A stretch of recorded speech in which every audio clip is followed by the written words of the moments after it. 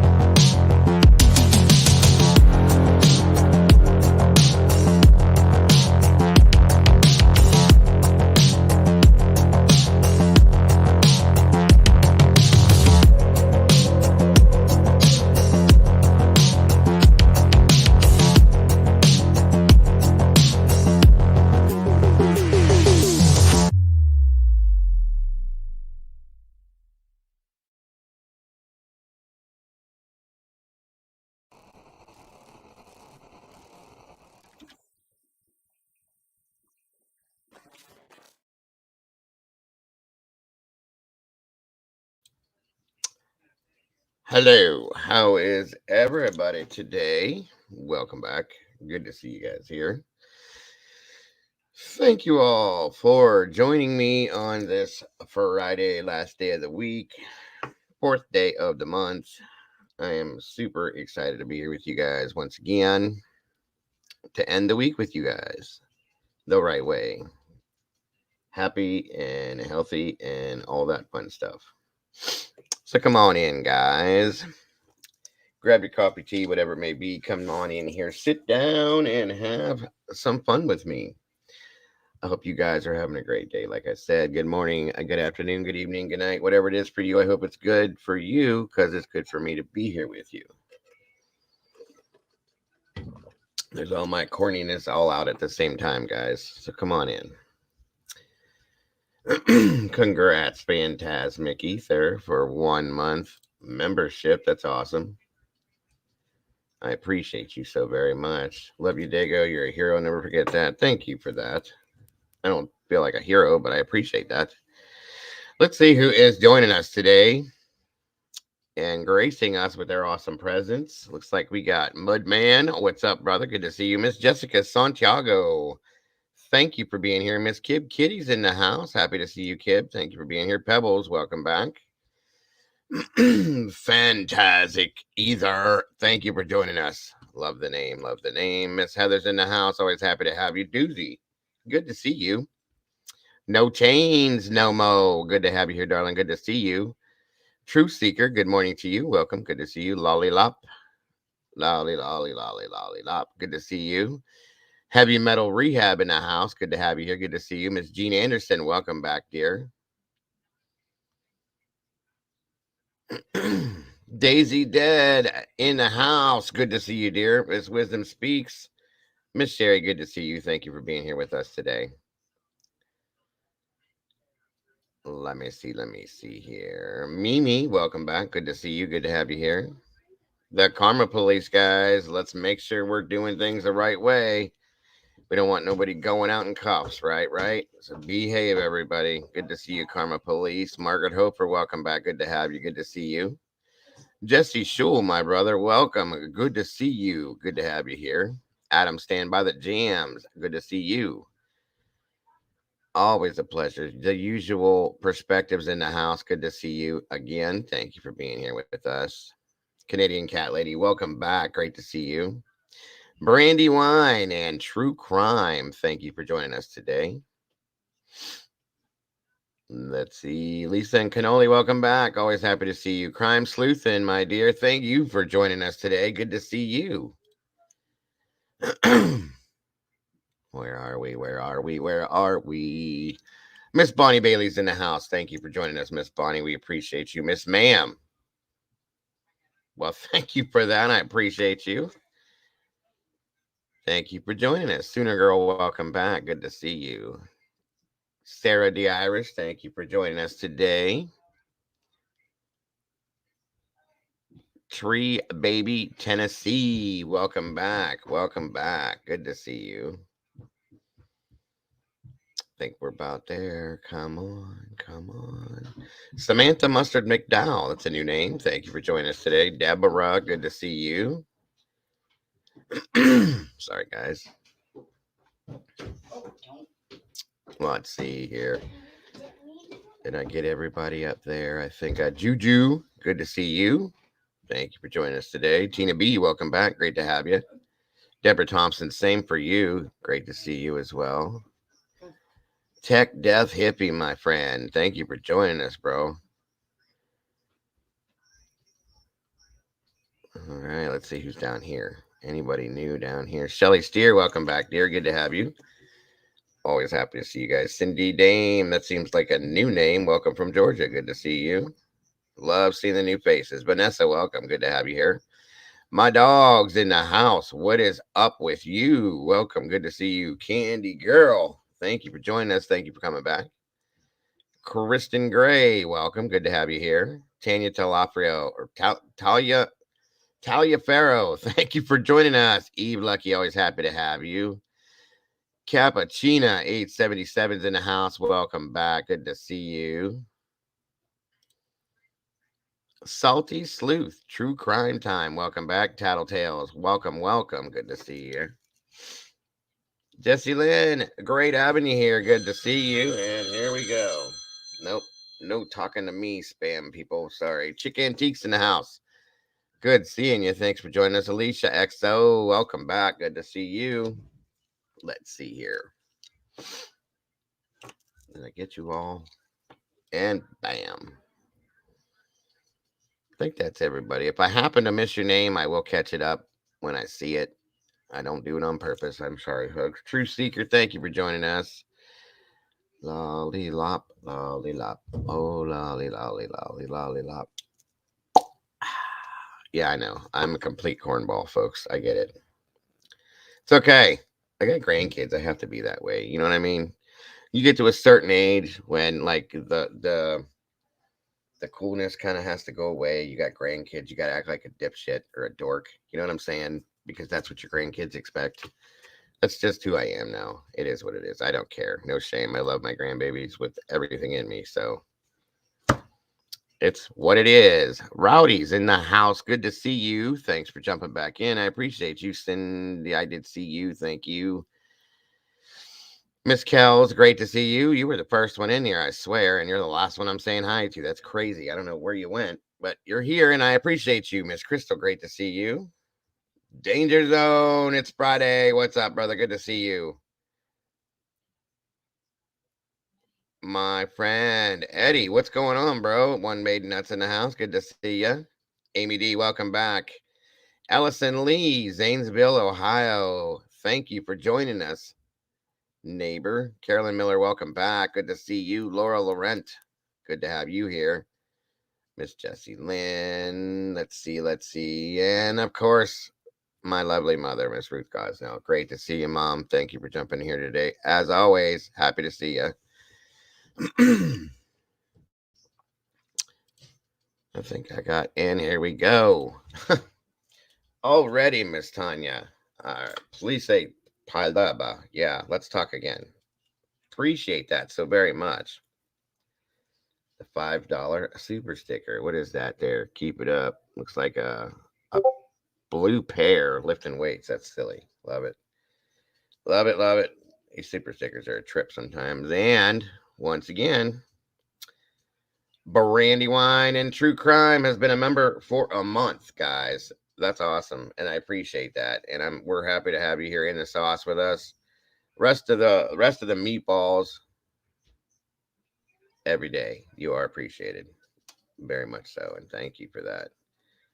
Nope, I got you, Kels. I got you. I just said your name. You were the last one I got to say hey to, and you were the first one in here. Remember me saying that? Peaches81, good to see you. I don't know about that one, Miss Ma'am. I don't know about that. Cowboy, what's up, brother? Good to see you. Pappy Man, welcome, bro. Always happy to see you guys. Like I said, guys, it's a highlight of my day. Yeah, that does happen. Try the tea. Absolutely. Thank you for joining us today. What is going on here? Come on. Work for me. Work. Oh, here we go. All right. Well, thank you once again for the first super sticker of the day. That is so very much appreciated. And again, Miss Brandywine, that is so awesome. 1 month. I appreciate you.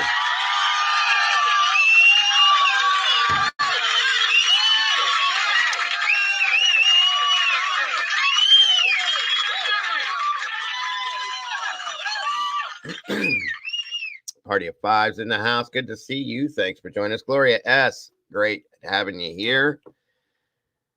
Where'd it go? All right. Annette McBee. Here we go again. Annette McBee. Welcome back. Good to have you. Here, let's try that. Cannot talk to save my life today. Sorry, folks.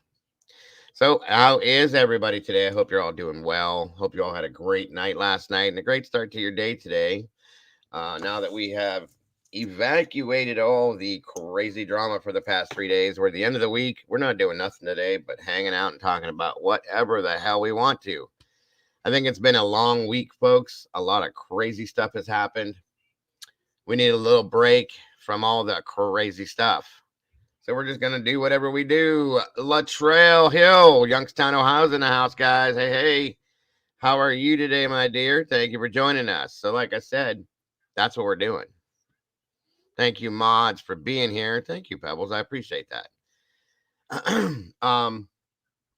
Thank you, all the mods, for being here and doing what you do. I appreciate you all so very much. As always, you guys rock and roll. Exactly, Doozy. We need a little bit of a break. Mandy Joe, the Wonder Mod, is in the house. What is going on, dear? 62 likes. My gird, hit the thummy. Yes, guys, if you would. We got 187 awesome people in here. Please. Who wants to say it for me? Let's make it match, folks. 71 likes. Let's get out there in that algorithm, out into the space, and see what happens. Thank you, guys. Miss Leslie Densley Watkins, thank you for joining us today. Yay. We got a cowboy in here. All right. Eddie, what have you done for me lately? Why am I in such a dorky mood today? I have no idea. Sky R31, I see you waving back. What's up, sis? Pammy B. Miss Rachel Lynn's in the house. Once again, this is one of my originators. This is one of the girls that got me started. One of the people that supported me. One of the people that protected me. One of the people that showed me the ropes out here. Rachel is amazing. As she's been a mod in here from week 1, roughly.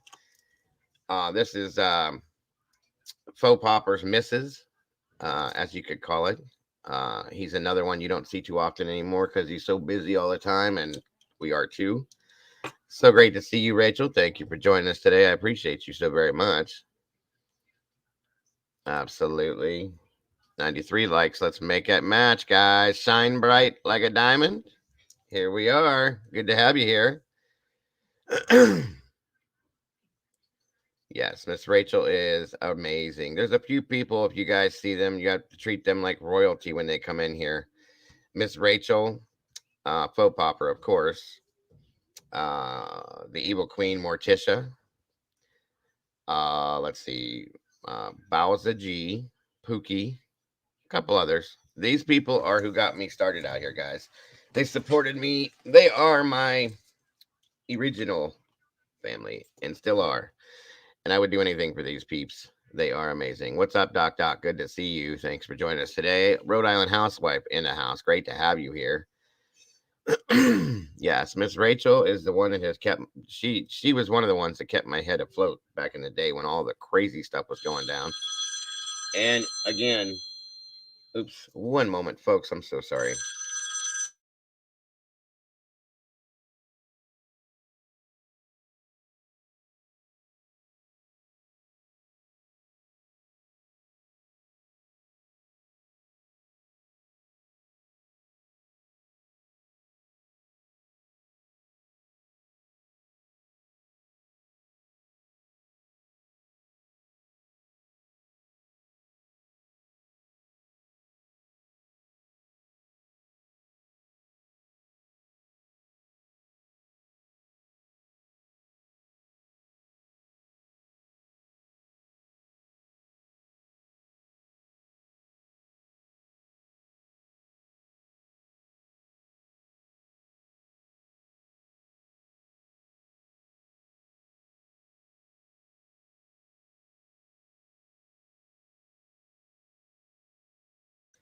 All right, all right. That was Mrs. Dago. She said hello and love to everyone, and thank you all.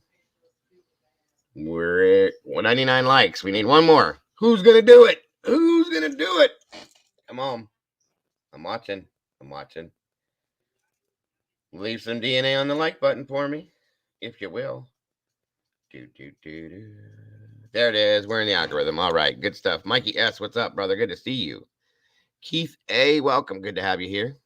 Thank you for joining us. Thank you, Miss Carolyn. Thank you, Miss Carolyn, so very much. Canadian true crime buff. Good to have you. Good to see you. Mandy Joe. CR, welcome. Good to have you back. Excuse me.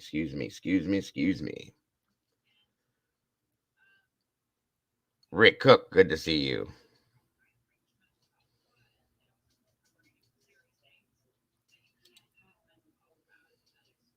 No worries, Miss Margaret. Do your thing, dear. We will be here for quite a while, I'm sure. Michelle Mack, welcome back. DNA implanted. Awesome stuff. Rach, good to see you. Danger Zone. Yes, so guys, if you see any of those names in here, please be as respectful as you can. Those people are Stevie Irwin, my friend. Good to see you. Good to see ya. Those people are who got me rolling in this business. And like I said, they had my back every moment of the day when we got into that. Because like I said, we were sadly in the drama, trying to stick up for stand up against bullying and stuff like that. So we were pretty tight back in the day, guys. Everybody's doing their own things now, staying busy, doing this, doing that. But I still have too much love for those people and always will. Always will be there for them too. Jennifer asks, what's up? Groot, good to see you. Okay. I just saw something. Michael 007, new subscriber from the UK. Welcome, Michael. Good to see you. Great to have you here. Ryan Larson case. He's been missing since before Summer Wells. Okay. Absolutely. We'll check that out. He was 11 before left for school, never seen again. I'm trying awesome. Okay. That's sad.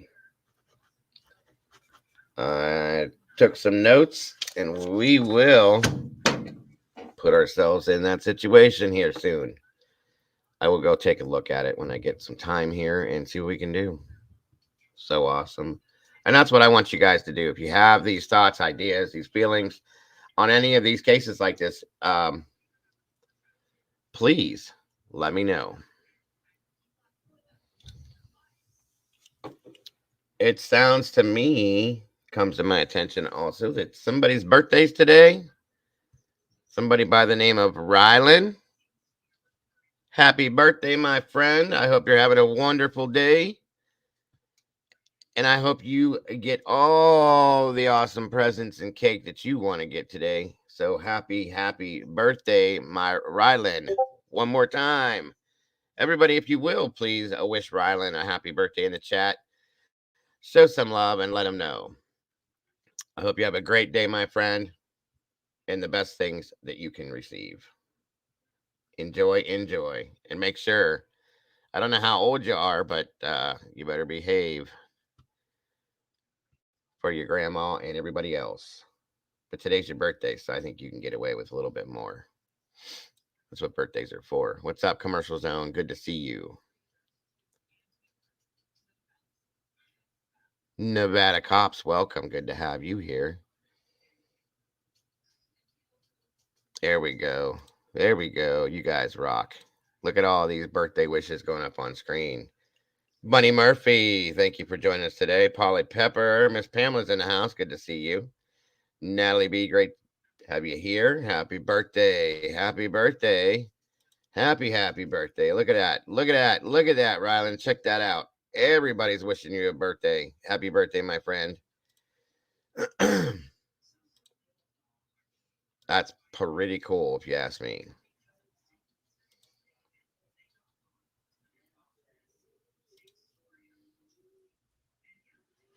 There you go. Happy birthday, our dog. That's right. That's an extra happy birthday right there from Miss Crystal. 9 years old. Wow. Wow. Dude, you're almost a grown up. 9 years old. You'll be driving soon. You better tell grandma to look out. Well, thank you so very much, Pebbles. You are one of those people, so make sure you include yourself in there. That's right. Happy birthday, Rylan. Happy birthday. I hope you're having a great day, buddy. I really do.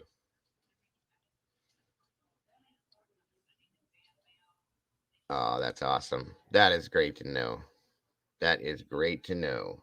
Make sure you make a huge wish, buddy. A huge wish when you blow them candles out later on. Because I'll tell you right now, they do come true. They do.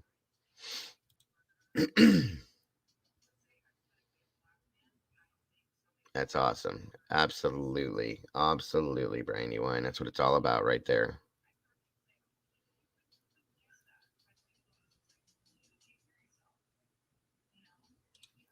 Miss Leslie Watkins, thank you so much. It's been too long to have a boy. Just yes, I do agree, and we will definitely check that out. No worries, and thank you so very much for the super chat, Leslie. I appreciate that. No, Mom, I didn't dye my hair. I just combed it and hairsprayed it and all that fun stuff, and that's how it works. It might just be the lighting in here today, but I didn't. I was told I'm not supposed to do that anymore, so I don't do it anymore because I guess I look like somebody. Well, at one point, you guys, okay. Thank you, Miss Leslie, once again. I was dyeing my hair because I had the whole I'm only 48 years old. I shouldn't look like I'm 70 thing going on, but you know.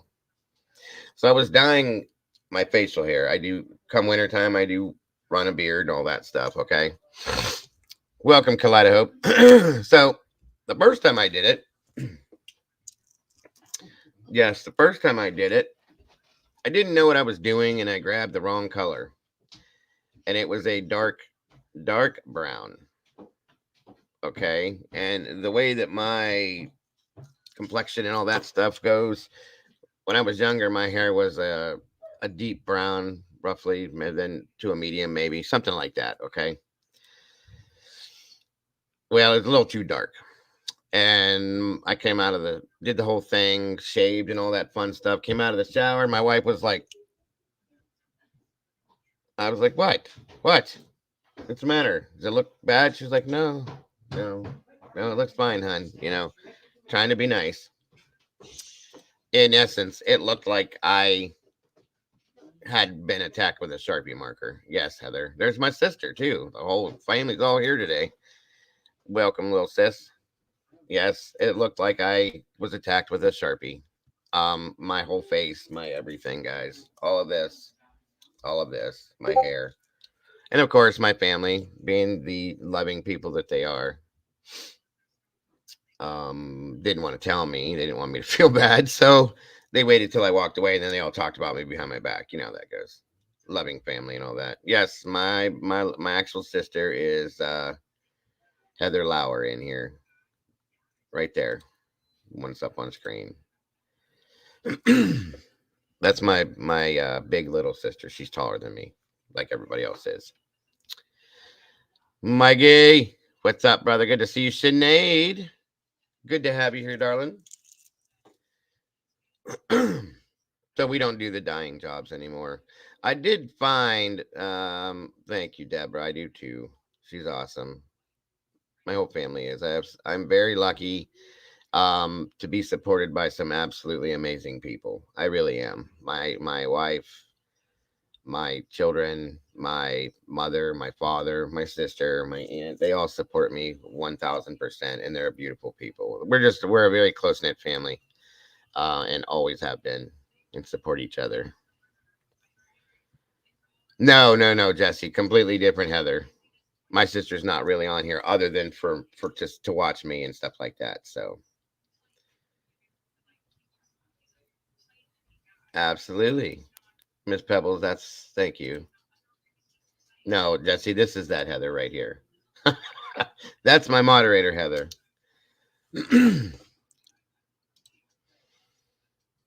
Thank you, Michael. I do feel as if I am as well. I have a beautiful family. Always have. Very supportive, very, very, very amazing people. Yes, you sure are. Well, no, you're taller than me, sis. Mr. Jesse, Crime Sleuth, and all you guys, thank you for joining us today.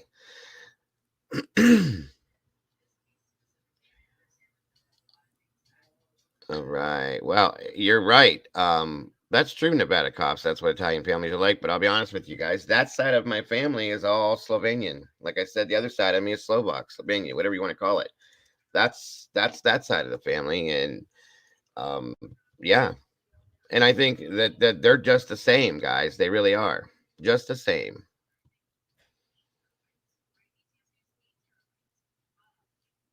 Spence, what's up? Good to see you.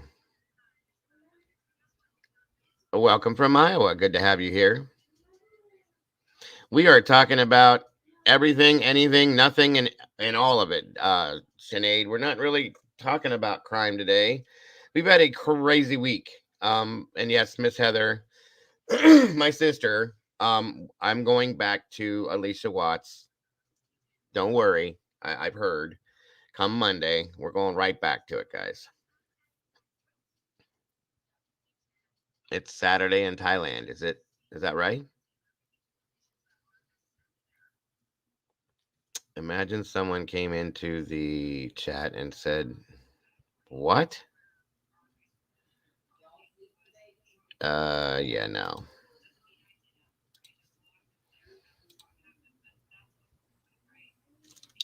Yes, Miss Sinead.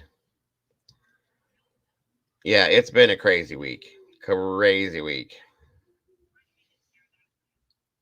I know, Heather. I know. I had to do certain things, but I got to roll with the case settings and everything. So we're going back to Alicia Monday. There really wasn't nothing new. Other than the way the warrants are looking is that they're looking at this as a unaliving now at this point. So that's what we're kind of looking at. I'm working on something with somebody else, a doctor per se, trying to get that set up to do some interviews possibly in that case as well. So we'll see what happens. Elaine Elizabeth, good to have you here. We will get a little more insight into things.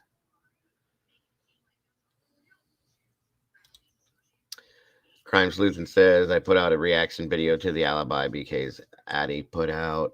Oh, attorney. Addie. Hope we can all chat about the alibi. Absolutely. Yeah. Sure thing. No problem. No problem. If you guys want to talk about a little bit of that stuff, you can. I just don't want to make a whole show about it. That's all. I will say, let me see here. If you guys are interested. Crime Sleuthin', I'm dropping a link in chat, Jesse, as well. If you two would like to jump up here and join me today, I would much appreciate that. To start off with, there's the link for both of you if you'd like to. I'd love to have you jump up here. It's not always fun being up here by myself, so I got plenty of room. Come on up, you two, if you choose. If you're able to, I should say.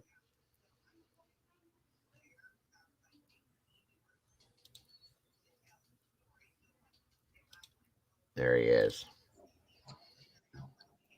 Good morning or afternoon or evening, my friend. How are you? Well, they were asking me if it's Saturday yet. We're almost 20 minutes into Saturday over here. Okay, then. There we go. Good to have you here, bro. Thank you for having me. I missed CJ this morning. He was going to do an early stream on the road, and it got pushed back and pushed back, and I somehow missed him.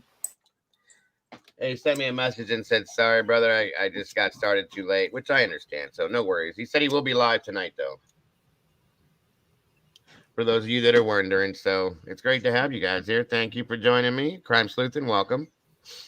Hey, guys. How are you? Hey, Crime Sleuthin'. What's up? Yeah, like I said, we can talk a little bit about that. I had no specific things. It's Friday, and it's been a hell of a crazy week, and I know you can relate to that, Crime Sleuthin'. So yeah, I just want you to show. You don't have to show the video, but can you show the thumbnail? Because I'm proud of it. Oh, of course. I don't have no. That's no problem whatsoever. I believe me. I know what you're talking about. This stuff isn't that easy, guys. Yeah, this stuff's not easy at all. And when we do something, we do get, we have a lot of pride in what we do. So yeah, I get that. Absolutely. That's okay. I think it's yes, Dara, a little bit. I mean, it's kind of coming and going. So I'm going through a lot of water, but I'm feeling pretty much better. Which one was it? I lost my voice on my live yesterday, Dago. Oh, really? Yeah, I couldn't even hardly say goodbye. I was like, I gotta go. Oh, I'm sorry. That's happened to me before. That has definitely happened to me before because we talk so much. You know what I mean? Yeah. All right, let me see here. Whoa. But I think that the thumbnail is pretty cool because it's I think if they ever make a movie about this, and if he's the one, Jake Gyllenhaal's got to play him. Oh my God, yeah, that's what I just looked at. I was like, wait a minute, and I seen the eyes, and I was like, holy hell, that's weird. Where'd Jesse go? Oh, here he comes. There he is. StreamYard's kind of buggy. It does that sometimes when I've got a bunch of stuff happening in the background. It'll knock me off, and then I refresh, and it'll be good from now on, probably. It does. Mine does it too. All right, let me see something here. So for those of you guys that aren't familiar, as soon as this, yeah, mine's buggy too. It won't show the.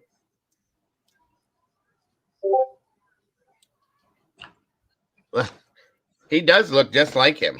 You know what I mean?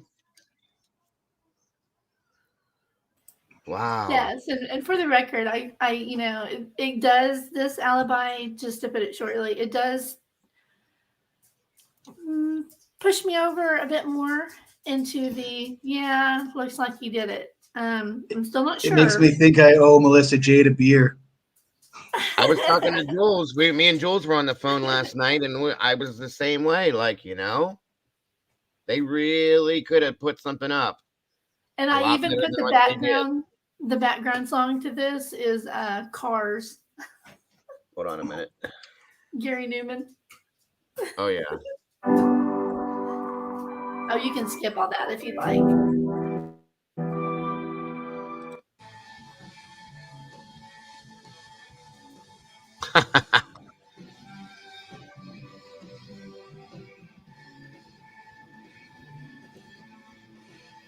Can you guys hear it?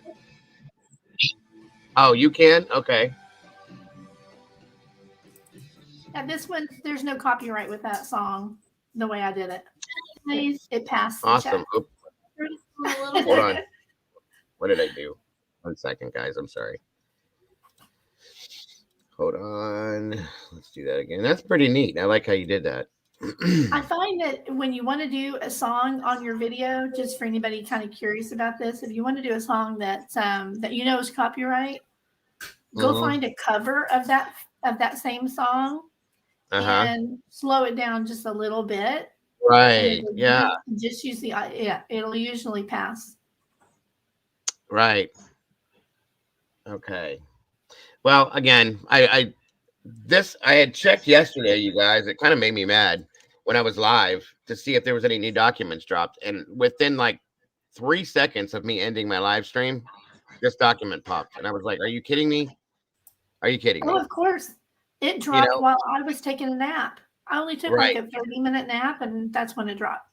So, as we all know, this document was put out. It's the objection to the state's motion to compel motive of defense of alibi or alternatively to bar certain evidence. It's garbage. This is garbage. I was really, really disappointed unless this is some sort of a strategic move, as I've seen happen with her, that this could have been so much more. Okay. So much more, but there's nothing there. And like I said, I was on the phone with Jules last night till like 1 a.m. and we were talking about it. Like, we are both like hands in the air.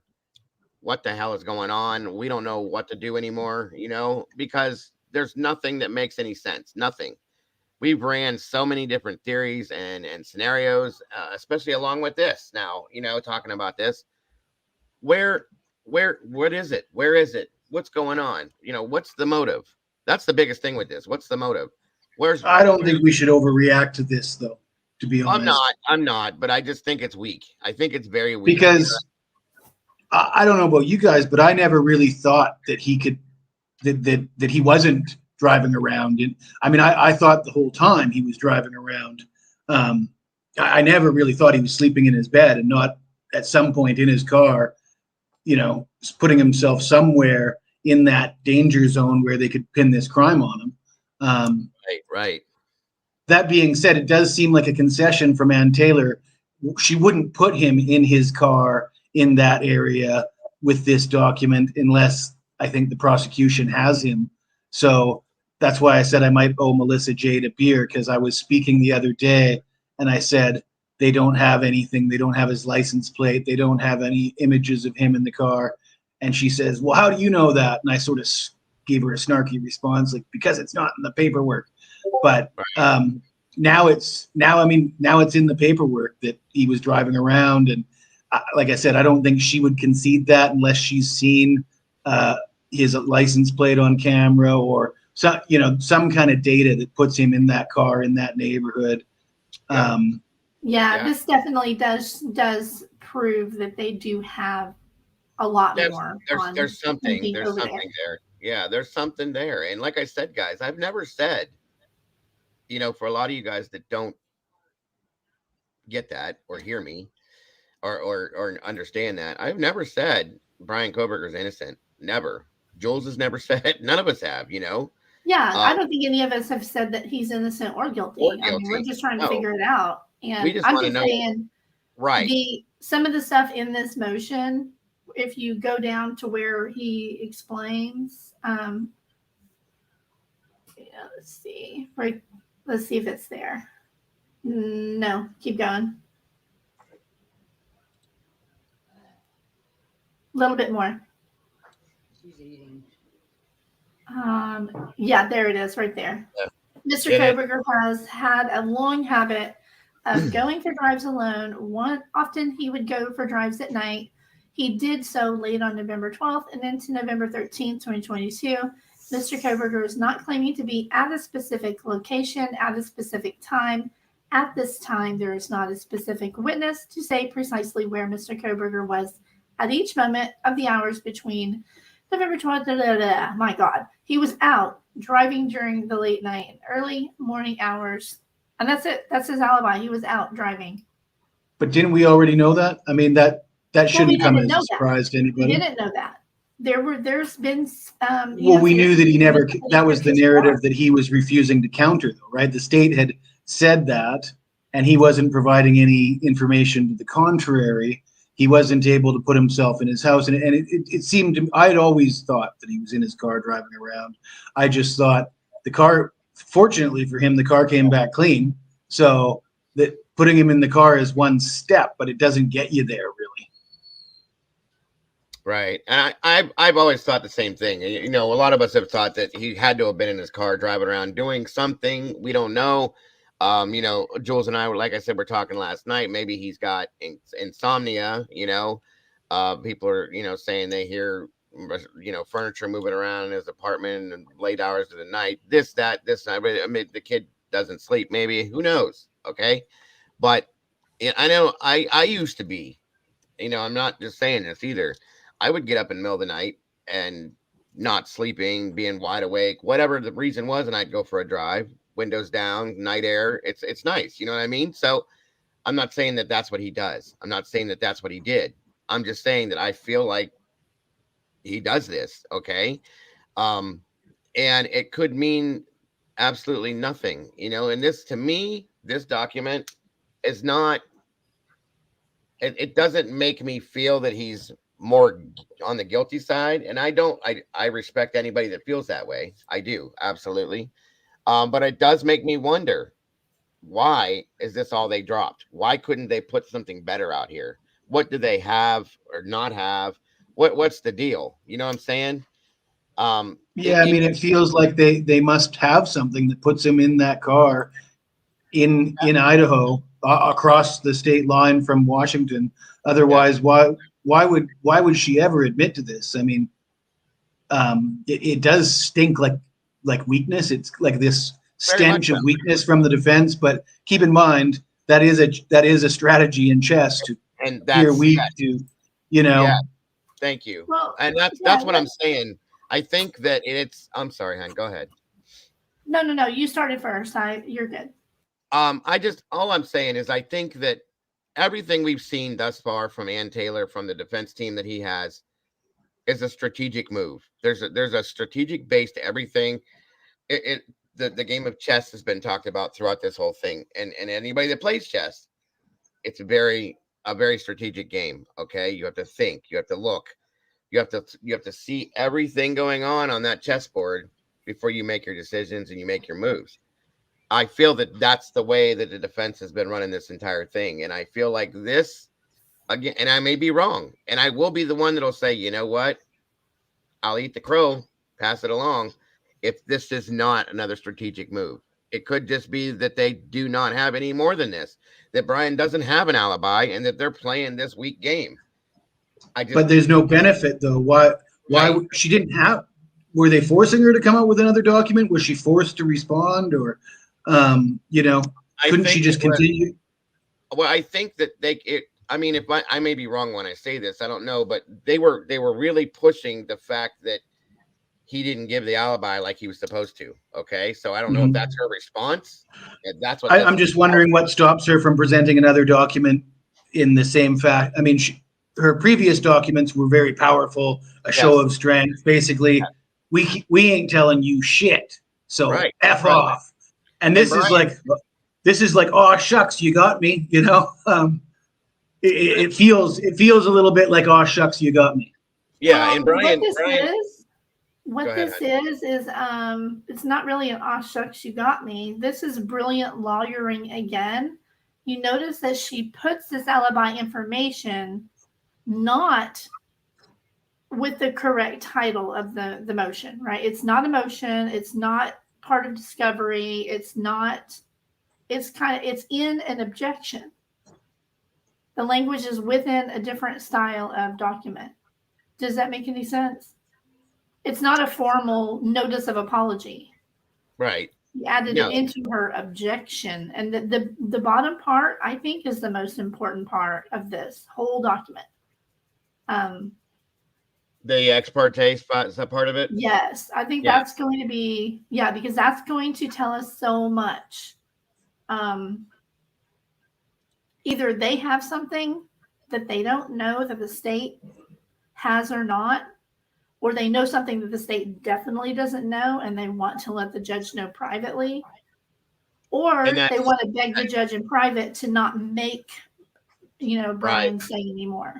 And I'm that's not sure the thing. which one it is, but I think it's one of those. I don't know.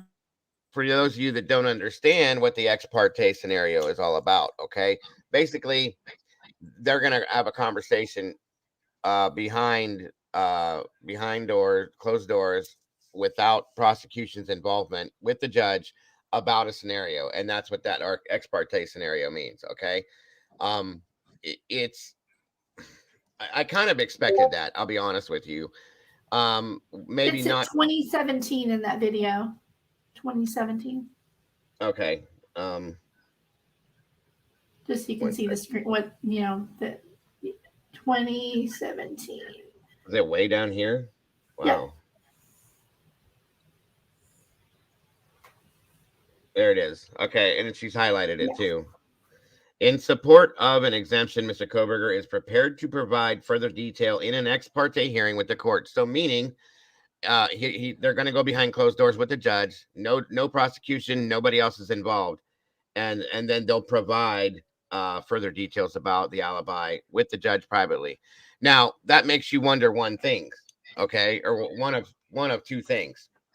Is it because they're going to go back there and say, we don't have anything, have mercy on us? Or is it because they're going to go back and say, we don't want the prosecution to know, but here it is, okay? And it makes you wonder. It makes you wonder, why would they do that? If they do have something and they don't want prosecution to know about it, why is that? Because if we think back to the last documentation in regards to the scenario, when they said that the alibi would be provided via cross-examination of a prosecution witness or an expert witness, right? What does that mean? Is that what this is about? The curiosity is flowing from my mind when it comes to the cross-examination of a prosecution witness or a state's witness. I'm sorry. What would that be? What could that be? That's what has us doing this stuff, Mikey asked, does it possibly have something to do with Dylan? It could. We don't know. Does it have something to do with the Bethany scenario and the exculpatory, whatever that is? We don't know. That's what drives us insane with this stuff, guys. Well, I mean, what do you guys think? Either one of you two about this? Well, I've got a theory. Oh, you go ahead. Go ahead.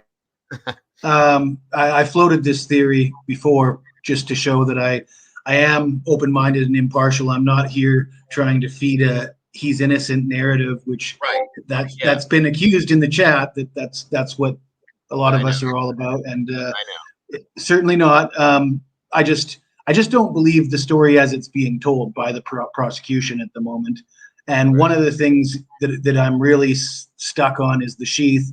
I think the sheath had to be planted, and planted by who? It could have been planted by the police. It could have been planted by other killers, not BK. It could have been planted by BK himself as a red herring. And if you want to explore that possibility, let's say he didn't use a K-bar. Let's say he owns a K-bar. He still has the K-bar somewhere, in a storage room or something. And he used a hatchet, a handheld hatchet, and now he left the sheath as a red herring. they build a case against him based on the K-bar being the weapon of choice, Yes. and now he can come out and produce it, and it comes back clean. That would be that would mean BK is guilty, but he's playing this insane chess game, almost like a movie. Maybe I watch too many movies. Crime Sleuthing, you better get us back on track here. No problem, my friend. I love listening to your thoughts. Always. Both ways, I'm trying to find something that I wrote down because I hear what you're saying. Where is it? Oh my God. Yeah, I think a lot of us watch, a lot of Law and Order, SVU, Criminal Minds, and all that. Yeah. We just think it's gonna be like that, and it's just not. Dang it! I hate it when I lose my notes. The ID channel is the only thing on my TV 90% of the time. So yes, I know. Yeah, I mean, if I'm not watching one of my favorite sitcoms, about it, or docuseries or whatever, I've usually got it on something crime related. Right. Good Lord, what is wrong with my notes? I used to be so much better at my notes. Oh, don't I even got get 10 pieces of paper torn out of my notebook here, and there's too many things. That's why I have like 35 notebooks that are all over the place, and I can't even read my own notes anymore because I write notes on top of notes, on the side of notes, around notes. Yeah. What I mean? Yeah, that's what I mean, part of the reason why I float a crazy theory like that is because we have that sheath. We have his DNA on it. What kind of fool leaves a sheath next to a deceased person, yet is capable of cleaning their car and cleaning their house and leaving no other physical evidence? Right. That's what you're right. It just the whatever the explanation is for that. How do you come up with an explanation that isn't crazy? Because to me, that's just crazy in itself. That's what the problem has been, I do believe, is because we've seen all of these things. We've dissected everything we possibly can with this multiple ways, okay? Multiple ways and multiple times, I'm sorry. And especially the creators out here that are doing this, we're spending hours upon hours upon hours upon hours glued to our computers and our notebooks and squeezing every bit of common sense out of our brains to make that part of it work until you can't. And that's why your theory isn't so crazy, Jesse, in my opinion. It's really not, because from what we've been given, you can easily go into that realm of thought and make that be something that makes sense. I'm not saying that I feel that that's true at this point. Oh, I'm not even saying that I think that's true. That's just I'm just floating that out there. That's all. Right. No, I know you're not. That's what I'm saying. We're all doing that. Okay. We're all doing that because we're trying to make something make sense. And that's the hardest part with this, because the things that we're trying to stick to, if you want to go with commonsensical things and the things that we see that we're supposed to believe that the police would never do things like that the FBI, the Moscow Police Department, the Idaho State Police would not all be involved in a corruptive scenario like this, right? But it doesn't have to be all that, folks. It could be one person. Keep that in the back of your mind with this scenario. We don't know that. And we do know that I think his Officer Tolleson was called out due to a scenario, which is what led me in that direction initially to think about things like that. But we don't know that yet. So please don't. This is all speculation. Every bit of this is all alleged. Do not ever, please ever take any of that for fact and try to put it out there that way, because it's not. Just like Jesse said, it's something he's putting out there because we don't have any directions to go. We've gone left and right, up and down. Where do we have to go now? You know what I mean? And one of the reasons I'm putting it out there is just to demonstrate that simply because I'm asking questions and disagreeing with the PCA and the mainstream narrative, it doesn't mean I'm supporting the accused and saying he's innocent. I'm willing to look at where whatever evidence takes me, and not to say that I have any evidence to support that crazy theory, but is that crazy theory to me still makes more sense than the story that we're being told in the PCA and the documents from the courts. Yes, sir. Did you find your notes, sleuthing? No, I wanted to, comment for the last few minutes, but my dachshund won't quit licking his butt very loudly over here. By the way, do you mind if I call you Debbie? Oh my God. I keep going, stop it. Do you mind if I call you Debbie? No, I don't mind. That's why I put that on there because I just feel weird calling you crime sleuthing all the time. That's all. No, it's fine. Either way, I'll answer anything. It's fine. Okay. So I see a lot of people saying, and a few here in chat today saying, "Oh, but we would have seen a picture of him if they got him. If it's really him around the area, right?" I would hope, yeah. Well, no, we would love to see, the photos and footage and things that actually shows his car close by. Yes. But that doesn't mean we would have seen it. It's still in, the case file. We don't get to see that yet. We will, but we don't get to see it. This motion is pretty much acquiescing that they know they've seen it. They know the state has it. And this is their explanation for him doing such a nighttime drive. Gotcha. Yeah. And I found a comment on my video I wanted to read because this is pretty good. Where is it? Okay. So for you to, I don't know how to put this. Okay, I'll just read the comment. Okay, so he was just out driving around. He has no idea how a knife sheath got under one of the victims' bodies with his DNA on it. An eyewitness saying a very tall man with big bushy eyebrows does not resemble him at all. Well, Bryan, if it wasn't you, you have a look-alike with the same car as yours that stole your personal items and your phone and left them at a crime scene all while you were in the neighborhood. Good thing you studied criminology and forensics for so long. You should definitely be able to get yourself out of this. Yeah. And then, you have the other side, where's the other one? Somebody else said, I just know that if I was ever in this kind of situation, I would hope to God my lawyers fought this hard for me, whether guilty or not. Right. And I like that too. I do agree. Sometimes my commenters and, I love chat. In your chat is so good. Yes. I love the different opinions and different perspectives. It helps put those pieces together a little bit. Yes. I agree. I do agree. And I like that's why I like it. And I love the fact that, sometimes it's a struggle, but, we can have two completely different variations of theories going on in here.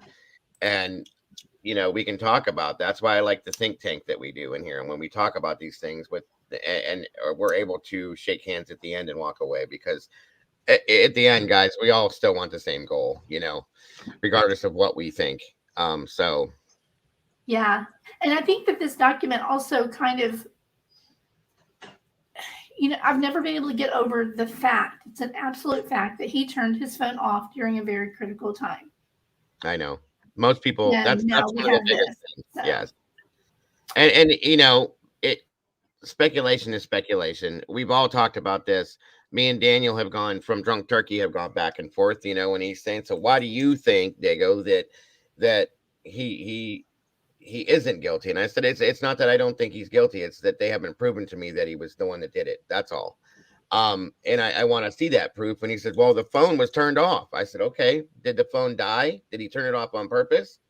Did he shut it off just because he didn't want it to ring? Because he was out driving around trying to clear his head, in the middle of the night, just doing that. Let's use Occam's razor to answer these questions. Right.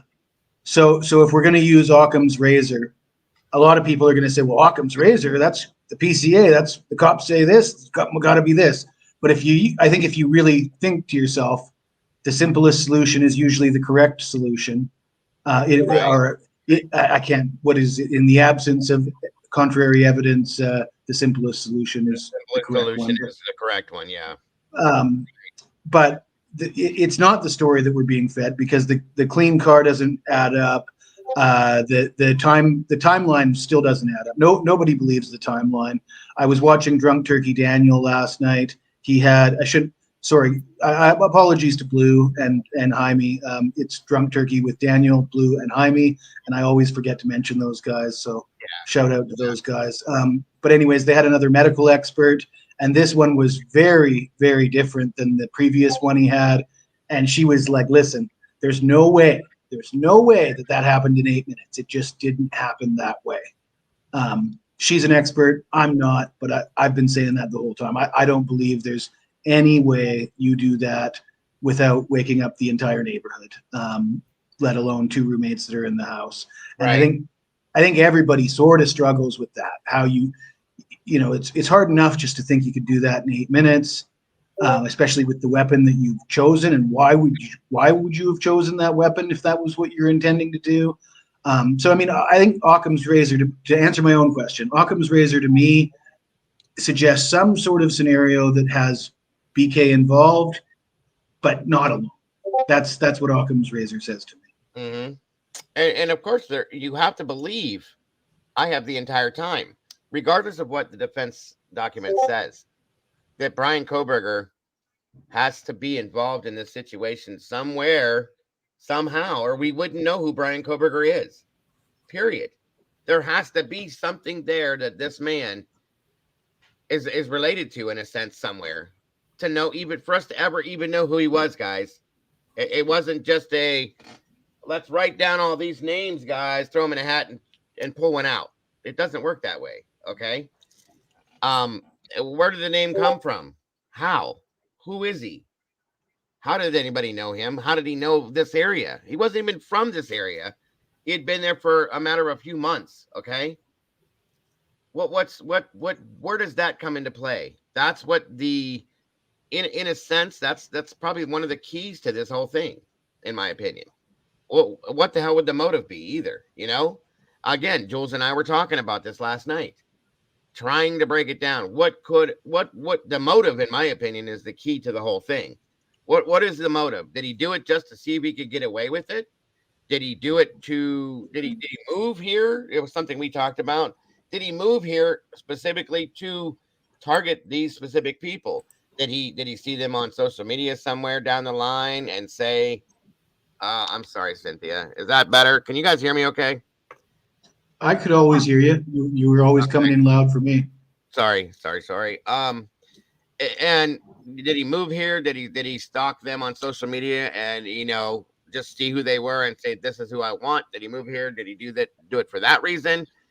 Or was it circumstance? Was it, you know, just something that happened? Did he meet these people somewhere one time? What is the motive? And that is where we have all struggled with this, because we can't figure that out. And I'm sorry, but that's the key to all of this. Well, that goes along with the theory that I proposed, that he wanted to plant a red herring and commit a crime where everybody knows he did it, but there's not enough physical evidence to convict him. So he gets to walk out, and everybody knows. So he gets all the recognition, but none of the punishment. And that kind of I know that's kind of fantastical, but that as a motive makes more sense than just so ambitious. If you just want to take people's lives and you're going to go into a house with that many people in that kind of area, in that situation, it's pretty ambitious for if that's all your motive is. It's just doing that. Yes, and it, you know, I've even tried. Did you want to say anything, Debbie, before I said anything else? I already forgot. Go ahead. Sorry, I do that all the time. I even tried at one point to say, hey, let's take Bryan Kohberger out of this equation. Forget we know who he is. Forget his name. I know that's going to be impossible, but we never saw him. We never heard of him. He was never talked about. And then step back, if you can, and look at the situation and say, what could have happened? Well, which, with all of the, and I'm not trying to offend anybody when I say this, but with all of the smear campaigns that have been out with him, as I feel that they are, and the propaganda that's been put out from the moment that he was arrested, that I fell for as well, that we'll never be able to forget him. That's the problem. But if you can try to do that and forget that he exists and step back and look at this situation and try to see if anything else makes any sense. Yeah, it's very hard. Go ahead. Sorry. No, not at all. Yeah, I've tried to, piece together my own theories, and mine. I think it's going to be one of two things, maybe three. I mean, if he was completely framed, that doesn't make any sense. But like, why him? You know what I mean? It doesn't make any sense. He came. Right.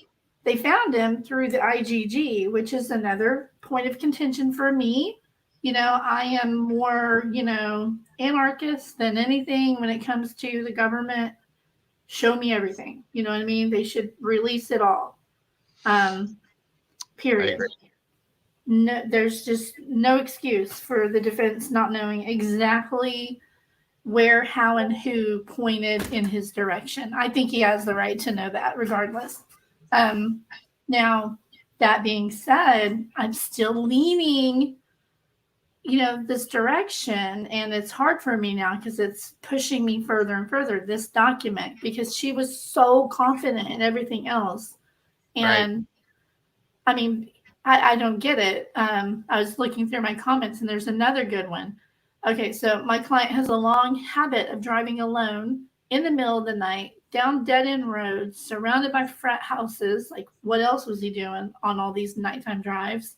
Circling around on the same dead end several times, turning his phone off, somehow getting his DNA on a knife sheath in a complete stranger's house that he confused for a rest area. Like, none of that makes sense.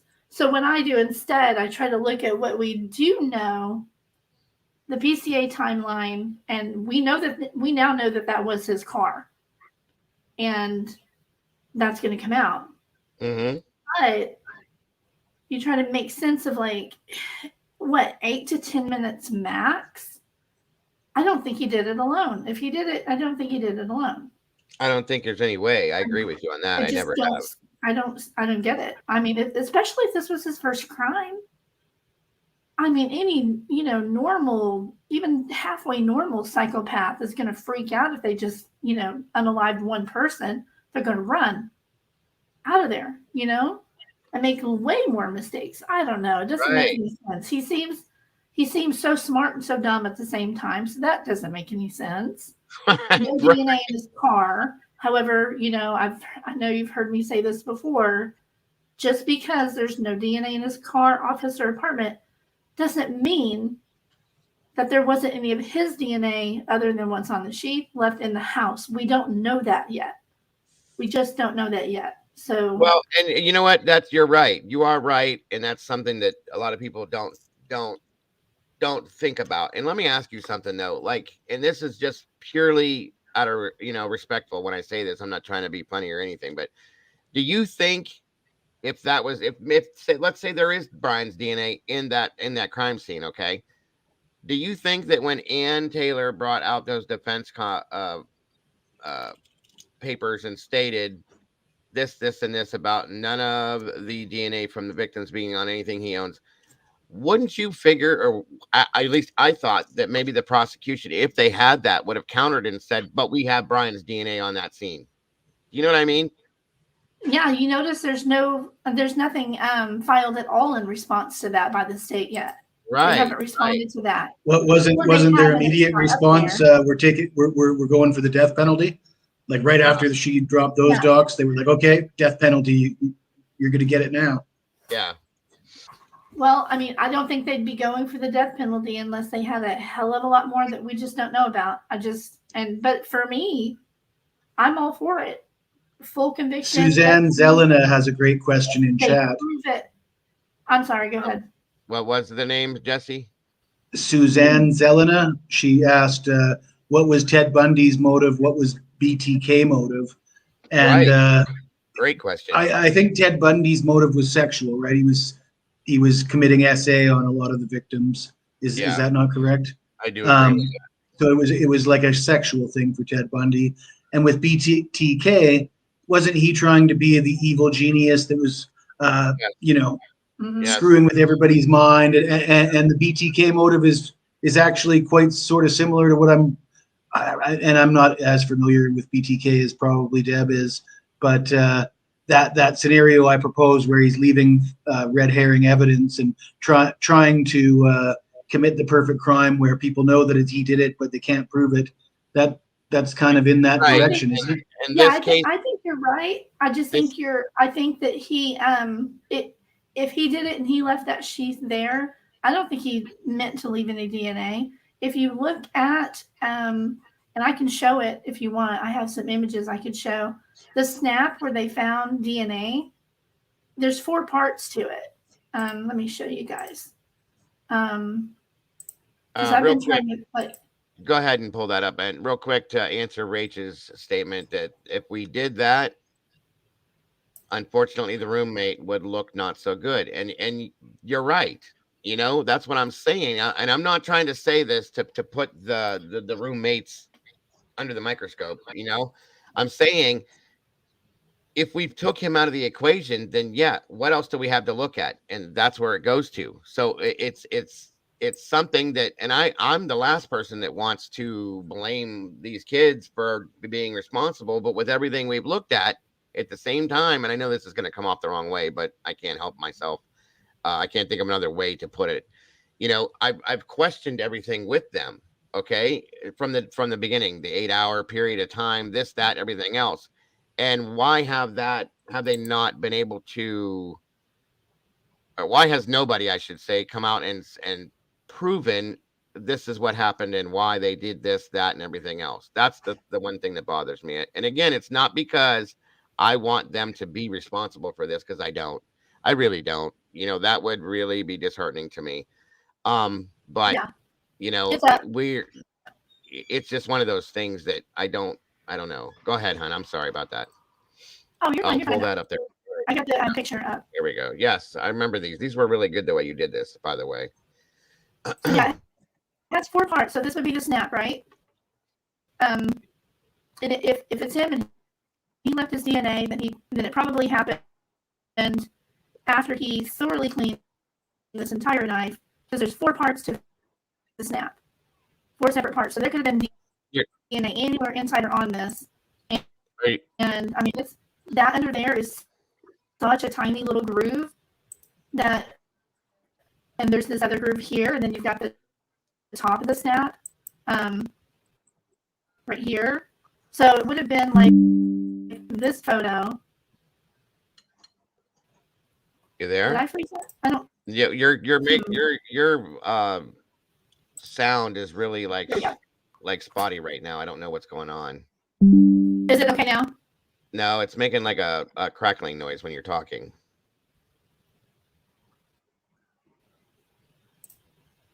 Hold on, I don't know. Let me redo it. Okay, that's fine.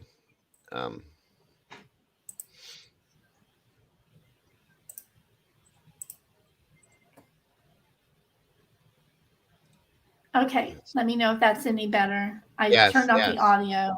Yeah, you sound better now. Okay. Definitely. I think I shared the audio for this and didn't need to. Okay, so let's say that I think that Jesse's theory is pretty good, except if he did leave that as a call sign, you know, I don't think he wanted to be caught. You know, he wanted to be like BTK and get away with it for a long, long time. And he wanted to be that professor watching students study what was going on and try to figure it out and talk about it, knowing that he's the ultimate professor, the one who had the ultimate experience, right? He's actually an unaliver, grading papers and being a professor. This is not far off from what I'm saying. So are you saying that? Yeah. Are you saying that he left it there but wanted to leave it clean? Like he left it on purpose but wanted to leave it clean? Style of the knife. Yeah, because of the style of the knife, I believe that this would have been the red herring right here, pointing the finger at a possible military person. Yeah. Because I mean, if you look at this knife, the grooves and everything are so tiny. Yeah, that's what when I showed the other day. Right, we talked about this when I was showing this this version of it, okay, which is different, obviously, but it's still the same type of, you know, you can't holding this in my hand and like you're saying, all the grooves that go with the stitching and leather in itself. Okay, if you were to get blood or any like fluids like that into this, you're gonna have to like you said the other day, Deb, like chop this up literally to get any kind of a DNA sample out of this because it absorbs, it's porous, it absorbs into this, okay? And you know, it's very difficult to be able to do that. There'd be sweat, for example. There'd be all kinds of different forms of DNA in there. There could have been saliva, you know, I don't know what kind, the skin cells that touch DNA. And that's why I've struggled with this whole having just DNA down inside this little area or this little area here. It just is never like how. And that's why when Jesse says that thing about it being planted, I can't get that out of my head. I can't get that out of my head because it's almost a scenario that looks like it was done purposely. It really, to me, it looks like that. You know what I mean? I don't want to believe that.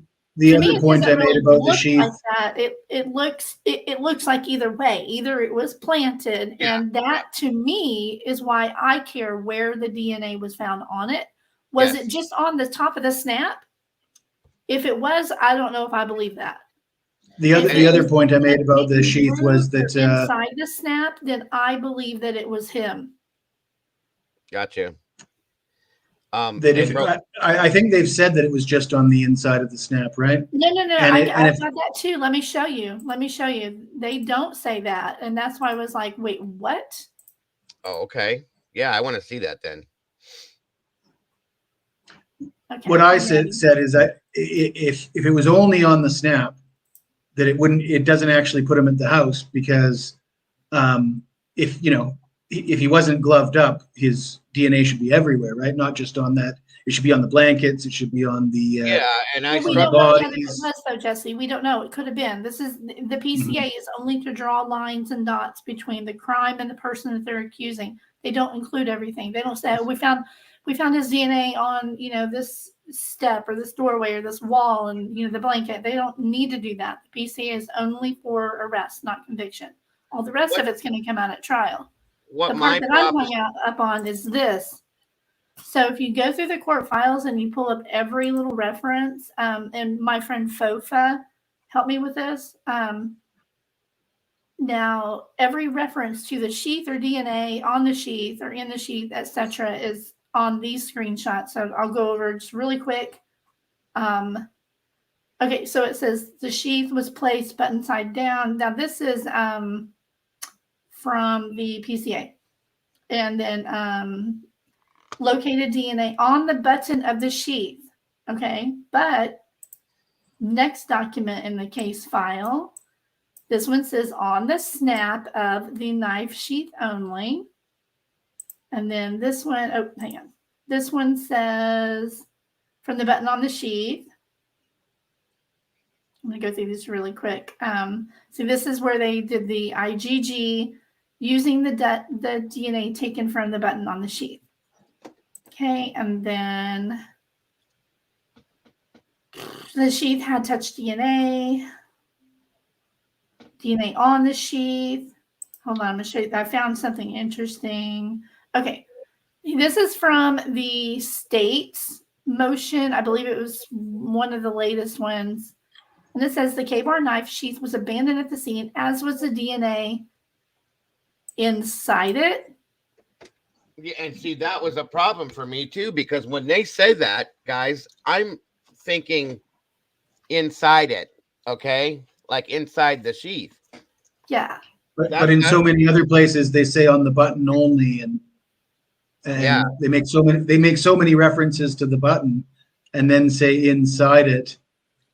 And they've also made several other errors or inconsistencies in the PCA that would lead you to believe that they haven't been that careful with their wording. Right. Yeah. So that's the kind of stuff that I've been doing, just picking apart specific things and trying to really dig and on verbiage. on what we know.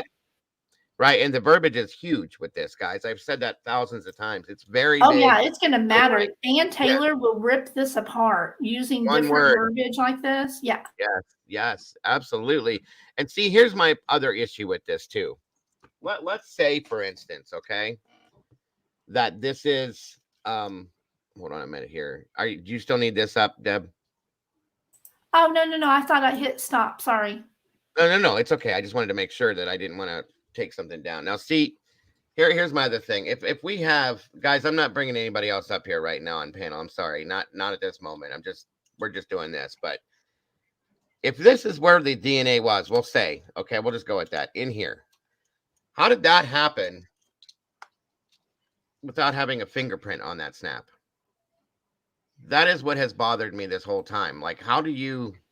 Well, that's why it doesn't put him at the house, right? If that's the case, it puts something that he's touched in the past at the house, but it doesn't actually put him at the house. Let's do an experiment. Let's do an experiment. Okay. So take a cloth or whatever and just wipe it, right? Wipe down as if you're hiding your fingerprints. Yeah, right. Okay, exactly. Let's play with this for a minute. You can't do this to wipe off fingerprints because it's gonna. I mean, you can, but anything that gets on this, if you have blood on your fingers, on your hands, and you're grabbing this like this, what you just touched is going to be absorbed into this. So the only way to get that out of there would be to, basically literally scrape that. Yeah, and hope that you're going to get it out of there. Now on this metal part, okay, sure, you can do this like this. Is it open right now? Is yours like the picture that I had? Okay, so wipe everything down like you're trying to get rid of your fingerprints. You're trying to wipe this, and you can't wipe the inside of this unless you have like a Q-tip or something, we'll just say, okay? Right. And even then, yeah. You may miss something. Now snap it closed using a cloth or whatever, right? So let's pretend that there's no fingerprints on the snap. Right. Okay. So now, using just one hand, unsnap it. You didn't necessarily touch the outside, right? Right. You can go like this. You can do it like that. So that's possibly where they found the touch DNA. But here's the thing. Again, though, the car has a million snaps like that, or not a million, but thousands of surface areas like that need to be cleaned. And for him to be able to tackle all of those and not make a single mistake in that vehicle, but yet that one thing that was so critical, he couldn't sort that out. It's really hard to wrap my head around. I know people say that the car wouldn't necessarily have, but I mean, it wouldn't matter if you're wearing a Dexter suit, right? Because the Dexter suit is going to get the hairs and the DNAs and the bodily fluids all on the outside of it. But what if you put on the Dexter suit before you got in your vehicle? What if you had a suit? I mean, somebody who is familiar with labs and lab works and chemistry, probably get their hands on luminol and all that, right? What if you had ready to go a suit to get into your car with blankets and all that down, or your shower curtain, for example, in there ready to go to cover to get yourself home. It still shows the kind of genius that suggests that you're not going to leave that DNA in that buckle. That's regardless of what you did. You did what you needed to do to make sure that the evidence wasn't left. And then you screwed that up. And I know people make mistakes, even sharp people make mistakes, but it's still difficult. We do use this against people when when we see a pattern. This guy does this, and this.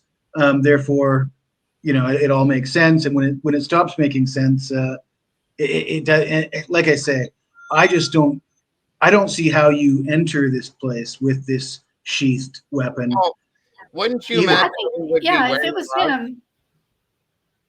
Wouldn't you imagine he'd be wearing gloves, considering maybe he's known to be a germaphobe that likes when they caught him, he was wearing gloves and this and that and everything else. And I'm not saying that that's, we know that he wore gloves, everything he did. But if you're going to do something like this, I would wear gloves. So if he's wearing gloves, well, I guess this is kind of a moot point because he could have touched that sheath snap earlier in the day. Yeah, or like when he first bought it, right? Yeah, He could have so that handled would it make briefly and that just would not make sense. realized. Yeah. Right. I get it. I'm sorry. It's just these things. This is what the problem is, guys. This is the problem right here. Dylan said she saw. But you enter a room with a sheath knife, and a struggle ensues, and you drop the sheath. You just don't enter a room with a sheath knife. I mean, Well, that's what they asking don't for want. trouble in itself, right? I still can't get that either. Like, how did you go in like this and handle someone? Because you have to physically handle the person too. Who's going to do that? That doesn't make any sense to me. What if it's him, right? We're just speculating. What if he had that hooked on his pants, on the front of his pants, where you could, right? How did he get it off though? Because this doesn't tear. You can't tear this. There's no way. That also presents a lot of other problems. It also presents a lot of other problems. If you're suggesting there's a struggle, then there's noise, and the noise creates another issue with the stories of the roommates. It also presents a problem with the time frame. Okay, but what if his only goal that evening was Maddie? What if Maddie was the target and he went in there, he started to starts to undo his pants, right? There's just a bit of a struggle there. Kaylee hears what's going on. She comes into the room. She comes running over there and, jumps on him from behind. He does what he does to both. Mm-hmm. And then he runs down the stairs to leave and runs into Xana in the hallway. A lot of noise for that situation. It was a lot of noise, but that would explain how the sheath got off of his body, unless he had it like in the front pocket of his hoodie, maybe, and pulled it out. But then how do we reconcile that with Dylan's story and Bethany's story?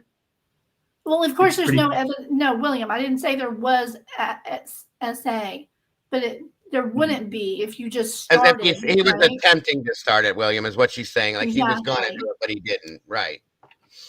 And like I said, these are just theories, but it is at least based on fact that the sheets left on the bed.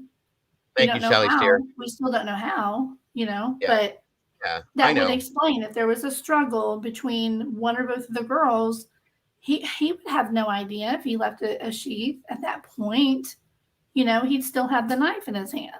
And then he'd be going to leave. What if you ran into Xana going toward the kitchen and then, shoves her into her room around the corner and you hear everything else that's going on? There was somebody that did a video on this and I cannot find it for the life of me. They did kind of a timeline inside the house to show how that's where I got this kind of theory, because it made sense with the exact timing in the PCA of the sound of what she thought was Kaylee playing with her dog at 4:00. That might have been Kaylee getting up suddenly from hearing something happening in the room, and then coming down the stairs and running into Xana and then taking her into her room. Thank you, Mama J. It does match time-wise. It's so quick. But then, I don't know. I keep trying to, figure it out too. And if it's him, he is the smartest dumbass on the planet. Or it was planted by him or by somebody else. And the other thing is, Deb, have you been following Lana's stories about these two cops, Tolleson and Van Leuven? Yeah. Because I wasn't really on board with the cops are banging them up and they planted the evidence, because that's, as much as that happens, it's pretty rare and you don't want to make accusations like that without proof. But when you hear stories and you see PCAs where the same investigative officers have been involved in some shady business, it becomes a lot more plausible in my mind. As long as Lana has got her ducks in a row and what she's putting out there is factual. God. Okay, I'm gonna step down now, Dago. Sorry. What's the matter? No, I'll email you. I have some things I gotta do anyway this afternoon. So you guys have a lovely day. Oh, okay. All right. Well, thank you for jumping up here. I appreciate that. You're welcome. Bye. All right. Bye-bye. And Mama J, thank you for the super chat. How does one person do all that in such a short amount of time and then put on a suit to leave with no trouble while covered in blood? That's a good point. You know, something to look at for sure. Go ahead, Jesse, with what you were saying. Yeah, I apologize. I didn't realize there was an issue there, but yeah, like I say, I'm lost myself. What happened? I don't think that her and Lana get along. Apparently, they're saying in chat, but and like I say, I don't know. I don't know if this story is factual, but I've seen it put out there, and I mean, I've seen documents being read, and it sounded pretty real to me. If it isn't, then please educate me. But sure, no, I understand. Thank you, Miller Aaron. I appreciate that. Okay, yeah, I don't understand what. Oh, okay, she doesn't like it. I got you. There's no drama that I saw. It was just conversation, but I'm sorry. We don't need no drama though. And she was, she's not causing drama. I don't want anybody else in chat to be dramatic either. Like, we don't need that. I understand now. I see that as well.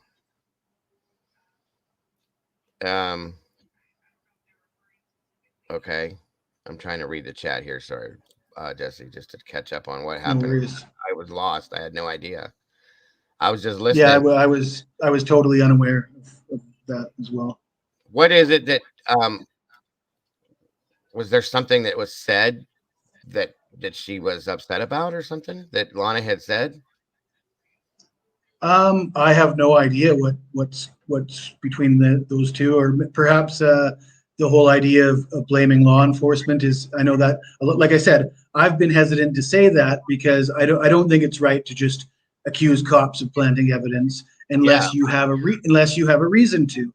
But right. Lana is putting some stuff out there that's given us, in my mind, some reason to. If what she's putting out there is factual, and I did qualify that when I said it is if what she's putting, and I don't know if it is or if it isn't, but nobody's told me otherwise at this point. Well, I would hope that if Lana's putting something like that out, there's some form of a receipt to back that up anyway. Yeah. So like I say, she's reading PCAs and court documents and stuff. So I mean, it sounds legit to me. Gotcha. I haven't watched any of it, so I don't know anything about it. But thank you for, I guess. I'm sorry that Deb, if anything offended you, I would never want that to happen while you're here. Hopefully I'll be able to talk to her later and find out. I don't think it had anything to do with you specifically, Jesse. So it may have just, from what I'm seeing in chat, I think it was just that specific topic itself with that person, maybe. So, so be it. I guess we're moving on. But yeah, that would be something that I would hope and pray that if you're going to put something like that out, yes, you would have to have receipts on something like that. I agree. Otherwise it's empty and it's a bad way to go. You know what I mean? But a lot of people have talked about that. There's been multiple people that have brought that up themselves and said that they believe that, well, I even said something earlier. I don't believe that 3 full law enforcement agencies could be involved in some type of a corruption scenario. Okay. But one person, sure. Okay. That's why I feel that with Officer Tollison and a few other people that Ann Taylor is asking for training records and all that kind of stuff on these officers. You know what I'm saying? So there's something there that makes people look in that direction at the very least. So, Jules is here. I didn't see her yet. So yeah, I can definitely go along with that scenario in some senses. I can for sure.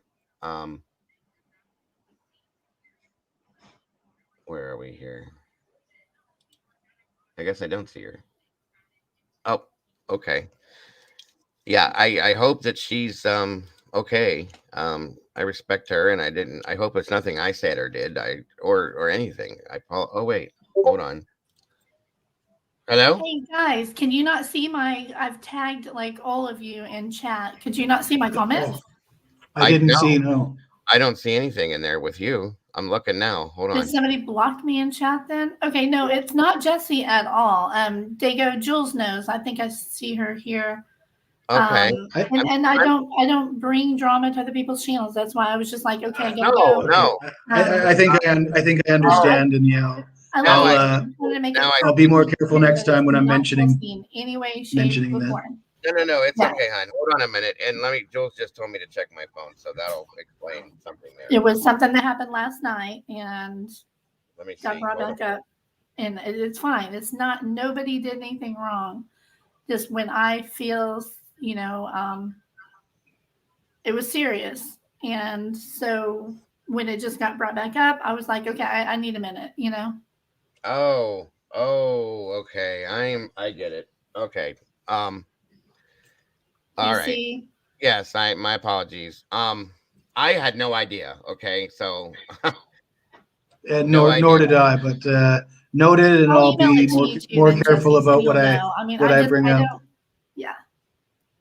But anyway, yeah, I just wanted to make that clear. I'm not a confrontational person. When it comes to fight or flight, I usually just run. I don't like, confrontation. I'll just back away. You know what I mean? No, 100%. If needed, I'm better at like defending other people than I am myself, which is weird. But yeah, I don't want any kind of drama or misunderstandings at all. I love you both. It was nothing to do with Jessie at all. Okay. Well, or anybody else in here. So I'm sorry. I was just. It's okay. It's okay. You don't have to explain anymore. I think we understand, and we're cool with it. Yes, absolutely. I do get that. I'm sorry if I gave any kind of wrong impression. I'm not going to even say what it is, because regardless of what you hear, it's just not proper. So I can only imagine in the true crime community that I'm very new to.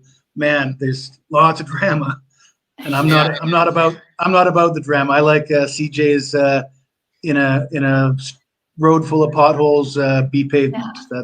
That's what I'm going for. Yes. All right. Well, we're good. And I'm sorry that scenario affected. That's just really weird that you couldn't see anything I was trying to say to both of you in chat. So I think somebody blocked nothing me. at all. My mods, I really don't believe, because they know better than that. They wouldn't do that, but it's weird. Yeah, because I'm going back in comments in here. I seen all these other people tagging me, and I didn't see them. I didn't see yours. Let me see something here. Let me look in my back. Nope, it's not there. Okay. Yeah, I don't know. Are you able to type anything in chat right now? Let me try. Yeah, it's not blocked. Nobody blocked you in here, it says. And I just went and looked in the background for the StreamYard. There's nothing. You're not in there. But I'm still not seeing any chats come up though. Nothing. No, I see testing. I saw the testing. Yep, right there. Okay, so testing just went through. Okay, well, I don't know. I don't know what that was all about. I was furiously going, no, Dago, it's not Jessie, it's not you, it's something else. Don't worry about it. And I was tagging you both, but it's fine. I don't know. It might have been because I had slowed chat, and maybe it jumped when that happened. You were typing right around the same thing. Maybe, I don't know. Yeah. If anybody is really that nosy and needs to know, you can email me. I'm not going to discuss it here. Yeah, I mean, when you jumped off, I assumed that I was going to get an email explaining what happened one way or the other. But yeah, no worries. No need for an explanation. I think I get it. And yeah, it's fine. Let's just moving on. Sorry, I do apologize for I just fight or flight. I run, and that was my initial. But yeah, Oh, I'm sorry. no worries. No worries. Things happen. It is what it is. We move past it and move forward. That's all. So, anyway, where were we anyhow? So let's move past that part of it and move forward. But yeah, I've always had obvious issue with that. And like I was saying, if we were to go and remove Bryan Kohberger completely from the equation, right? Okay, that leaves us with nothing and no choice but to look at the scenario as what's there. Okay. And I think we've all looked at the scenario with the roommates. We've looked at this with that. There's other people that were there that morning, allegedly, and there was this and there was that. But at the same time, we still, if we were to look at that aspect of it, there's nothing that points to that really either. What about how quickly they cleared people, though? I mean, from my understanding, within like 12 hours, they've cleared 24 people, and that seems ludicrous to me. I'm not a police officer, but it seems like it would take a little bit more time to actually clear people. Well, it should. Yes, I agree. It should. And that's a big issue too. That's a red flag immediately. The 8-hour period of time that was lapsed between calling 911 and what supposedly happened is a huge red flag. So we have those things to look at as well. And that's what is happening, is that everybody is looking at each specific scenario, and they'll take that scenario, they'll pick it up and they'll run off with it, and they'll go find everything they can that make sense until it doesn't anymore. And then they drop that, they go back, they pick up something else, they run off with that, and they try to do all these things. And that's not making sense. One second. I think my granddaughter just did something she probably shouldn't have. Hold on, please.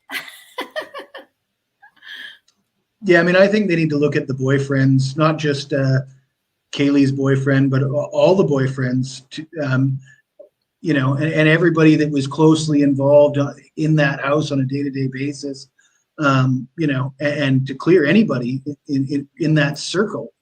I think that requires more than just where were you? Oh, you got an alibi? Great. That's not good enough, in my opinion. Good Lord. Okay, I'm sorry, folks.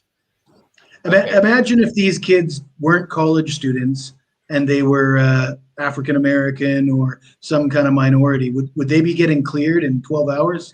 I don't think so. Especially if they were male.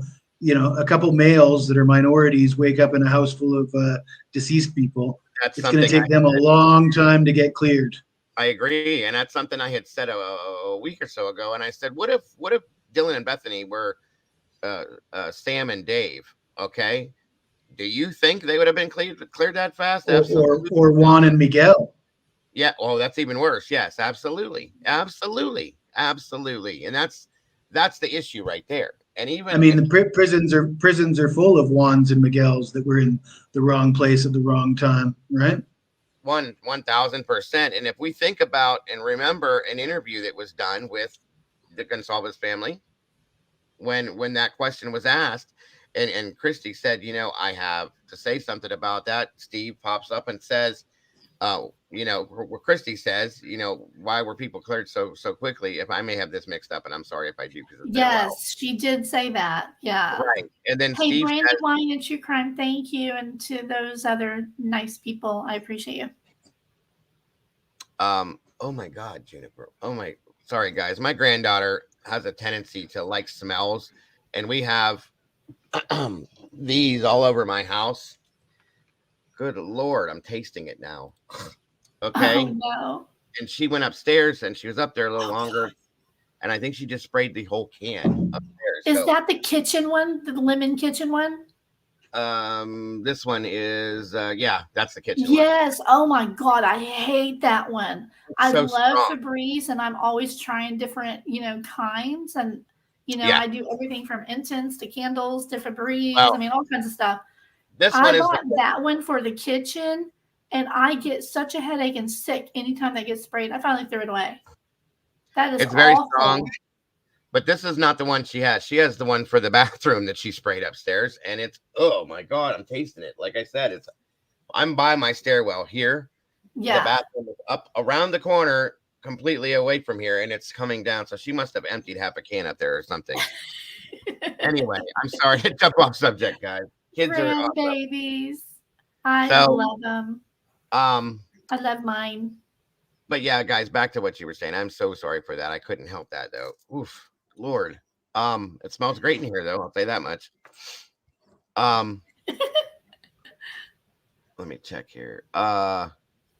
If I interrupted you, Jesse, I'm so sorry. Go ahead and finish what you were saying. No, I think it was just trying to make the point that if you don't like BK and if he gets off somehow, if you're looking for where to start, I think you start with the roommates. You really put more pressure on them and the people close to them, the boyfriends, the exes, the dog owner. You know, if all you did is ask him where he was and he provided an alibi, that's not good enough. Right. By the way, Jules, if you'd like to jump up here, I'd love to have you up here. I think the link is pinned in the chat, so feel free if you're not busy. I hope you can, Joel. I always love having her up here. So yeah, and that's what I'm saying. If those two would have been, and again, Steve was stating that to share the strong alibi that these people were let off too quickly, I guess you could say, cleared too quickly, which I feel is 100% true. And again, when the police approached the scene, it was stated in there that they came upon a sea of silent students. A sea to me is a lot of people that are all standing here. Nobody's saying a word. Okay.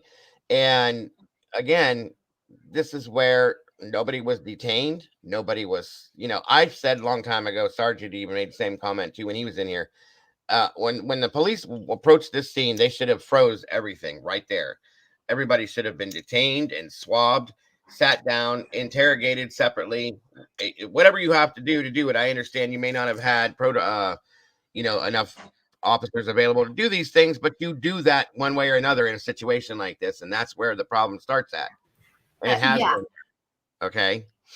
So, and then they let these people go home for the holidays. What is that? That's another huge flag for me. Okay. And not allowing EMS to go in was a huge flag for me. And these are the things that are making people look at, there's a point to what I'm saying, folks. I promise. I'm not just rambling. These are the things that are making people look at law enforcement in a funny way, because how is it possible that law enforcement officials make these many mistakes? And yes, I understand something, folks. You don't know how you're going to react in this situation until you live it. You can be trained all you want for whatever you're doing. Just like me, the first time I was trained to put out house fires, this, that, and everything else. And the first time I did it, of course, I froze a little, but I did what I was supposed to do because it was the first time I ever did it in that situation. You still have to be able to do your job. Okay. And everything. And please understand. I love the police. I do. I'm 100% supporter. But this situation, it looks really bad. Okay. Really, really bad. How is it possible to make these many mistakes? Even if this is something new for you, you still got to do your job. And to make this many mistakes, it just looks really, really bad, guys. I'm sorry. And I think that's where this is all coming from. I have a point that, a lot of people really don't like it when we implicate the roommates or question their story. I think that if you're concerned about that, I think a lot of the blame should go on the authorities for having the gag order and the way that their statements are written in the PCA. Because I'll be right back. We all sort of believe that those weren't Dylan's words, that those words were coaxed out of her and written down in the language of a 45-year-old police officer, not a 21-year-old girl in college. And then so you get that potentially isn't even what she said, word for word. And then you get a gag order. She can't come, Dylan might be able to come out and give us a perfectly reasonable explanation that would allow us to understand that she's not implicated at all. But there's a gag order. She can't do that. Nobody can. So we're left with this crazy story that's apparently provided by her that doesn't add up and doesn't make sense. can you blame us for speculating? I don't think you can. I think that's really all. How could you help it?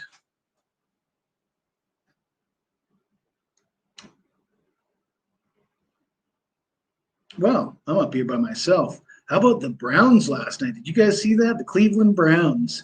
Big second half comeback. It was rather unfortunate for me. I was cheering for the Jets.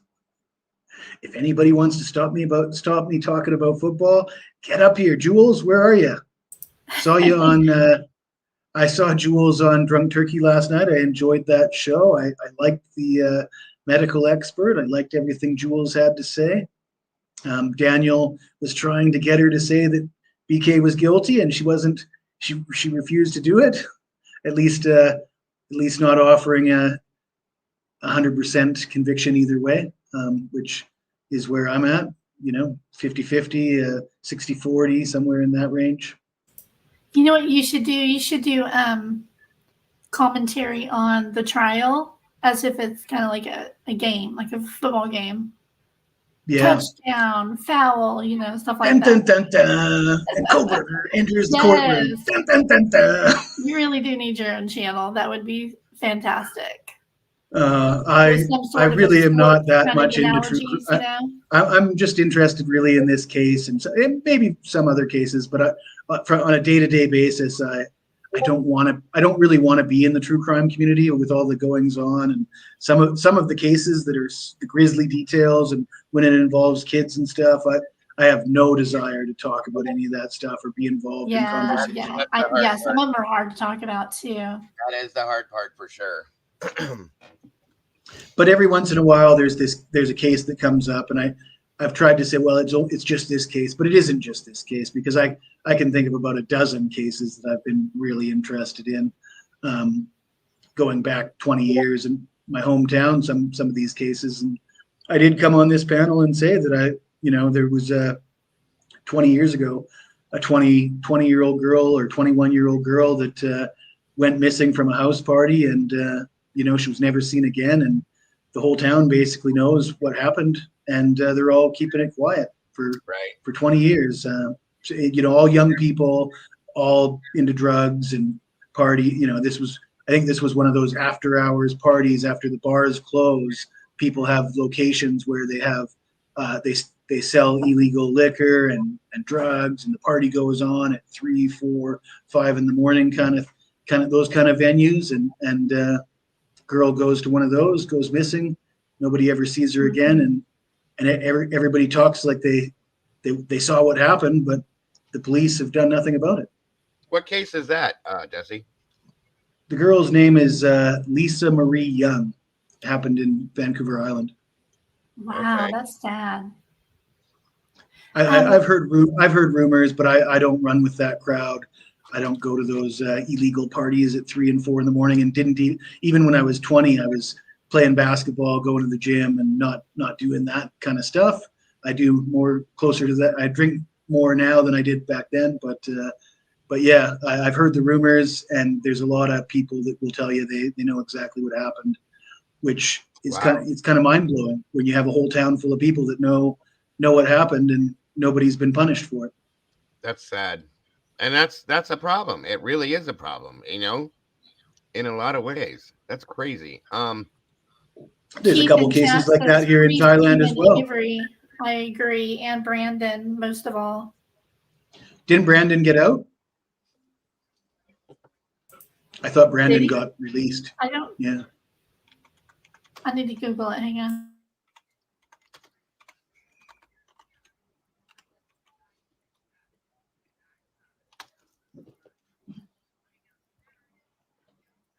Yeah, there was a famous case like 5-6 years ago, maybe a little longer, in Koh Tao, where they framed some Burmese guys for a murder that I think most people in Thailand believe that these guys were innocent.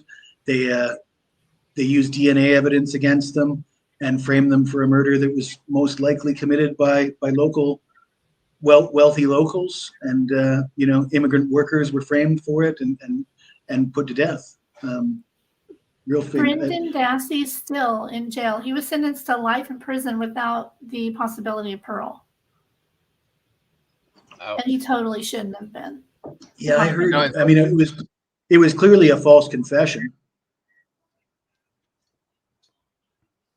Is this who you're talking about, Jesse, right here? Yeah, that's the one. Okay. I'm gonna have to take a look into this then. That's insane. Wow. Yeah, I mean, I use this as an example when people say, you know, if people knew something, they would come forward and speak. And Sure. In this case, I've heard a lot of people come forward and speak and say things, but nobody's listening. You know, nobody. It's like the police don't. I have no idea what the police want to do, but yeah, it's disturbing when things like this happen. 20 years. Wow. Not one word. Now, have they found anything? Remains? I don't believe they've found remains. Just recently, they were digging in somebody's yard, looking for remains, but I think that dig came up empty. Could I get the link to that? This one here. Yeah, yeah. And Jesse, if you have any other information, email. That's so sad. I'll cover it. The link. Hold on a second here.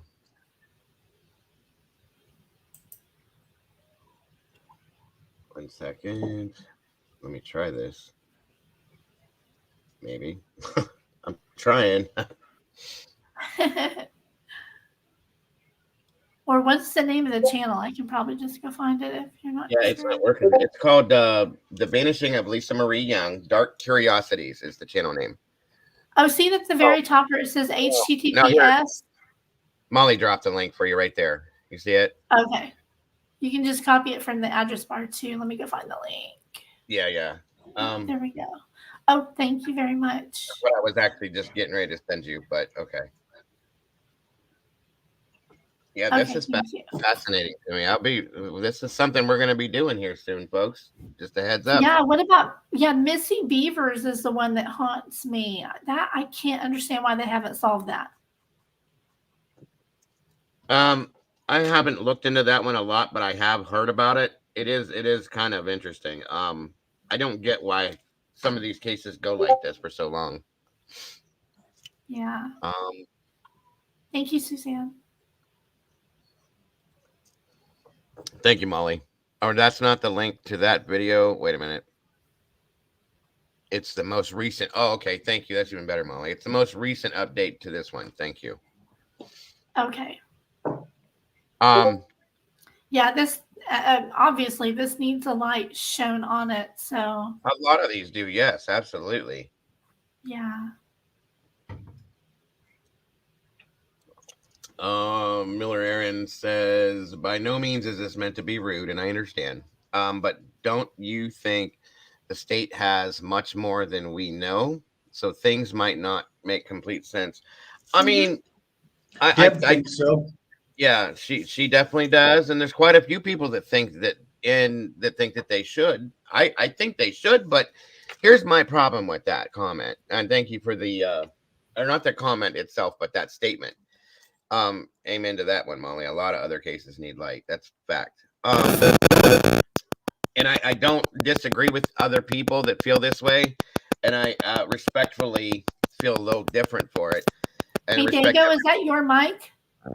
Never mind, it stopped. Oh, it's because my phone was in the way. I'm sorry. I'm working on that, by the way. Somebody's helping me fix something with that, so that should hopefully never will happen again. But I feel like it, and this is just my opinion. I could be completely wrong, folks, but I just have always felt that if the prosecution had such strong stuff, why would they use the absolute weakest thing that they could to arrest him and to push forward with the case and not show anything in this case to say, here it is. This is the smoking gun. Here it is. This is why we know he did this. And they haven't shown us anything. Why would they hold that back? That's what my biggest. Also, they used the DNA on the sheath before it was confirmed to be BK's when it was still a IgG stuff, and it was unclear if that would be tossed. There at the time that they used that in the PCA, there was they expressed their own concerns that it could be tossed. So Right. as Dago is saying, why would they rely on that if they had this other powerful stuff? Plus, they were told not to even use that by the FBI. Don't just why did they use it? These are the things that make me question all of this. Yeah, Mandy, I do believe so. Missy Beavers was from Texas, right, Deb? Yes. Yeah, that's what I thought. So yeah, that's what my biggest issue with this is why. If based on what Chief Fry has told us, this is our man. We have our guy. Nobody else is involved. He's here. This is it. We're done. We got him. Why is it such a weak? Why was the arrest done the way it was? There was no body cams with the arrest. None of that stuff that we know of. Okay, let me say that with it. And there was no, they used something that they were told not to use to make the arrest. Like Jesse said, they weren't even sure until after the fact. But they had their fingers crossed when they did what they did, hoping that it was going to come through the way that they wanted it to. All of these things is what makes me look at this like, where's your case? Okay, where's the proof? Which is where my whole stances came from the beginning. I would compare it to other cases, and you see the plethora of evidence that they push out about the LISK, and in this one, it's a gag order, and they're not telling us anything. So that's kind of makes you wonder. But I know Deb thinks they've got more stuff. I know Melissa Jade thinks they've got more stuff. And I know that alibi doc that just dropped sort of indicates they must have something about the car. Or they could have something about the car. Sorry. It's not that I think they have more. Of course they have way more than we have any clue about. Both sides have a lot more information. Both sides, yeah. We're so far clueless, it's not even funny. I think we're going to be shocked what we learn when this goes to trial. Well, I mean, and here's what I'm worried about is what's going to happen if we get to the trial and there isn't. I'm going to be completely blown away. I'm going to tell you, I'm going to be completely blown away if we, and which I know a lot of people have said that to me, like, what if we do get to the trial, Dago, and this is everything here that we're seeing in front of our faces, and that's all they have.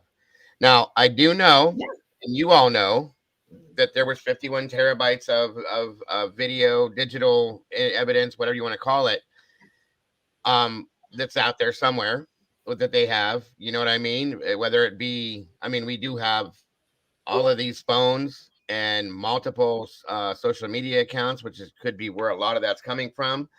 But I just feel like if there was a video of Bryan Kohberger pulling into the driveway or parking somewhere near the house, walking in and walking out, we would have seen that already. I think we would have seen that first. I think if there was something like, that, a murder weapon, obviously, we would have heard about that in the PCA, I believe. You think they would have released footage of him going in or out? In the PCA, I do. Maybe not released the footage. I think they would have told us in the PCA, yes, if they had that. Told us. Yeah, that's what I meant. I'm sorry. Gotcha. But I think they'd have told us about that because that right there in itself is your proof. If they would have told me something like that in the PCA, my stance would be completely different right now. I can promise you that, because there it is. There is your burden of proof that this is what happened. You know what I mean? One more thing. Let's not forget they didn't get the year of the car right until 2 months into the investigation. So, that's an indication that whatever they have on, or whatever they had on the car at that time couldn't have been very solid if they didn't even know what year it was. Right.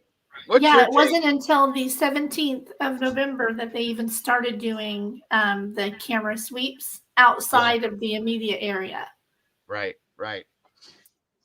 What is, if I can ask too, what's your take on like all the mistakes and mishaps that have happened in this, Deb? You know what I mean? The things that I've been talking about. Well, I think you can start with the cameras. They gave what was that first little alert that the Moscow update page put out? They were looking for footage, right? Oh yeah. But they gave out kind of wrong information, and they were looking for a different, like not a long enough or wide enough time period. Mm-hmm. And they should have put out an alert right away telling everybody, hey, if you've got cameras, lock them down now. We don't know what we're going to need, but, lock them down. Secure your footage, Instead, they waited too long, and some of these places were written over. Right. By the time they finally got around to doing it, because they were focused on just like the house and, whatever was nearby. So they waited too long to look. They could have seen him or accomplices or real killer, whatever. They could have seen a lot more if they would have acted faster on the cameras. Right. So that was a huge mistake.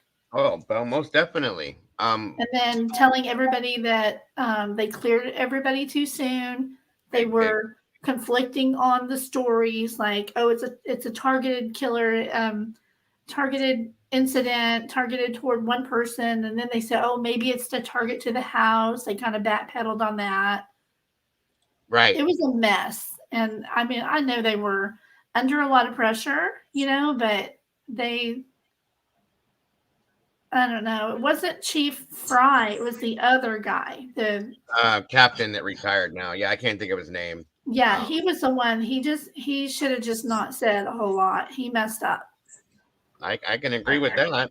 I think that they ended up scaring a lot more people than they needed to, and giving like saying to everybody, "There's no danger." Like, how do you know there's no danger unless you know who did it and you have them in custody? Right. If I lived there, that would have infuriated me. So yeah, there's so much. Right.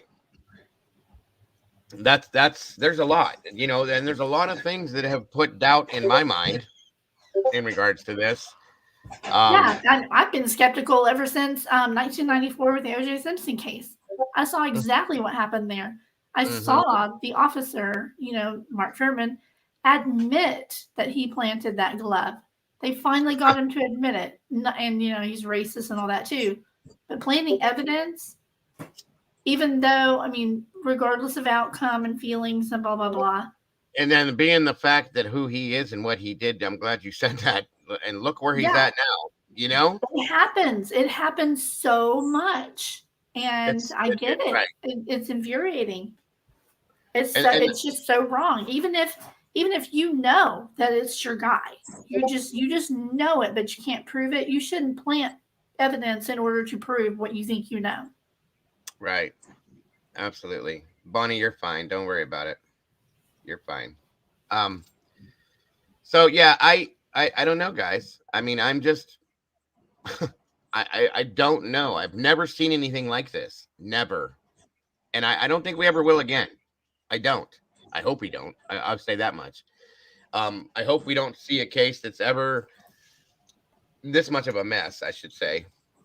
Yes, I do want to point out the car too, the issue with the car.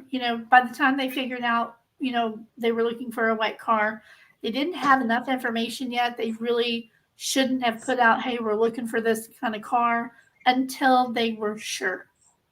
Mm-hmm. They really shouldn't have done that. And then, yeah, I agree with you. And then if we look at these things, that's what I'm saying. There's so many of these little things, and I call them little because they're not the main issue in the case. We had another car. How many? We have 20,000 white Elantras. I've never seen this many cars that are the same in my life. I know. Okay? And now I see them everywhere I go. I can't go to the damn grocery store without seeing a damn white car or a white Elantra because that's all I see. Believe me, there's a lot around here too. It's crazy. So, there's that. In fairness, though, during the Kylie Rodney case, I was seeing Kylie and her boyfriend like everywhere. Oh yeah. I'll bet. Yeah, I know. I mean, I was head in over my head in that case too. It was crazy. Yeah, that was awful. Awful. Her 1-year anniversary is coming up in 3 days. Yes, ma'am. Yes, ma'am. It's written on a post-it on my little desk here. I absolutely know, and I'm still unhappy with the end result in that case. Still very unhappy with that. Me too. So, but yeah, and like I said, going to the car thing, like they had the car in Oregon, right? And then they checked that car, and it comes back to be, at one point, the owner of that car was the same person that owns the house that this happened in. Those things are the things that make everybody go, "What the hell? Why? How is that a coincidence?" Do you know what I'm saying? Can I address a little? It's a tiny bit of misinformation that got put out. Please do, but please do. I think it's important to clear it up. Absolutely. So everybody heard about an alleged outage of internet at the university, and the cameras could have been down. Blah blah blah. Yes, that wasn't true at all. It was not true. Okay, no. then. See, and I confirmed it. Yeah, back then. If you call the that. university and ask to speak to their IT department, they'll give you the number. I have it somewhere in all my notes. I called there and I talked with them. There was no outage that night whatsoever. It was a scheduled maintenance of their website only. Their internet and everything, all their routers, everything that controls the internet at the university is actually not even on site. It's down the road. And that's that. Those are the things. Yes, misinformation is the biggest problem in this case, I feel. Yeah.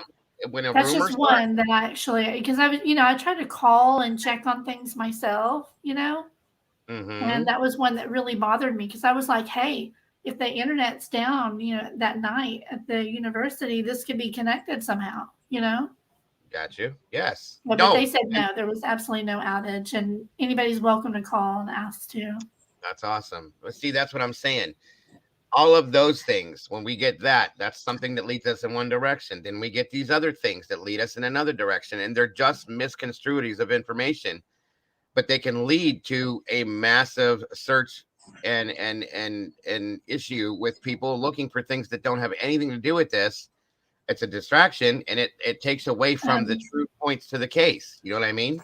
Right. Heather, the way machine was literally only a screenshot, a picture in time of the website. The website itself was down for, they said, about 45 minutes. Just the website, just for standard website maintenance, had nothing to do with internet anywhere. Right. She said the way back. Yeah, because I saw all that. I saw videos that people were putting out, and I was like, oh, I'm going to, check on this. And no, it was just, and I understand people think. I never went to that. Love a certain creator. Everything they put out is true. And it's just not. I'm wrong sometimes. Everybody's wrong a lot. It's okay. I have been wrong, and I'm okay with that too. You know what I'm saying? I want to know. That's why I ask these questions, and I'm friends with Nerdy Addict on Facebook with his real name, and I talked to him after that and showed him, and he understood. I talked with him personally. Somebody explain was mentioning that in chat. I don't want to sound stupid, because I don't go to all these other things all the time. I just go looking for facts based on things that off of documents. Usually is what I roll off of. Okay. Yeah. What is the Wayback Machine? I have no idea what that is. I've heard that talked about a lot. I've never used Internet Archives. So you could go to Dago's channel and see old video, right? Okay.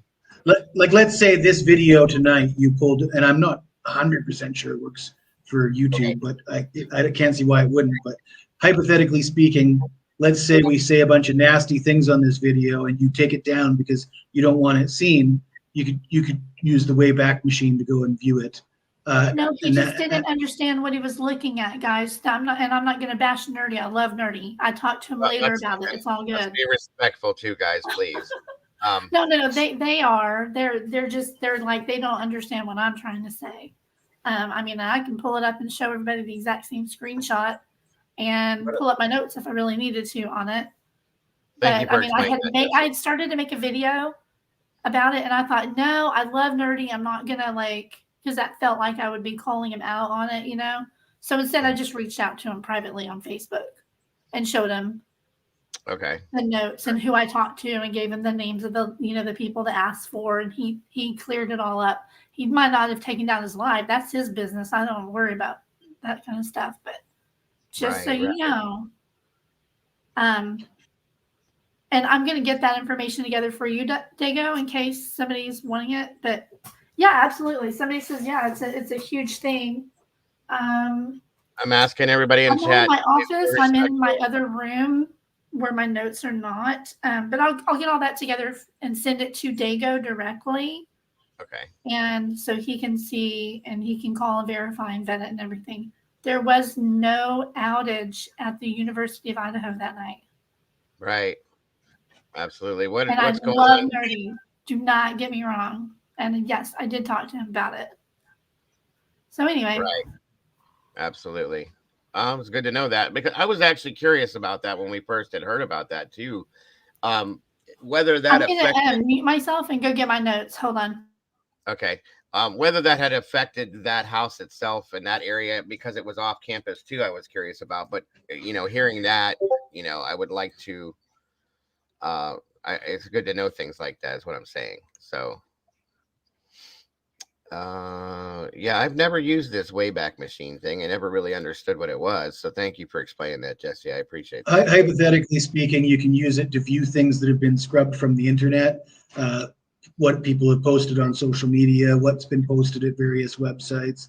But right. LE can remove things from the Wayback Machine, or if you have enough power, you can have things removed from the Wayback Machine, because certain people in politics have been able to scrub negative things that would shine them in a negative light. They've had it scrubbed Right. from the Wayback Machine. So right. I think, like, for example, I would guess that you couldn't use the Wayback Machine to go see the social media accounts that have been taken down from the victims and stuff like that. Okay. I don't know if anybody out there has tried. I would assume that everybody would be trying to use it for that, and to no avail. You'd think that they'd get it pulled down from there. Yeah, absolutely. Let me see something here. Just to calm everybody down. Okay. I know people believe things and want to know things, and that's important, but let me check something here. So true from Mega Man. Yes, that's exactly it. I personally think there's so many good sleuths that are attacking each other in this case, and it upsets me. I think it upsets all of us, because I've said this 1,000 times. We're supposed to work together towards the same goal, not against each other. We can't do that, okay? We need to work together, and it does happen this way. I hate to see that. I don't go against people. I don't talk bad about other creators, whether I agree with them or I don't agree with them. I won't do that. That's just not my forte, my style. I won't.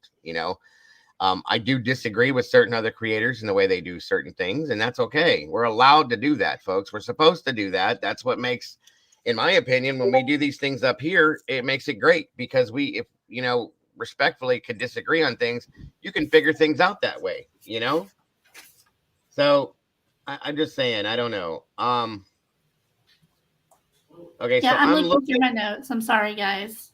You're fine. Take your time. And I'm looking on this channel to see if there was something that was stated recently. Somebody said about this from Nerdy Addict. So I don't see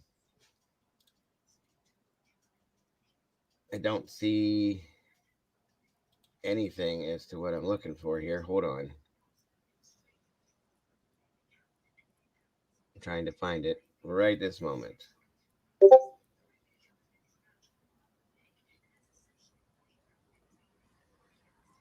Yeah, I'm not bringing anybody else up here right now, folks. For anybody that is trying to, I can't right now. I'm just trying to find this, and I don't know why I don't see it. I see a lot of the Rex Harriman stuff now. 7 months ago. Well, I found my notes from when I was doodling different channel names when I named my channel. That's so funny. There you go. Okay. I know it's in this notebook somewhere, because this is the one I was using at that time.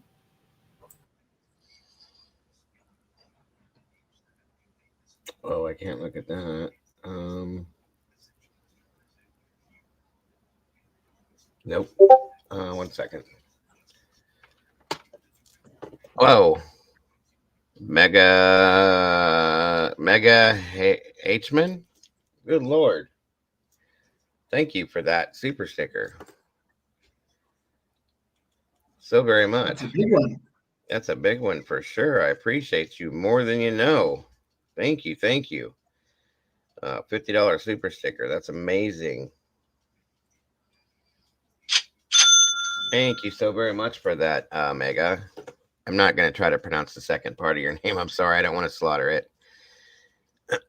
But thank you for that so very much.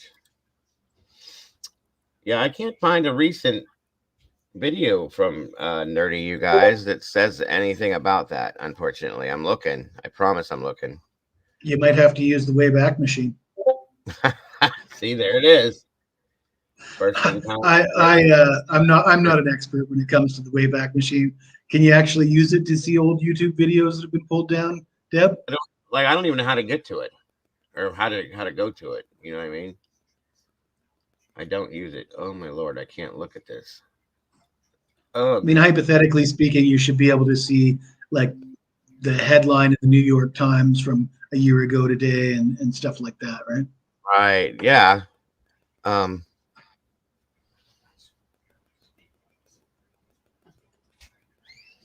Oh, Melissa's in here. Good to see you, Melissa.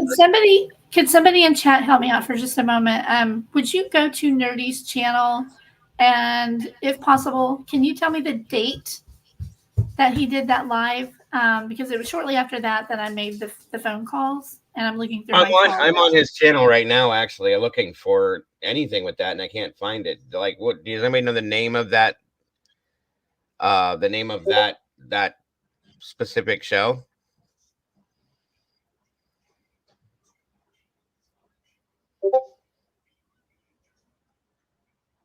Nerdy's in here too already. Well, Nerdy's in here now. Awesome. Can you come up?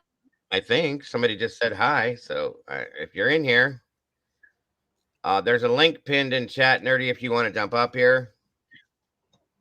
You're welcome to. I think it probably would set the story straight. I got it, Tiffany. Thank you.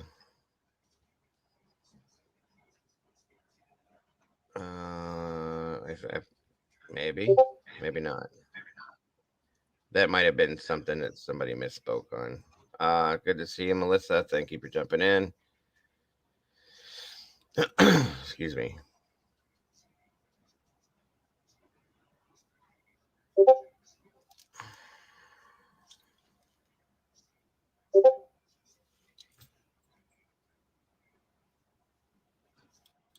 I don't see. I can't find the video, and I don't see Nerdy in the chat, so maybe that was a misspeak. Somebody. Yeah, I'm looking through my my video making software to see, because I'd started to make a video on it, and then I said nah, to see if maybe I have a draft somewhere. You know what I mean? Mm-hmm. With more information. I know for a fact on this, and I wouldn't say anything otherwise. I just can't find my dang. Melissa, you can click the link if you want to jump up here for a minute. I know the chat's slowed down and a lot of people get stuck in there, but I'll guide you to Wayback Machine. It's not hard. That's okay, but I'm not. Yeah, we know. Yeah, I understand what you're looking at on the Wayback Machine is a still shot from that night showing at a certain time. We'd have to pull back up to look that the website was down. The information that was put out was that the website was down all night from I think it said 11 p.m. to 6 a.m., something like that. But that wasn't accurate. I called the university and they told me that was not accurate. It was only down for about 45 minutes during regular website maintenance, and that's all it was. Scheduled maintenance, right? Internet anyway. And that was something else that I would have thought would have been brought out in the mainstream possibly about that happening too, and it never did. So that if that's true, I don't know. I heard 11:30 to 6 a.m. or 11 the people that I talked to at the IT department at the Idaho the University of Idaho told me the website and the internet are completely separate entities with them anyway, completely different teams, different buildings, not even on the university campus. That's what they told me. And I'm trying to find the dang. I even Googled, the University of Idaho's main number. Mm-hmm. And I called it and then went to my call history to see if I called that main number. It's not even showing up there.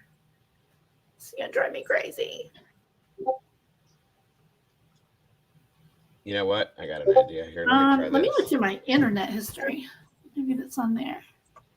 Well, I tell you what, this will show you how hard it is to prove something later, right? Yes. Yeah. Oh, it is. It is. That's why I need to keep way better. My wife is on me all the time about keeping notes and keeping organized. I'm not organized. I need a secretary.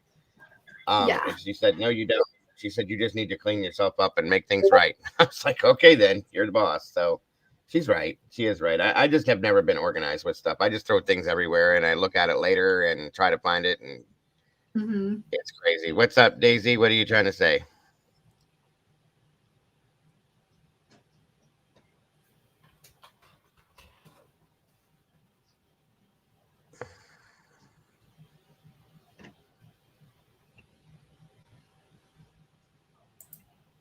Mandy Joe posted a link to Nerdy's video maybe in chat. Yeah, I can't do it. I can't click links. Mandy, hold on a minute. Let me find that and see. Heather has it there. Heather, send it to my email, Heather. I can click it there and open it up that way. Oh, there's Melissa. Hey, Melissa, how are you? Welcome. I'm good. How are you guys? Good. So what's the topic of discussion? For joining us. Well, right now we're just trying to clarify something about the supposed outage that happened that didn't happen based on what was said the night of the unalivings, King Road. You know what I just found interesting, Dago? What's that? What the heck? On the Wayback Machine. Okay. The screen grabs that were here on the night of the 12th and the morning of the 13th. You guys go look. They're gone. I'm going to share my screen. Somebody else told me about that too. That things are disappearing. And I've never used this Wayback Machine thing, and a lot of people are saying I've got it shared up there if you want to look at it. This is crazy because I know they were there. Everybody knows that they were there. They're going to be in Nerdy's live. You know what I mean? Right. That's what he used as well. You're not the first person to say that. There it is. Okay. Let's see here. Okay. So this is all you do is you take any address and put it there, and then it'll show you each year how many screen grabs that it did for that. Mm-hmm. And like it'll go all the way back. There was more. Wow. Strange because I remember when I came in here, there were old screen grabs from way back here. I want to make sure I'm on the right. Maybe they cleaned it out because it was being overflowed with. Oh my Lord, you guys! I'm an idiot. Uh-oh. I'm on the wrong. Never mind. You want me to take that down while you're doing that? That's okay. Okay. I'm just getting the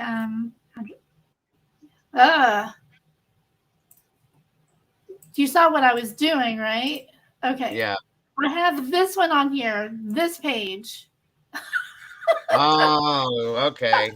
There you go. Okay, so I need to take that out and put in the right one. Okay, so you take any address, put it in like this. There we go. See, I was like, what the hell? Because all these were here. Okay. Okay, so we go to 2022, and it's right here, November 12th and the 13th. So there you go. The last screenshot or screen grab that it did was at 11:27. Mm-hmm. The following day, the next screen grab that it did. I'll show you that one. We'll go to the last one on here. And it's just like a permanent copy of whatever was on that page on that date and time. Right. So you can always go back and look. I've got like my original very first website from GeoCities. Do you remember that? GeoCities and Angel Fire? Yeah, yeah. They're in the Wayback Machine, so I can go back and see like my old pictures of my kids when they were young. It's so adorable. Okay, so this it's showing up at what was that date and time? Oh Lord, what did I do? Hang on. I closed the wrong one. By the way, Melissa, I wanted to tell you it was a good show that you had the other night. I watched it this morning. Good job on that. Oh, which one? I can't think of it. I don't know the title, but it was about the whole. I don't even want to say the name out loud, but the DOT stuff. You know what I mean? Yes. Oh yeah. Yeah, That was it was crazy. a good show. Hey Melissa, good job. Hi, Crime Sleuth. Hi, Jesse. Thanks. Hey. Okay, so the last one shows the website was actually still there. It was fine. 11/27. Let's look. I'm just going to do it in new tabs so I don't close anything accidentally. Okay, website's there, not down. Okay, so what they were telling me is, I'm sorry, I closed that a little too soon so I could show you what I was looking at. Okay, see the website here, how it looks. If you go to the next one, almost midnight, this is when they were doing maintenance on the website. Okay. During this period. Hang on, maybe it's not that one. Maybe it's the next morning. Okay, here's 1 a.m. Yeah, that's 1 a.m. I'm trying to find the one. Okay, yeah, here it is. See how the website changed? Orientation? Okay. They were just doing website maintenance. Now, let me find the one that does show when it was down, though, because maybe it's the 1023 one. Okay. Not that one. That one is still up. Hang on. There's one of these, and maybe it's even earlier into the 13th, but I'm going to check all these to be sure. So it's not these, and these are the only nighttime ones that they have on here.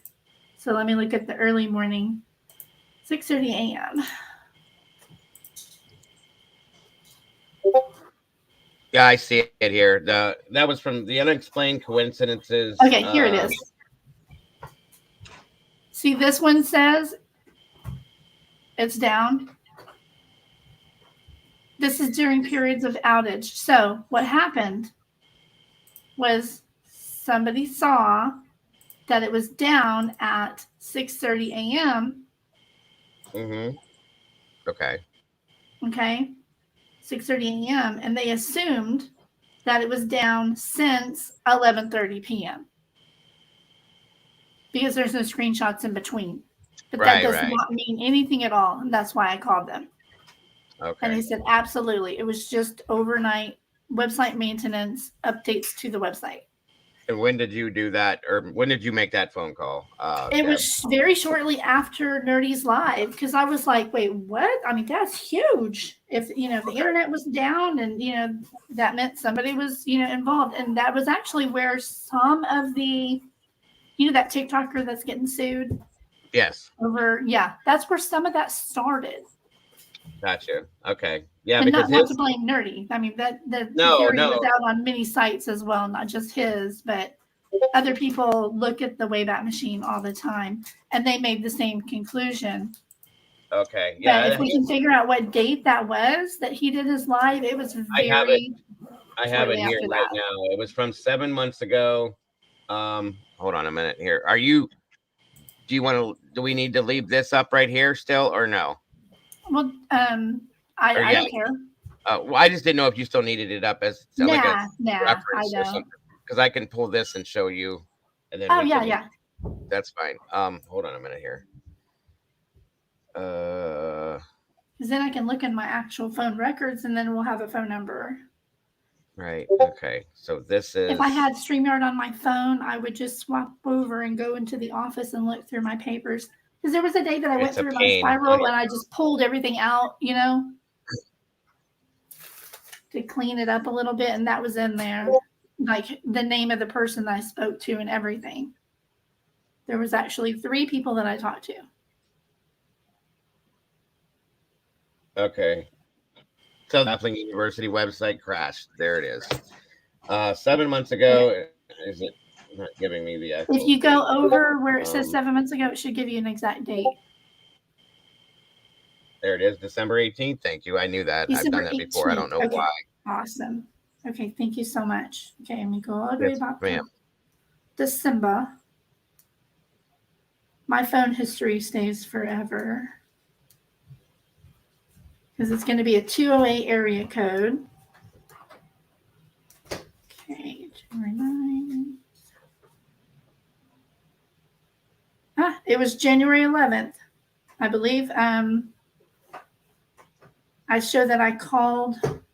Let me Google this phone number and see who this is. 208-883-7180. Let me see who that is. At the beginning of it. Nope, that's not it. Let me just look for 208. Isn't it 208? What's the area code there?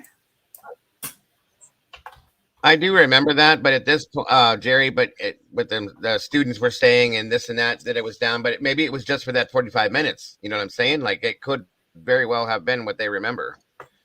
I don't know, but any ruler.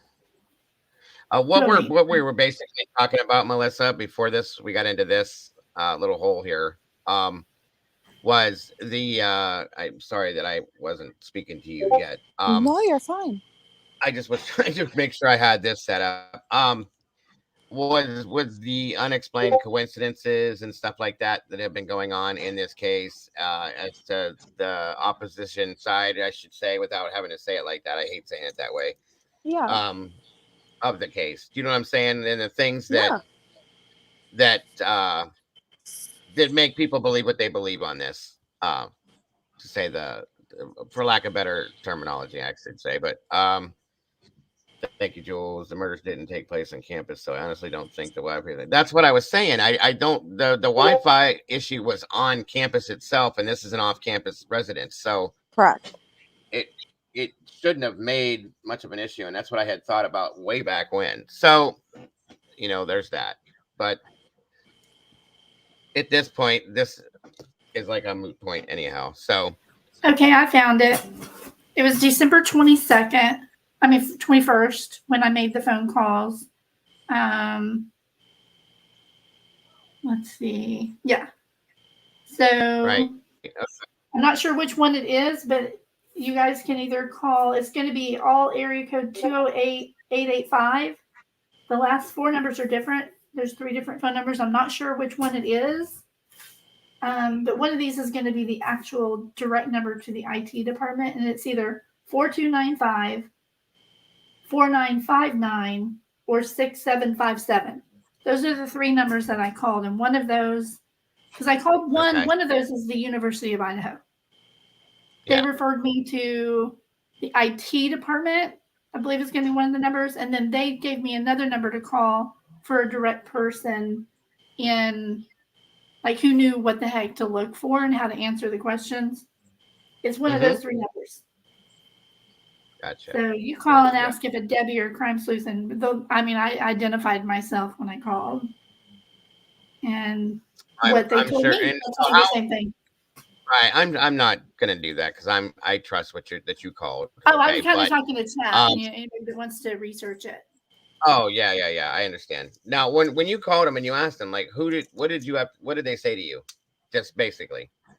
I called the main number and I'm like, so, I don't know if you've heard, but there's a rumor that internet was down at the university or nearby or something happened on the night of. And she was like, I told her I was just an investigative journalist trying to, check into it. And I always say that when I call places. Me too.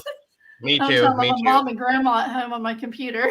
I do the same thing. I investigative reporter, whatever you want to call it, right? She just gave me that other number and said, hey, okay, here's where you need to call to get that information. I called there, kind of, told them, and they actually had heard about it. They had heard about the story, the rumor, whatever. And she was like, okay, so here's who, and I'm thinking if my memory serves me, the name was Barbara for some reason. Barbara written on that paper seems really familiar. And she said, you'll have to talk to Barbara, I believe was the name. And she said, we actually did a full deep dive on that to determine, if anything was down anywhere within our system. And they already determined before I even called that it was just website maintenance. That the whole window of time that was given from like 11:30 to 6 a.m. or something was not correct. Gotcha. And the internet was never down. It was, and that was the person who also explained to me about, they're like, we're not even on campus. We're like down the street. IT's in one building, and then the website and all of that. Those people are in a completely different building. And so it's all completely separate anyway. Okay. That's all I know. That's all I remember. Gotcha. Well, there you go. That's. So then I messaged Nerdy. We can do that if we need Facebook to, and told him. So that's as far as I took it. Alrighty.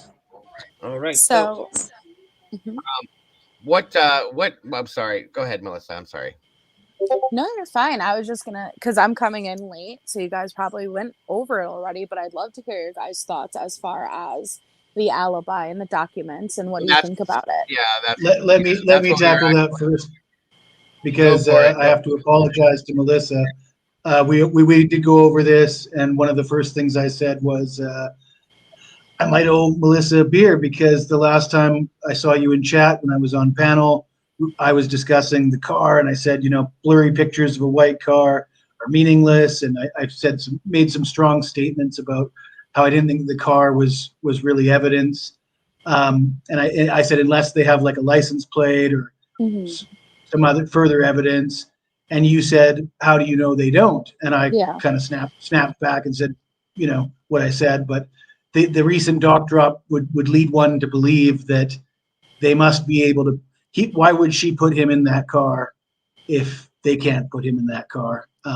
So you're going to apologize for, like it's okay. We're all opinionated and we're all passionate, and we just got to hear each other out. But I appreciate that. But I don't think I was being too rude, but no, not at all. I know you said that, and then Jules stuck up for you, and it was like, pardon me. But anyways, like I say, I'm new to this stuff. I'm not a veteran of true crime, so, but yeah, I guess the recent doc drop to me indicates I don't see Ann Taylor putting him in the car unless they could put him in the car. So they must have something that puts him in that car driving around the King Road neighborhood.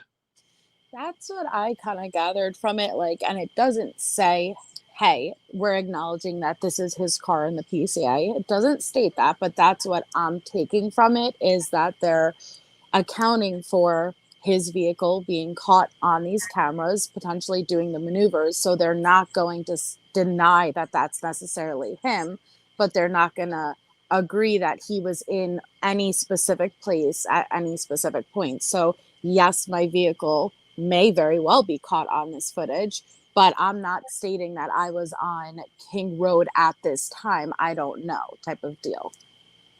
Yeah, and it's still not enough for me. And it really, it doesn't change anything about my opinion of the case, because I never thought that it wasn't him in the car. I always thought that was him. I always thought he was driving around. It's just, is evidence of that isn't really evidence of him, doing the rest of it. So no, well, and it shouldn't be, right? Like, it's not enough. I think we should all agree, because when I hear people say all the time that, well, I wouldn't convict him and put him to death with what we know. Nobody should. Right now with the PCA, all it is words on paper. It's the most we have, right? It's the closest as far as evidence that we have, but it's just words on paper right now. Come trial is when they prove it. Right. Did you expect more from the defense on this? Me? In your opinion? No, I didn't. Are you there? Yeah, you. I'm sorry. No, you're okay. Can you guys hear me okay? It seems like Dago's getting a delay, because I'm hearing you in real time, and it seems like he's hearing you a second later. Okay. Day I go, think I got by a the delay way. with you. That's okay, buddy.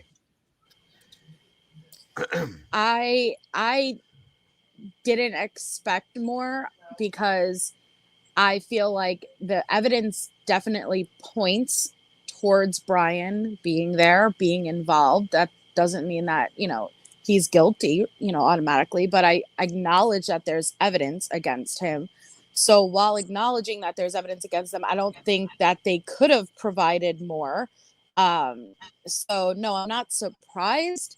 I'm just interested in what witness they're going to be, because if you look at the documents, it says, like it's the questioning of a potential witness or expert, that something may come out that we could use. So I'm kind of focusing on, I'm curious, which witness do they have in mind? Like who is the defense thinking that they may have an ability to open that door for reasonable doubt with?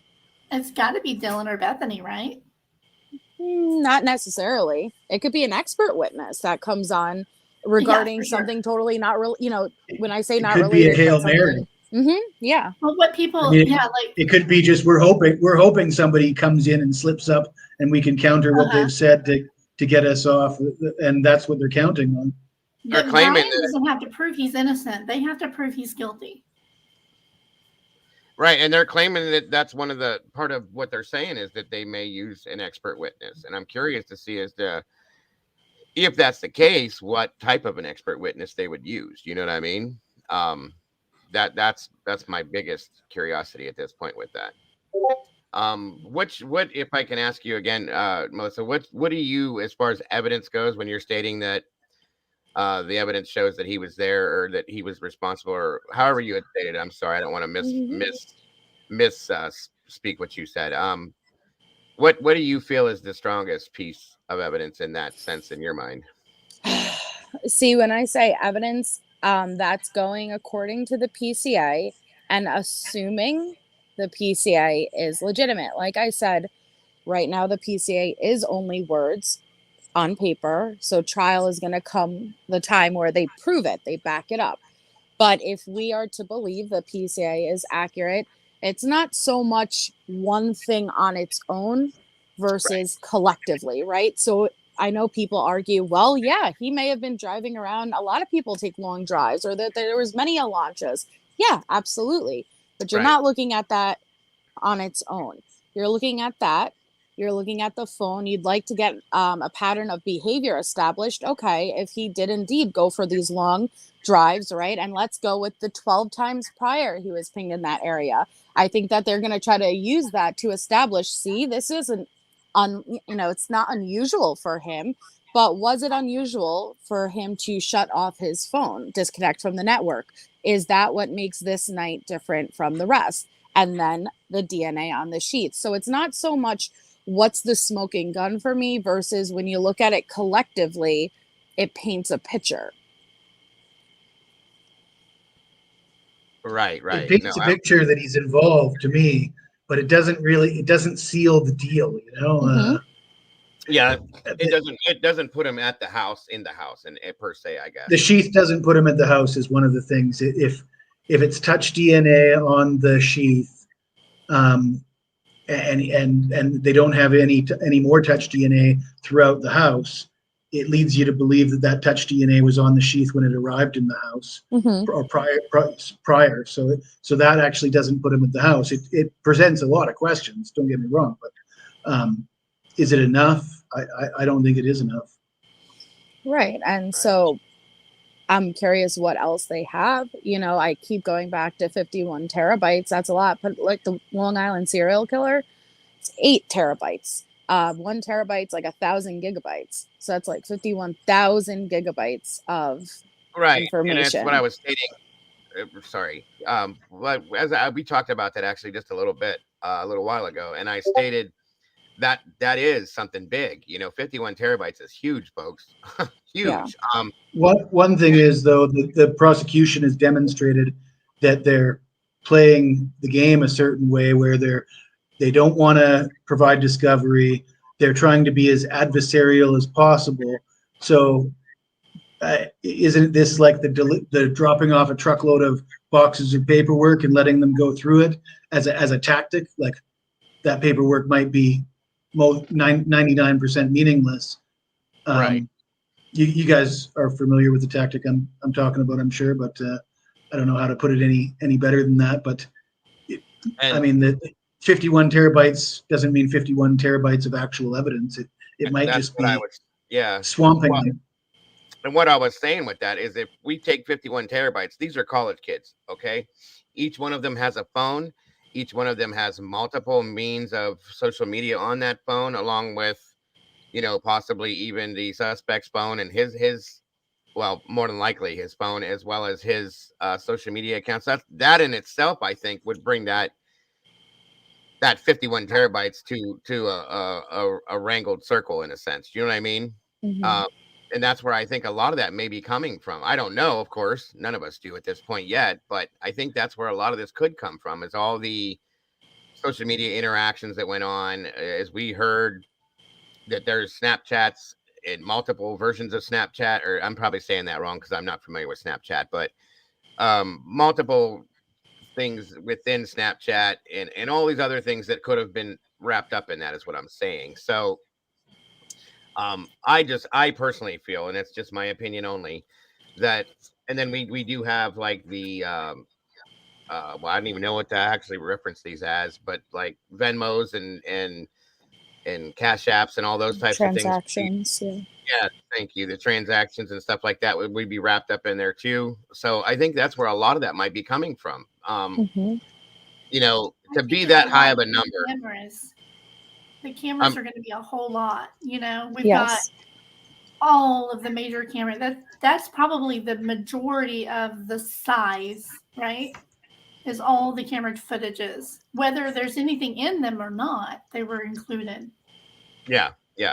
Of course. And that's the thing too, is with the camera footage, if there is a lot of that, do you guys think there's going to be anything on there that we have not seen or heard yet? Because we haven't seen or heard about anything on any camera footage. And I would say, going back to what I was talking about earlier, that in itself would be something, like we had talked about earlier. If you have him on video pulling up next to this house, walking into the house and walking out of the house, would be huge. Mm-hmm. And I think that would have been put into the PCA if they had something like that, because and they're not allowed to withhold it from the defense, right? But right. I can't even name another case where we've got that evidence. We don't. That would be a miracle if they did have a video of him going in or out of the house. Right. I agree with you on that. I just would venture to say if there was something remotely like that, I should say, rather than using they definitely show his car, like he parks and gets out or something. If he's not just out driving around, if they show that he's out of his vehicle, he's toast. Well, I anticipate that, we don't know where he parked, but I would assume that if you're going around the 500 Queen Apartments, like in that back area that you could loop back around, and it's the back of the porch, like that road. I don't know how to explain it, but like that back porch area and the road that goes around the 500 Queen Apartments before you come back out onto Queen, that's where I anticipate that he parked. So we do know that the front of 1122 is in some camera frame. I don't know which camera it is, but we know it because according to the PCA, that unsuccessful parking attempt maneuver was done in front of 1122. So they definitely have eyes in front of that house. But even if they do, I do not anticipate, with where I believe he parked, that it would even be visible between it being pitch dark at night and it focusing more on the front of the home, that they would see a figure in dark, walking through the back. So I don't think that they would have it, but I think that's why it's important to be able to establish that vehicle as his vehicle and to show the maneuvers, to show at this point is when, the vehicle stopped and the next time you see the vehicle moving. So if you could establish that's his, unless you could bring somebody else into it, like, okay, maybe he was the driver, maybe there's But where would that evidence be for that other person? And that's the issue I have with believing that somebody else. I'm open to that possibility, but there would be evidence that shows that. And so far we have seen none. That doesn't mean there isn't, but so far I haven't seen anything. And they already stated he was driving alone. So if there was somebody else with him, do you not think Ann Taylor would include that? I mean, yeah. I mean, maybe they're holding. I mean, I've had other people ask me that question, and I the way that I've noticed that they're bringing things out. I mean, I may be wrong on this, and it's okay. Is that they're doing it little by little when they need to do it is in a strategic type way. Mm-hmm. I think that how can I say it? I think that if I think that may be something that, because that would be big, you know what I mean? And she would hold that off to when she really would need something like that. Because at this point, I don't think she does. I know there's only one mention of a vehicle being seen on. Well, I mean, it does say that they saw a suspect. They call it suspect vehicle 1, you know, doing the turnarounds and the 3-point turn, and then leaving on Ridge Road or willing to drive, whatever. So I'm trying to wrap my head around what Jules just said. What she said. Because I agree. She said, I think if they had positively ID'd him on a camera somewhere, they'd have had it in the PCA. Exactly. Yeah, I do agree. Yeah, that's that point that I was trying to make. I'm sorry if I didn't come off clear with that, but yeah, that's a big thing to me. And rather than, you know, if they had him positively ID'd, rather than going with this stupid sheet thing that is ridiculous, you know, in a sense, why would they just not use that? Because that would solidify it, and there would be no questions. I think most people's stances would be like, "Yep, he did it. Let's do this." You know what I mean? So they haven't showed that. I think that even if the PCA included, and I apologize because I think we're on a little bit of a delay, but I think even if the PCA stated they see a person leaving from suspect vehicle 1, entering the home and coming back, I think everyone would be arguing the validity of it the same way everyone's arguing the validity of everything else in the PCA. People aren't going to be satisfied until they see it, right?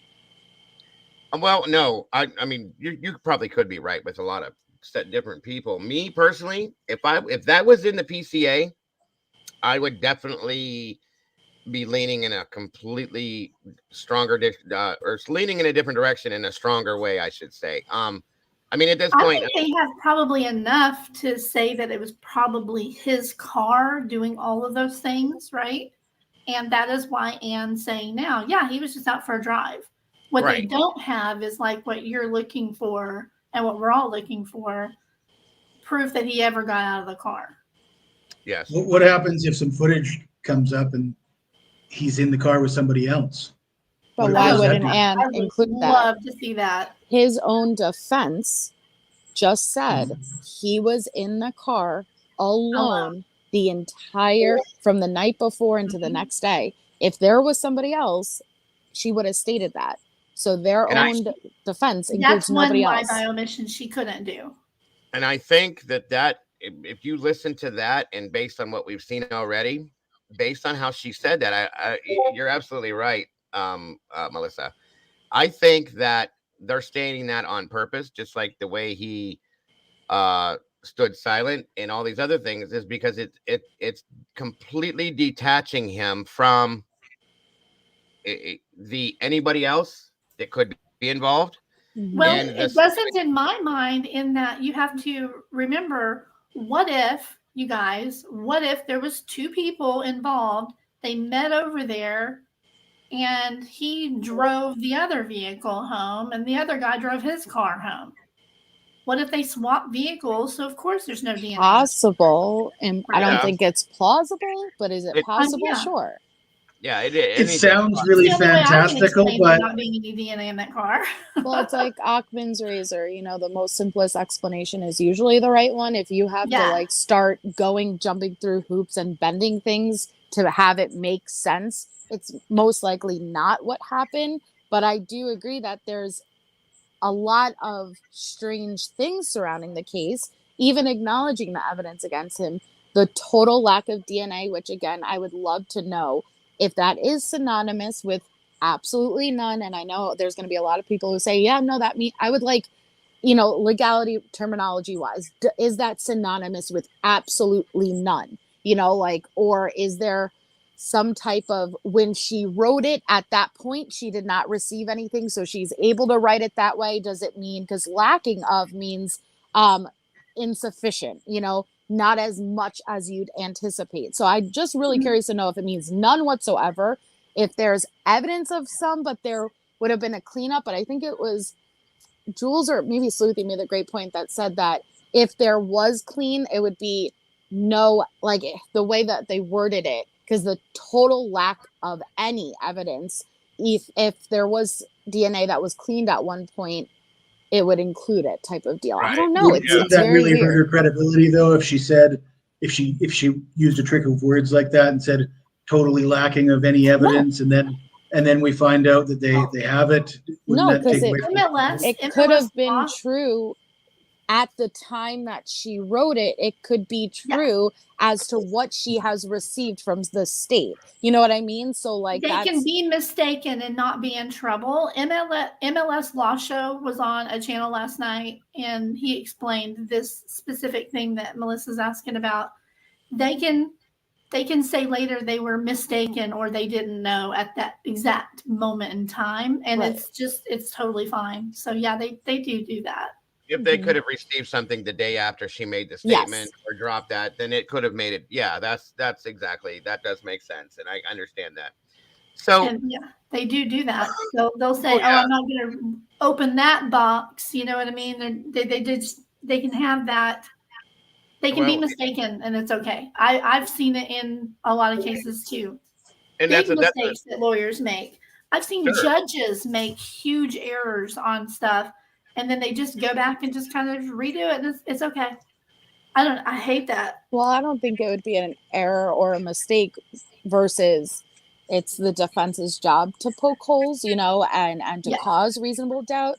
And it could be true, again, based on what she had received at this point, what she has, there's little ways you could bend around things. That doesn't mean that there is DNA. Maybe there is a complete lack of. Really gone, Melissa. Oh no. You there? Yeah, I'm here. There? Okay, there we go. Something happened. It was weird.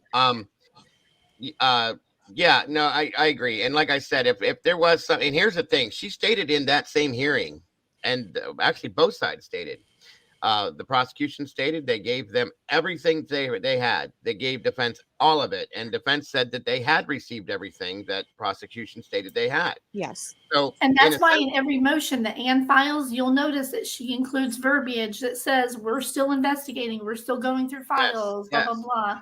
That way, if anything does come back later that was misspoken, she can say it's okay, I didn't know. Right, and we were all, on a lot of people were saying, why is I was guilty of it myself. Like, why is the prosecution not handing these things over? What are they waiting on? What's the problem here and there? Well, that clarified that for me. So at that point, I'm like, why is prosecution not getting what they're supposed to be getting from, whether it be Ellie, whatever version of Ellie they're waiting on? There's what another problem lied. But, that was something else that I thought was very important to this. So, God, I do this all the time. I had something I was going to say a few minutes ago, and I completely forgot it. I hate ADHD. That's okay. It was in relation to that too. Good Lord, I hate this. And it was very important. Was it good? It was juicy? Yes, it was. Yes, it was. Did it have to do with Occam's razor? It always is good, and it's right there out the door. Damn it. We were talking about Anne and whether or not she could be mistaken or versus lying in a document. Last thing we talked about. No, I definitely don't. I definitely don't think she lies. She's not going to put. They can't. They can't just outright lie. That's why you don't see her mention anything about whether or not his DNA was in the house anywhere else. I more or less meant though that statement that she released. Right. I remember now. Go ahead, Jesse. Just she's going to look bad if it comes back and we find out that she used a play on words to make it sound like they had nothing. I was referring not to her not knowing, but her knowing they have little bits here and there, and then using words like a total lack of to suggest that it wasn't a great amount, but it still is an amount, and you just basically tried to trick us, and now we know you tried to trick us. Putting it in layman's terms, I think that takes away from her credibility. Yeah, well, we see him do it all the time. Look what happened in the Murdaugh trial. I mean, they were just, adamant that he was never at that barn, never down there, had nothing to do with it until literally the last day of trial. And they're, I was there. That was me. Yep. Yes, that was crazy. They're not going to let out. They're not going to show their hand until they absolutely have to. Right. I can agree with that for sure. Now I did remember. Sorry guys. So the other thing that was floating around in my scrambled eggs up here on top of my head that I've gained since this case started is the 3 other the male DNA profiles that were brought to light that day. Okay. That was a big wow at that point. Okay. At least in my opinion. And I'd still like to know, nothing else has been brought about with that. Nobody's talked about that. Who does that belong to? Why is that not being paid attention to? And if it is, it might be, and we're just not knowing. Be right. Yeah, it depends on but where was it found exactly in the house? It said within the house where the victims were found. So that's again another that doesn't mean where the actual, that could mean within the house, and within the house is where the victims were found. It doesn't mean it's literally where now it can mean that, or it doesn't have to mean that. That's what I mean by like a little bit of like that play on words. It could be true for both. Talking about, if they didn't find 100 different DNA samples in that house, I'd be shocked. Well, I think they may have broken that down at some point and stated, okay, this person lives here, this person lives here, this person lives here. So that doesn't go into this bucket. These people were here, these people were here, these people were cleared, this and that, all that other stuff. They have 3 other male DNA profiles, and I wanted, because it didn't state in the verbiage if they were on familiar profiles, because at the same time I had talked with somebody else that Jack Decor was her boyfriend at one point. His could have been in there sometime, but you would think they would eliminate that, I would think, right? Because he was probably there at some point in time. Oh my God, Johnson, Ethan's best friend. What was his first name again? I'm surprised I forgot this. Hunter. Hunter, thank you. Hunter Johnson was in that house a lot. Everybody knew that. You'd think they would eliminate that scenario, because if they're in the house and around near where the victims were found, that could be the bedroom wall. Okay, that could be the floor. That could be the door handle to the closet. It could be on the window seal or the window itself or something like that per se. I mean, I'm sure it's just weird. It's weird that, knowing that this was a party house where lots of kids hung out all the time. They've got 3 unidentified. And I mean, all that means is they don't have a profile to match it to. There's nothing in CODIS. And I don't know. But the fact that they refer to 3, doesn't that indicate that it would probably be actually where the bodies were found? Because if they were searching the living room and the sofa and all the empty beer cans all around, they'd come up with a lot more than 3 unknown males, would they not? Oh, yeah. That's why. Yeah, there's hundreds in there. I would believe so, yeah. Well, but maybe the question is it the DNA strong enough to even be sourced? I'm sure that there's a lot of DNA, but it's just the ones that they weren't able to identify. Maybe every single other one was identifiable. But none of these college kids would have their DNA on file, and we haven't been told. We've been told that they cleared all these people, but I don't think they went and asked, and maybe I'm wrong, but I don't think if there was 100 kids in that house the night before, I don't think 100 kids provided DNA samples. Correct me if I'm wrong, if anybody knows. I don't know. I know that in the beginning they went, I think it was specific to the apartments, and they got a bunch of people to all the males to submit DNA. But you're correct as far as did every single person who's ever been in that house submit DNA? Is that legal? Can you go to the neighbors and just start demanding DNA from They didn't everybody? demand. You ask, right? They ask, and if anybody declines, then they look guilty. I see. Yeah, it's a voluntary situation, right? And I'm curious whose the cigarette butt would be, because that made me feel like at least the person that they obtained the DNA from the cigarette butt would have been enough for them to be like, we're not comfortable letting this person's DNA go. You know, like we want that person, that want them enough to obtain it from a cigarette butt. So that was interesting to me. Yes, and the same with the glove situation too. That's the one that I'm kind of curious about as well. Little off topic, but if the police asked you to provide your DNA, what do you guys think, panel? Are you providing it, or I'm not providing mine? Well, here's the thing.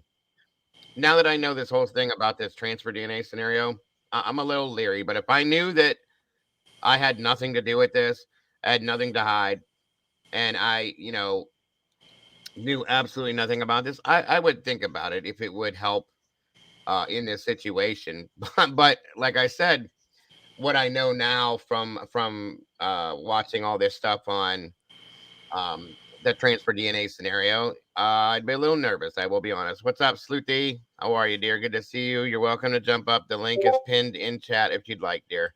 So yeah, that's the way I would respond to that, honestly. The transfer DNA thing scares me. I'll be honest with you, because of how it can be used and the way that they use it. It's dangerous in a sense. Like it was talked about, anybody can be put into that situation under any circumstance, and it's very scary.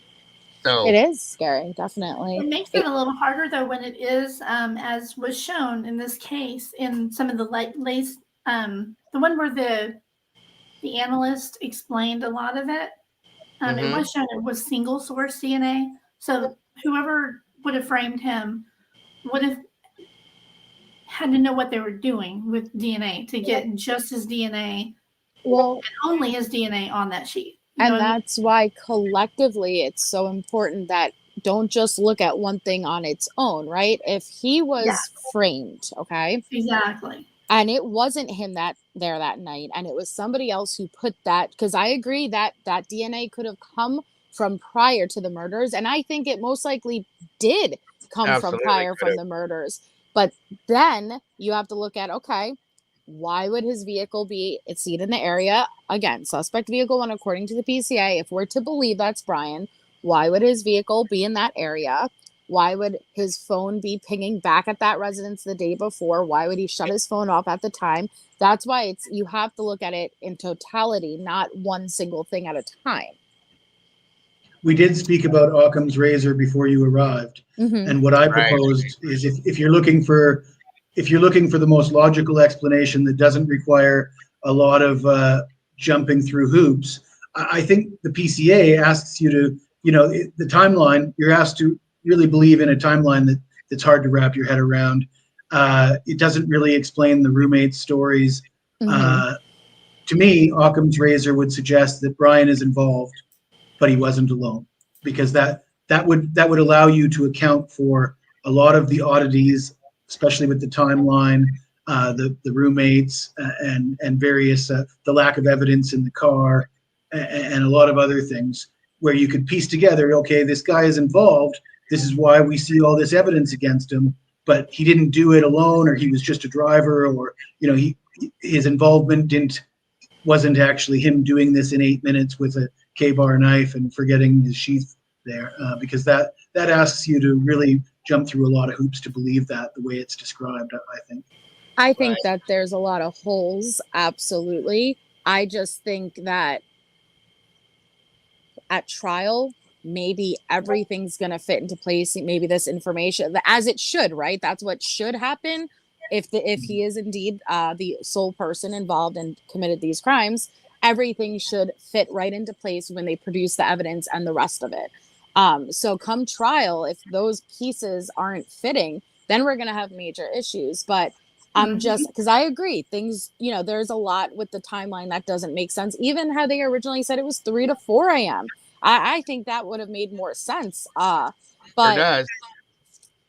but Yeah, I agree with you on that for sure. I we think that, won't and I know. want to know. I want to know why the timeline changed too. That was always something that kind of, turned me the other way a little bit. Like, what's the deal with that? Why? Why? Hmm.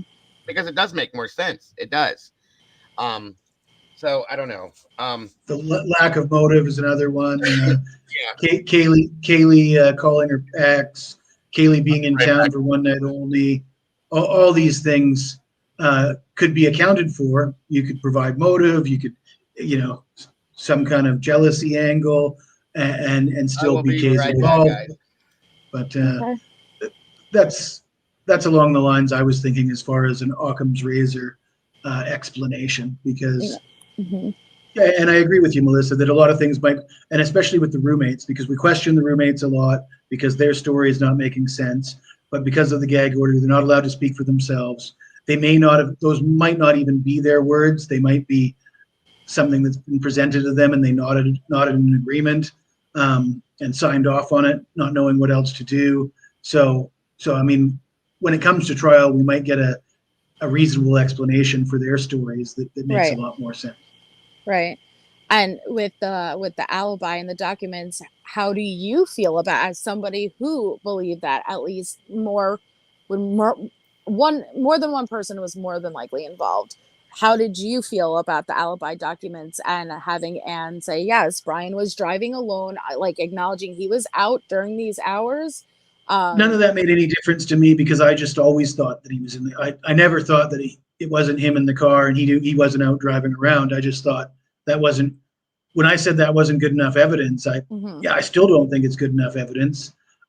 My biggest concern is the tone from his defense. Mhm. They were carrying themselves like they're in a position of strength, like we got you right where we want Right. you. This is a checkmate situation, and now that is either strategically designed to achieve something that they want to achieve based on their change of tone, or it's a sign that they're a lot weaker than they thought they were. So that's where that document changes my mind a little bit. I'm still a little. I don't want to overreact. Yeah. It doesn't change any. It's not like they have this great amount of evidence, but I am concerned and confused by the change in tone from the defense. Mhm. Oh, all right. All right. Sorry, guys. I had to grab another cup of coffee. I'm old. Need something to keep me going.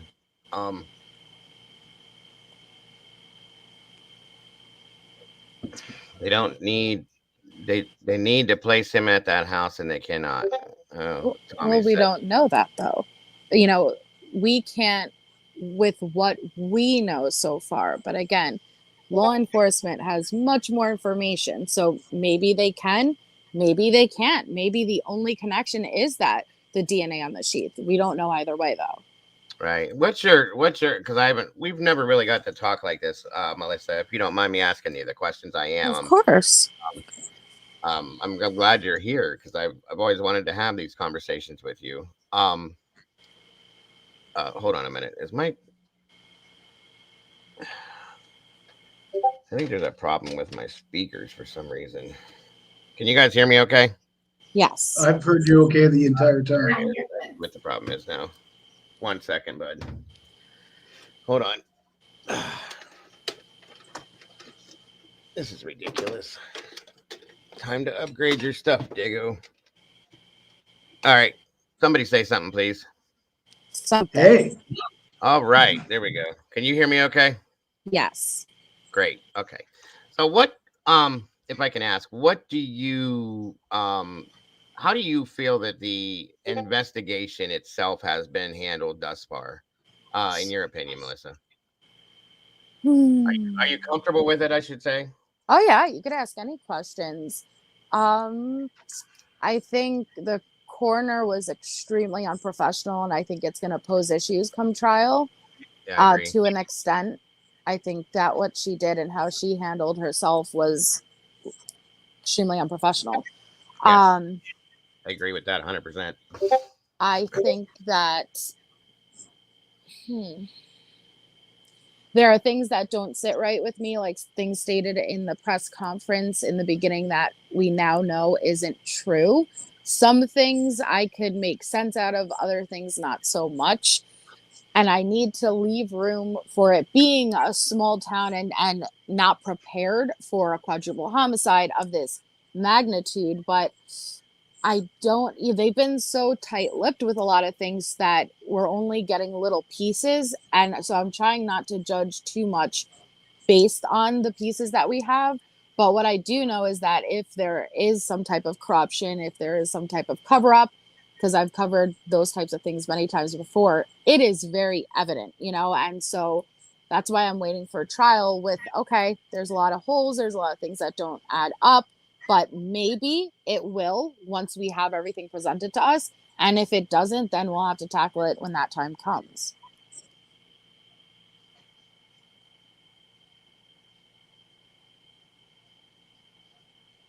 We've lost Dago.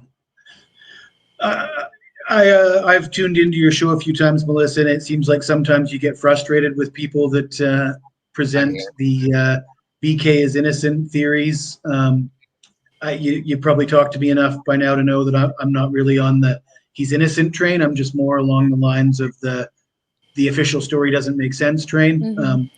Right. But yeah, I think I understand where you're coming from. I don't get frustrated that people who think Brian's innocent, he's innocent until proven guilty. I get frustrated with misinformation though.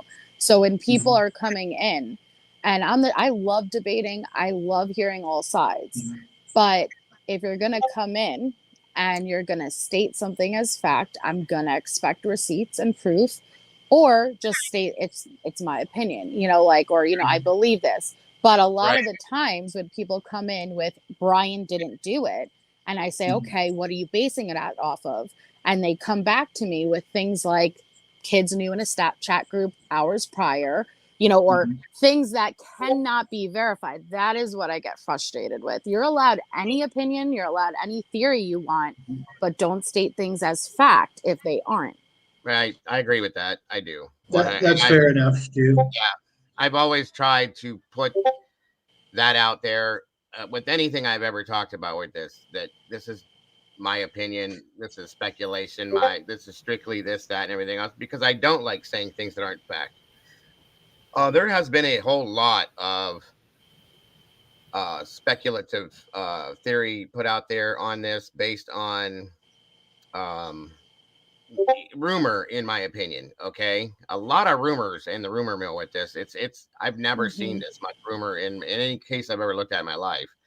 Of course, I've never seen a case like this before ever either. So that goes along with that. But yeah, I just was kind of touching on what your thoughts were about all these different variations of things that we've dealt with at this scenario so far, and I'd love to hear it. I really do love to hear it. So, I've always gotten from you that you feel that same way, like you just stated. Of course, that it's about everyone's opinion is welcome, but don't put out anything that's not.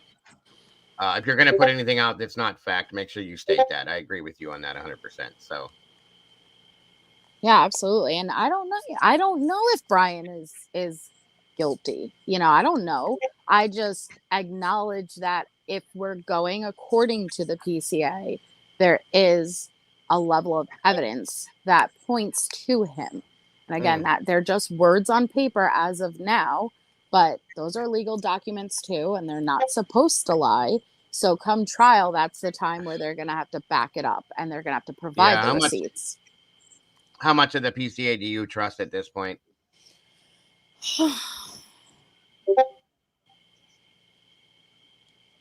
How much do I trust of the PCA? Yes. Are you comfortable with the PCA? Let me rephrase it. I'm sorry. Are you comfortable with what the PCA has stated to us thus far? Comfortable meaning, do I trust that it's true, or comfortable meaning it doesn't seem like it adds up? Like, which kind of comfortable? Well, actually, both. That's a good way to put it. Both ways. Do you think that it's true? And do you feel that because it doesn't add up? What's your thoughts on that? I think the PCA is accurate as far as the information they had at the time that they wrote the PCA. Now, as far as the individual people and their accounts and their experiences within the PCA, I don't know if I can't verify those one way or another. You know, like we have to hope that everyone's eyewitness testimony or their experiences that they relayed are proper, but we're not going to know that until trial. So even if one person is relaying information that is not necessarily accurate, they put that in the PCA, right? So the PCA is written is true as they know it to be, but something may seem off, right? Something's not adding up because there might be something that's inaccurate within it. Yes. Okay. Got you. That makes perfect sense. Good sense. Love it. Thank you for that. All right. Well, I appreciate all the creators up here. I'm going to go ahead and allow other people to come in and ask questions at this point and state opinions with all the rest of us creators up here doing this. That's kind of how I was setting this up, guys. I know some of you guys have been wanting to ask questions and stuff like that and speak certain things. So as long as all of the rest of you up here are okay with that, I was going to allow certain people to come in and ask some questions and state things as well. Is that okay with everyone? Yeah, it's hard to keep up with the chat. I see a lot of people trying to ask me questions in chat, and I can't keep up to it all. Yeah. Now, I mean, and I will ask, as we just stated, guys, anything you're going to put out there, if you're going to state it, if it's not something that's fact-based, please make sure that you're stating, as my mods have put in the chat the whole day, in your opinion, or, you know, that it's all speculative and all that. I do ask the people do that. That's all I'm saying. So I appreciate that. So I'm going to go ahead and bring a few people on, and I'm going to ask everyone that is coming up to try to keep it short so that we can give everybody time in that sense. Okay.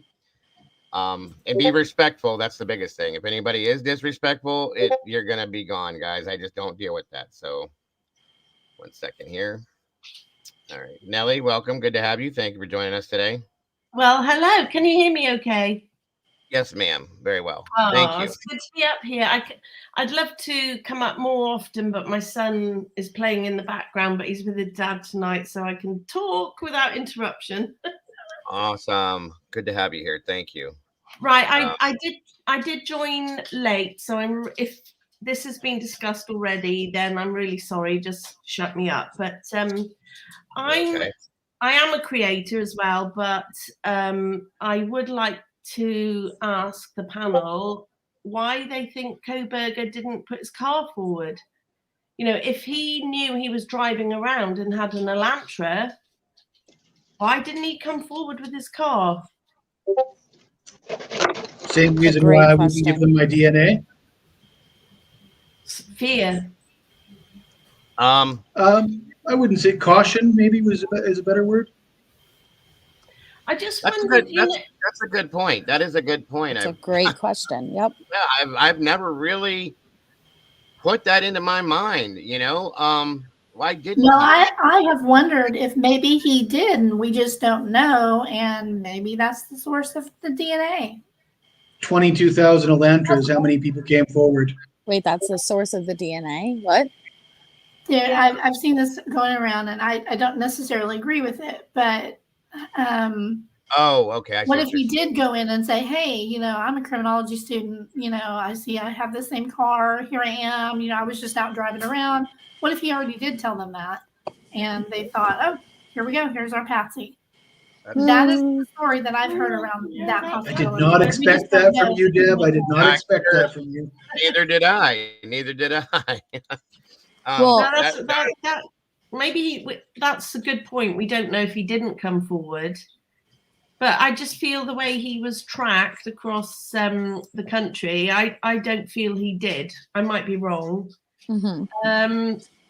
But I just thought, you know, I'd say 70-30 that he didn't do it. And now this alibi has made me think, I don't know. I don't think it's odd to drive around. I've lived on my own a lot in life, and I would go late night food shopping and go for a spin. We know he's an insomniac. We know from his neighbors that he did trash all hours, you know, garbage disposal or whatever it's called. all hours of the morning. I was never worried about him doing the trash in Pennsylvania. I'm not worried about him driving around, but I did get a feeling of, well, if he knew he was driving around that area alone, wouldn't he have come forward with his car? That puzzles me. I think that's a great And question. also, if it was normal for him to do these late night drives, why didn't he do one again after the night of the murders? Because he hadn't pinged again after that last one. Yes, exactly. Yeah. Well, and that's a good point. Somebody had brought that up a while back, okay, and said, and my only answer to that was that maybe because of the situation at hand, that he stayed away from that area. I know that sounds, that could be reaching in a sense, folks, but maybe. And once he realized that car was being looked for, maybe that's why he didn't do it, because he was in fear that they would go looking for him, thinking he did it. You know what I mean? Yeah. Wasn't it quite late that they realized even the correct year of car? Because early on, it wasn't, it wasn't his car year. They realized shortly after that, I believe, I don't want to say this as fact, they realized it shortly after they had just released it, but they never corrected it. That's as far as I know. Yeah. Right. Sleuthy says, well, he supposedly had a phone conversation with Payne. Maybe he told him about it, and Payne was like, thanks, bud, but we're looking for 11 to 13. And his phone didn't ping between 3 to 5 a.m. in the area. Correct. It was shut off.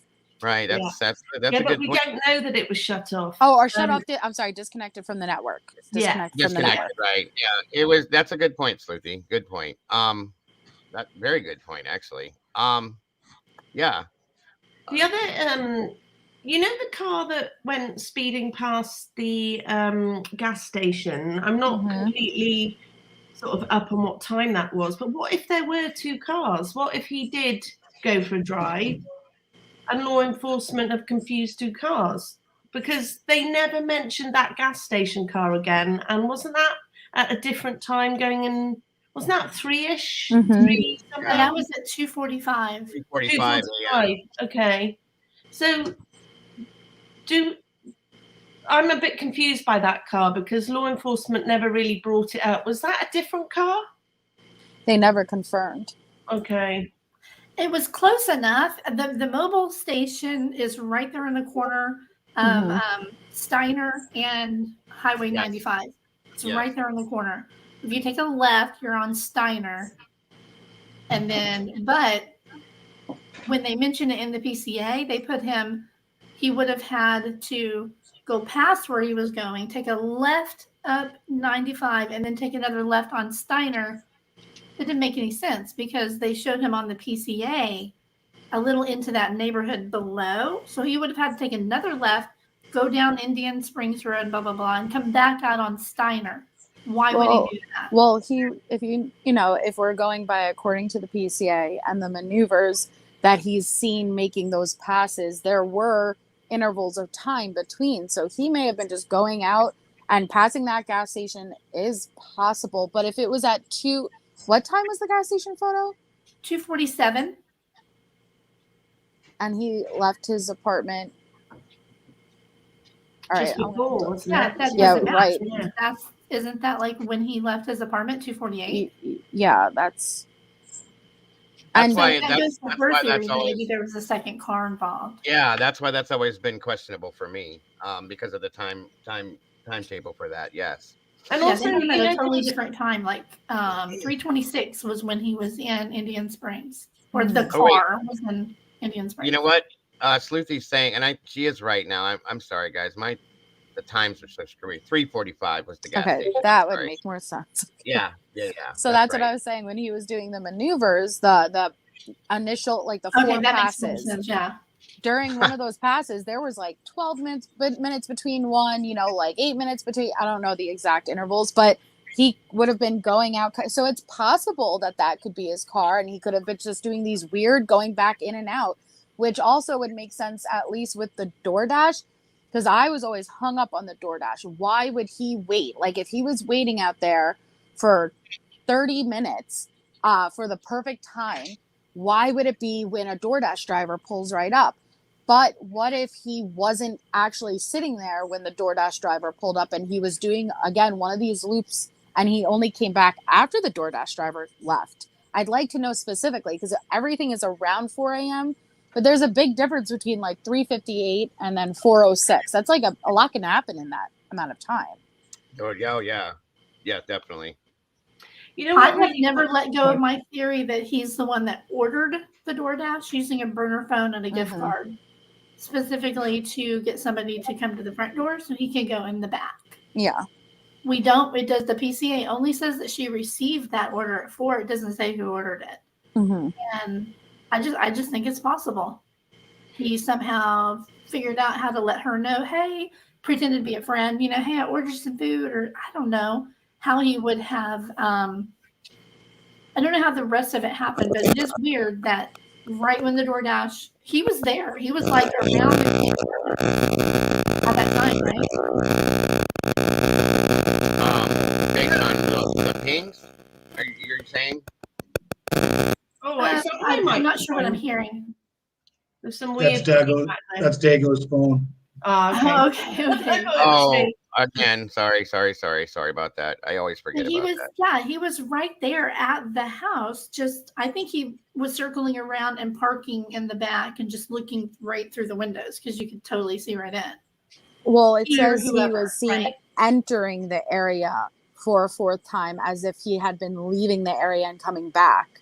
Yeah, and I saw Gray Hughes in that video where it showed like a big loop around. Yes. Do you think he did that entire loop all the way around Valencia? There's feedback. Okay. Can I mention something? Is the audio okay now? Rollo, I think you gotta turn off your YouTube.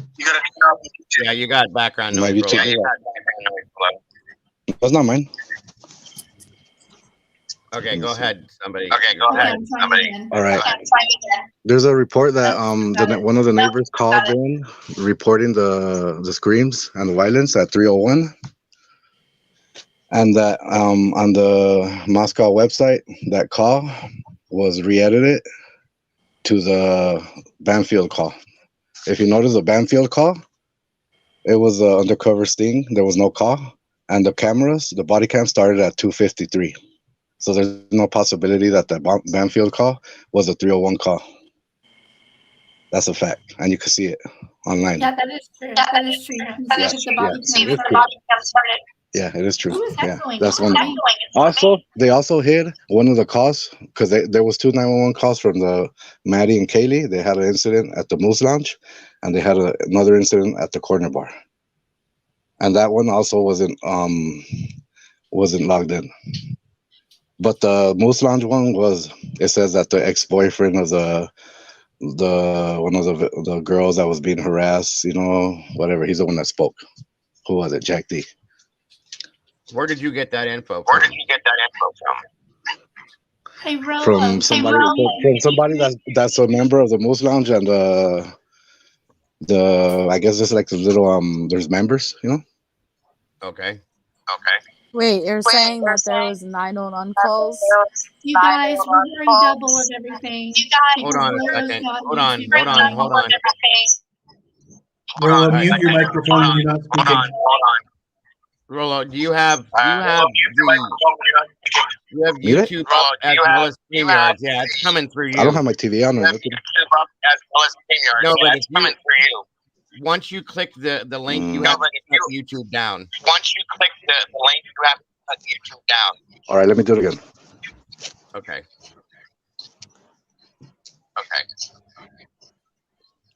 Sorry about that, guys. That's a lot better. Yeah, there we go. Oh, wait, still coming through. Hold on.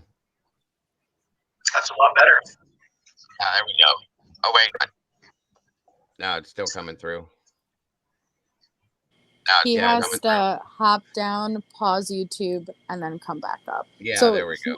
He was stating that there was 911 calls made the night of the murders from the victims. And I had heard this earlier, but I wasn't able to verify that. So that's why I've not really talked about it.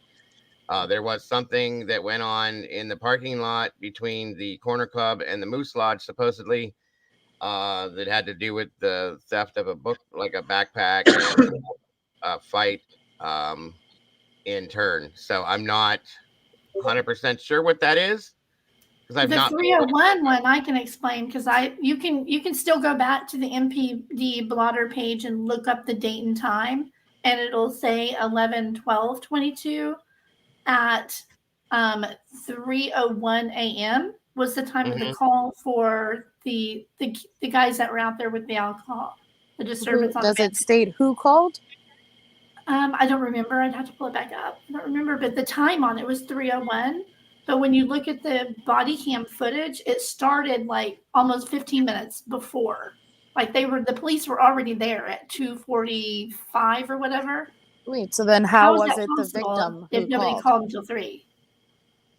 But wait, you're saying whoever is saying that one of the victims called 911? I don't know. I'm gonna go pull it up and read again what it says. Moscow. Yeah, I had heard that it was, like I said, some kind of an argument or a fight that may have carried from the frat house to there. Then there was something in regards to 1 second. Is that better? Sleuthy said, I have the report and narrative. It's all in the timeline. No one called. It was officer initiated. Okay. Okay. So why does the body cam starts at 15 minutes till, though? So why did he put it down as 3:01? Do you know? Because of the cover-up. Where, Sleuthy, do you have where'd she go? Yeah, I mean, I've never said anything about it, like being a cover-up or being really much of anything, because I don't know. But maybe if she knows, I posted on the Discord, the log sheet. Oh yeah, I can't pull that. There's no possibility of that call being at somebody reporting it on the phone as a 911 call at 3:01, where there wasn't even no 911 call. They were doing they saw the individuals intoxicated and they hit them up for their IDs. There was no call. Do you have the link, Rolo, for the log sheet? Because you can put it in the private chat and I can pull it out. It's in your Discord page on the. I can't bring it in from the Discord into here. That's what I'm saying. Okay. All right, Tommy, have a good day. Okay, Sleuthy's right here. She said, "I'm here. What do you need me to email Banfield?" Right? Yeah, that'll be fine, Sleuthy. Unless you want to just jump up here, whatever you want to do, dear. I'll do. Or you can jump up, Sleuthy. Yeah, and I'm gonna email you the log sheet. Well, I'm looking at the actual live webpage for the Moscow, and this is weird because it skips from December. The last log on here was December 3rd, 2020, and then it jumps all the way to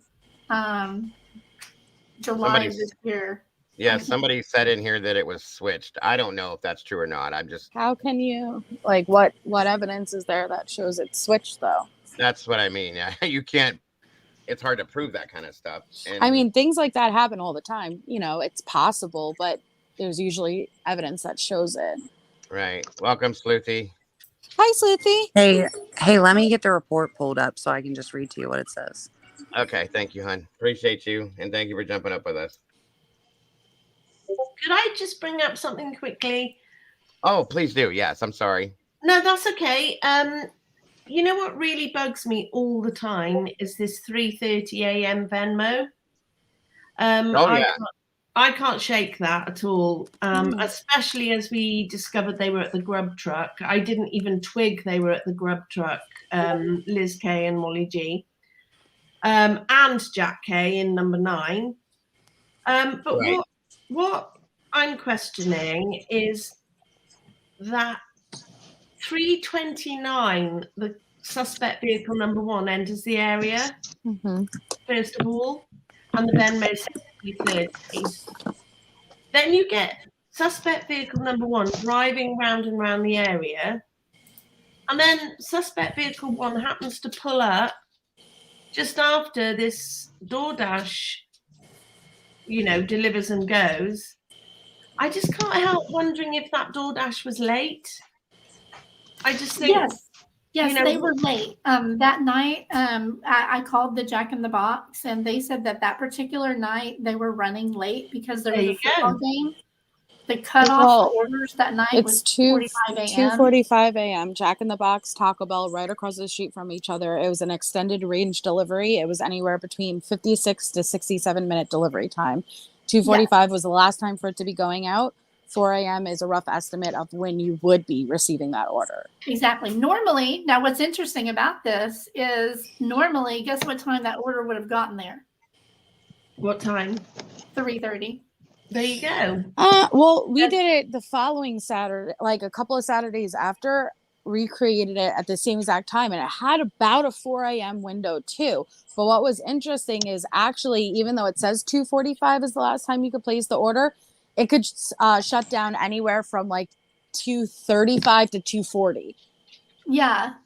They told me that it was 2:45. And that was already out there. But isn't it kind of weird though, you guys, that his phone shut down at 2:40? Was it 2:48? No longer connecting to the network. Mm-hmm. Yeah. Right after that deadline, and then he made a beeline right over to the house.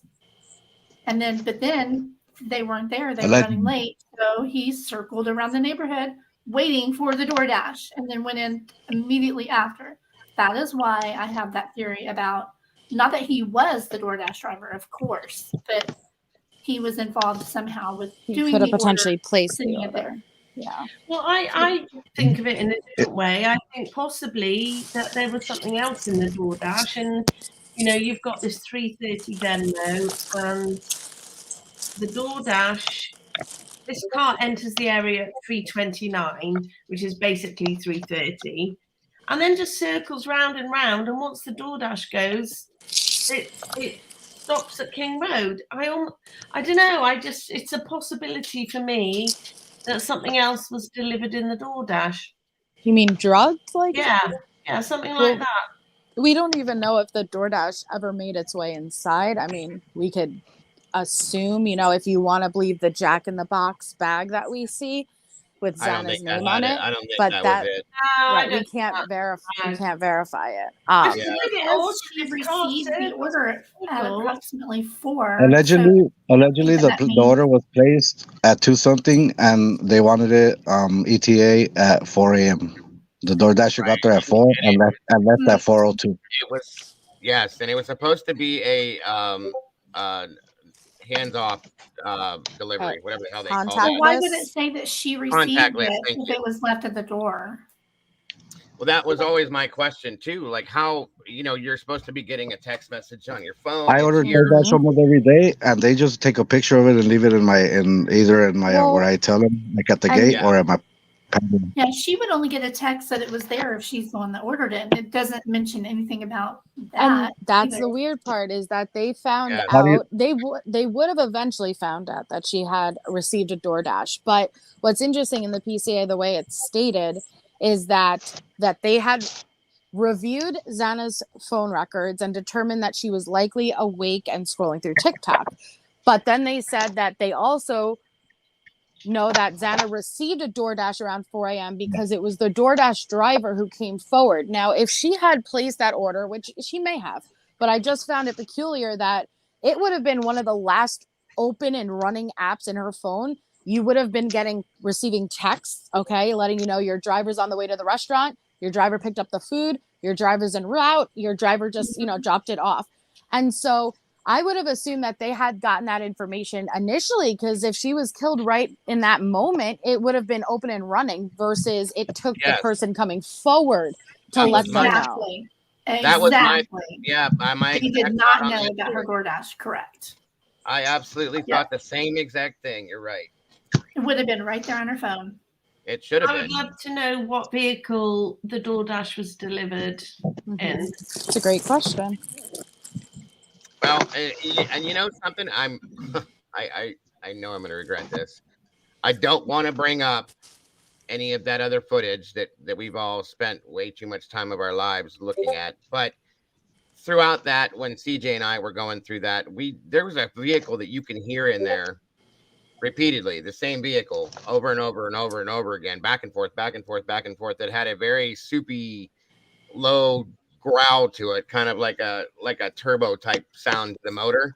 And we half wondered if that was the DoorDash driver. Okay, and it was all you over. can hear it at 4. At 4:01, yeah. you can hear a DoorDash vehicle lock and then unlock less than a minute later. That's what I really think that is. At the 4:01 mark, you said? Yes. Yeah. Yes, it is. Yeah. Okay. At 4 to 4. I don't know. Yeah, you know how you hit your button twice to lock your car, and then you hit it like once to unlock it. That's within like 30 seconds. Both of those happen. I can agree with that, but why would you lock your door to step out The of your alarm was activated. That's what I thought. Because it's scary. It's 4 o'clock in the morning. Is it though? You would run out, drop the food off, and run right back in. That's my thought. Let's remember she was drunk. They were all really drunk, and we could see them at the grub truck behaving like they didn't have a care in the world. So it seems odd to me that they would want contactless delivery and be extra cautious about anything at 4 a.m. I'm talking about the driver. When they got out of their vehicle, I see them. I get DoorDashes and grocery deliveries and stuff, and they'll lock their car in broad daylight out here. And I live in a great neighborhood, and they lock it. Brian Stoneman says that her car beeps when you leave it running and open and close doors. So that could be it too. I don't know. Yeah, you can play it and we can hear it. It's actually one of the few things on there that you can hear, and I think it's legit. A lot of the other stuff, I don't know, but yeah, we're not. Don't worry. That's right. Yeah, you can hear the activate or disactivate. I'm not endorsing the audio in full. Right. Was there anything else that you had wanted to mention, Nelly, by chance? There was, but I got distracted. Bear with me for 2 minutes. No worries. Did you happen to find? It's the footage that you don't want to mention, but the big thing for me. Sorry, I have you probably covered it. You can bring it up. I just don't want to go too far into it. No, that's fair enough. I understand that, but just really briefly, what really bugs me in that is the number 9 guy. I swear is Jack K. And obviously Ethan sent his last ever Venmo payment to him at 11:40 p.m. that night, right? So 3:30. No. That was Liz Kay and Molly Gray sent a Venmo at about 3:45 that afternoon, captioned 3:30. Ethan sent a Venmo to Jack Kay at 11:40 p.m. that night. We don't know what it was for, but it was actually 8. It was, so whoever took that screenshot took it in Eastern Standard Time. So actually the Venmo in Ethan's time was 3 hours before, which was 8, whatever. Yeah. 8. The same thing happened. Same thing with the corner club video surveillance footage. Remember that day there was daylight savings time change, so they didn't manually do it. So that's why it reads an hour ahead at the corner club. The footage is an hour ahead of the actual time. So that weekend was daylight savings. That Ethan ever made. It was his last Venmo payment, as far as we know. And then this guy's at the grub truck. Liz K and Molly G are at the grub truck. And what I find interesting is that number 9 gets the food. Number 8 goes round to the group that we all look at, and he whispers something to the guy in the cream hoodie.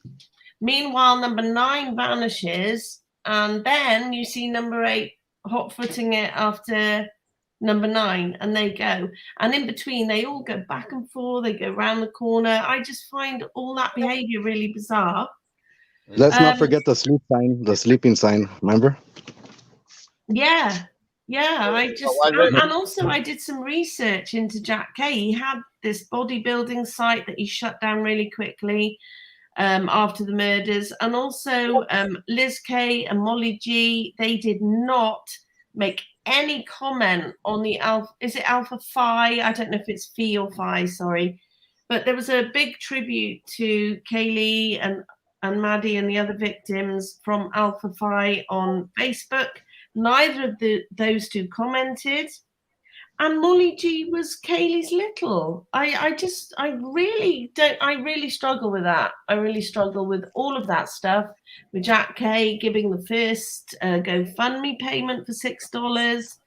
And also there were a couple of lads who put up this, sorry to mention another creator, but it was Sweetie Pilo. She put up this thing months ago where these kids, I think they were frat brothers, who had been pictured with K-bars, had posted best weekend ever, and Jack Kay liked it, and it was referring to that weekend. And I don't know, I'm uncomfortable with all of that stuff. And as far as Bryan and his alibi is concerned, it does raise questions for me. I do think, before I go, that I had really thought that his car was not proven by law enforcement. I thought it was all kind of, well, how do they prove it's his car? Have they got unreliable footage? Phone pings are not that reliable, considering law enforcement said his phone pinged on the 14th and his phone wasn't there. But I think it's been a weird twist of events. I think now Bryan does need GPS. He does need this triangulation stuff going on, if he's innocent, to prove that he perhaps wasn't there. He maintains he wasn't at King Road. So if they've only got these phone pings, he's buggered if he's innocent. Moscow and Pullman have 4 towers, and they all capture a 20-mile radius from the locations from phone signals. 4 towers, right, in the whole area, 20-mile radius. Yes. Bryan Kohberger lives 8 miles from the 1122 home. But they've got this camera footage now, and he's not denying he wasn't driving around. So that's my point. They need something. The defense actually needs more. If he's innocent, they need more than the phone pings themselves. Do you know what I mean? It's like initially. Bryan Kohberger got pulled over almost on his way home, almost getting to his home, and the towers was pinging him at the 1122 residence, 15 minutes away. Okay. I think from normal ping stuff, like Jules says, that's why we need the cast info. That's either going to set him free or incriminate him. It's almost like I was looking into all these pings and thinking, well, actually, he could be sitting at home and his phone could ping off different towers. But like Jules says there, that's why we need the cast information. If he is innocent and he says he's not at the King Road, what if his car and phone doesn't have GPS? What if they can't triangulate the calls? So if he is innocent, he needs that information, and if they don't have it, it's a problem. They have it. They're just not trying to give it to them. They give them a picture of a CD. But surely the defense gets that information. How do you know they didn't give it to them, though? They gave them a picture of a CD that they had the evidence on the CD. Yeah, that's correct. You're right. It was a CD. They gave them a photo of the CD. I even posted a Reddit. I posted a CD, and I posted it. This is a state's evidence, and I took a picture of the CD. Everybody's liking it and laughing at it. You guys don't remember the Moscow CD? Hold on, Rollo. What are you saying, Jesse? Just that, to Rollo's point, that they just provided a picture of a CD, and the documents coming out from Ann Taylor at that time were wrong car going in the wrong direction. And we've evolved from wrong car in the wrong direction to, yeah, my guy was driving around in his car alone. The tone from the defense changed dramatically in those documents. So perhaps she's now received what was in that CD rather than just a picture of the CD, and that's the evidence of such. Yeah, I think you could be right there. You mean the wrong car with no rims? Somebody's echoing again.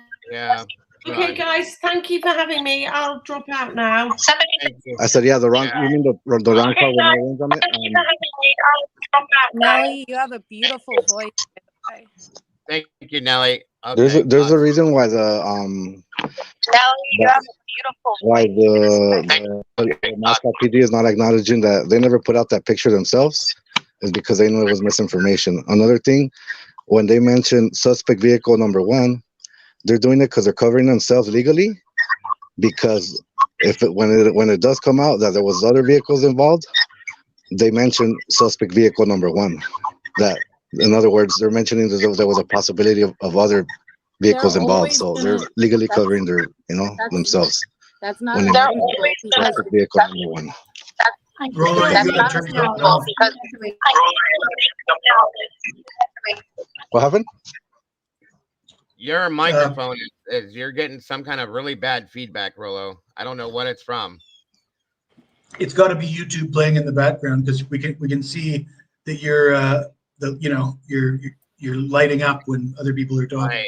It's bad. It's like real high pitched, like voices coming through from us. It's not doing it now, but it was. Okay, he's muted. He's muted now, so if he mutes himself when he's not speaking, it certainly improves the situation. Gotcha. Okay, Sleuthy, did you find that what you were looking for? I did. All right. Sorry, hon. I didn't mean to. That's okay. No, so basically Nobody put Sleuthy in a corner. I wanted to pull up the footage also, because I feel like then I'll be able to explain it easier. I don't have it redacted, so I don't want to show it right now. Okay. But basically, so if you read the narrative, it says on 11/13/2022 at around 02:50 hours, Officer Tesdall and I, so Nathaniel Rosendahl wrote this, and I were working a plainclothes alcohol enforcement emphasis on U of I campus. We were mobile in an unmarked police vehicle in the 700 block of West Taylor Ave. I observed 3 males walking north in the parking lot of 701 West Taylor Ave towards the band field. All 3 males appeared under the age of 21. They swayed from side to side as they walked and used each other for support. One male fell down as he walked across Taylor Ave. Officer Tesdall and I contacted the 3 males and identified ourselves as police officers, and then he lists the names of the kids. Were identified and their ages were confirmed through dispatch. All 3 were under 21. I asked how much they had to drink. All 3 said between 6 to 8 beers, and their speech was slow and slurred. As I spoke to them, I could smell the strong odor of an alcoholic beverage coming from their persons. I cited one of them, and then the other officer cited the other 2 gave them mixed citations. All 3 were released on scene.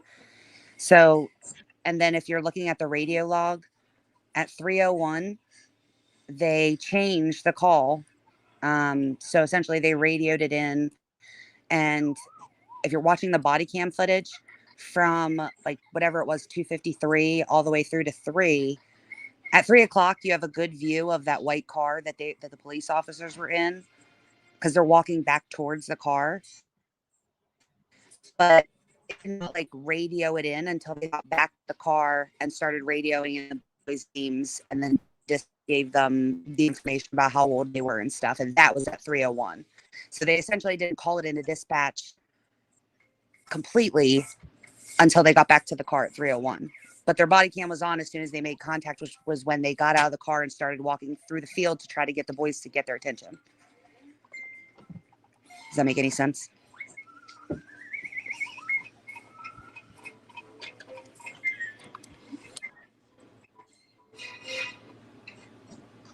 I have no opinion on this subject. I mean, I don't really have an opinion on it either. I'm just saying, if there was confusion about why it was 3:01 when it was really earlier, like they didn't, until they got back to the car, they did not like call it in as a minor in consumption. Right. Makes sense to me. Does make sense. I do understand. Absolutely. Excuse me. Sorry about that. Is this Rollo, you good with that? Well, wait. Do you know what's interesting though? Is that and as I'm thinking about this, I'm picturing the body cam footage. The other boy with the real bushy eyebrows, like the Groucho Marxy looking, like that's what I think of when you tell me bushy eyebrows. Yeah, like Sharpie, like that's what I think of. Okay, so that boy was over 21. Okay, he had like two beers or something in his hands, and as the police were walking towards Van Field to go after these other boys, the boy that was over 21 with the bushy eyebrows came up from behind them and started walking towards Banfield also, but he was like entirely separate from them. I never did see that call. That's exactly Eugene Levy or Levy, whatever. Exactly. I love him, but yeah. I do too. That was one of my favorite shows. Actually, I miss it. Sorry. I don't mean to get maybe they didn't call his in because he was over 21. I really don't know, but they made that boy stay with them the entire call. Did you notice that? Yeah, they did. They should. And the first guy that they talked to, he was fine. They let him go, right? No, that's the boy with the bushy eyebrows. And then they let him go. But they made him stay. They asked him to hang around. And he was like, what? Like they made him stay with them the whole time. He was not, he was like good, but he didn't get to leave. Yeah. Cause I remember them saying, okay, you're fine, blah, blah, blah, all that good. And then they went on. Let me check something. I'm going to look it up real quick. Yeah. The first guy, you're right, there though. was three that were left behind. Three that were left behind. The first guy was let go pretty quick because he told him really quick, I'm just going to verify that you're 21, you're good to go. He asked, can I keep my, beer? And he's like, yeah, I don't care as long as it's not open. And then he was let go within just a few minutes. They called and verified that he was over 21. He just didn't have his ID on him. And then the other three were there for like until 3:00. Make sure you're 21. What time was it that the dumpster guy was seen on the footage? Because that was one of them. That was one of those boys. Wait, what? Say that again about the dumpster footage now? One of the guys that was there that was left behind the three. Mm-hmm. The one I can show you here. The first guy was let go really quick. Bushy eyebrows guy. Mr. Levy. Okay. Yeah. All right.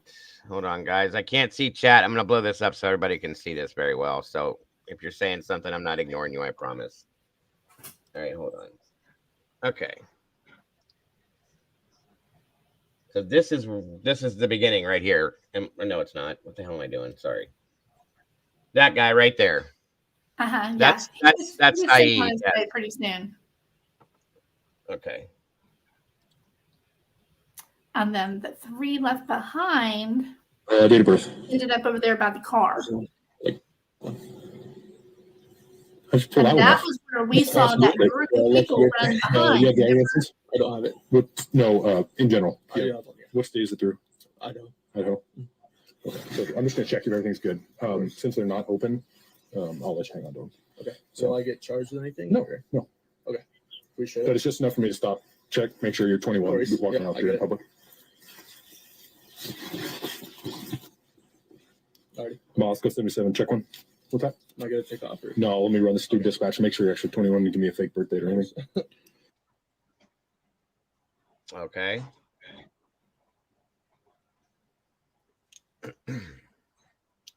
I can't think of what his last name is. I know the first. And I actually want to say, wasn't he in this at some point, like showing him something on his phone? I thought, yeah, I think you're right. I really do. Car. Yeah. Well, not this guy, and that's one of the other three boys did that. Yeah. God, it's so hard to remember. There's so much of this I've seen. Yeah, that's the first one. I only remember because I was just in it when the other footage that shall not be named was brought out with the dumpster. I backtracked using the timestamps on this and figured out that it's the same dude. Oh, you know what? See, that guy right there with the light colored, I think. This guy? I believe it's that guy right there. I think. Okay. Yeah. You might be right because I remember them. I was thinking that he was getting ready to walk away, that he did walk away, and then they moved on with these other other three, but yeah, okay. Mhm. Hold on. You guys taking off on me? Yeah, it's that guy right there with the light colored hoodie. He's the one that's actually at the dumpster. After they go to the car, he gives them all tickets one by one. He starts with that guy that just put his hat on. So he gets released from the scene before the other two.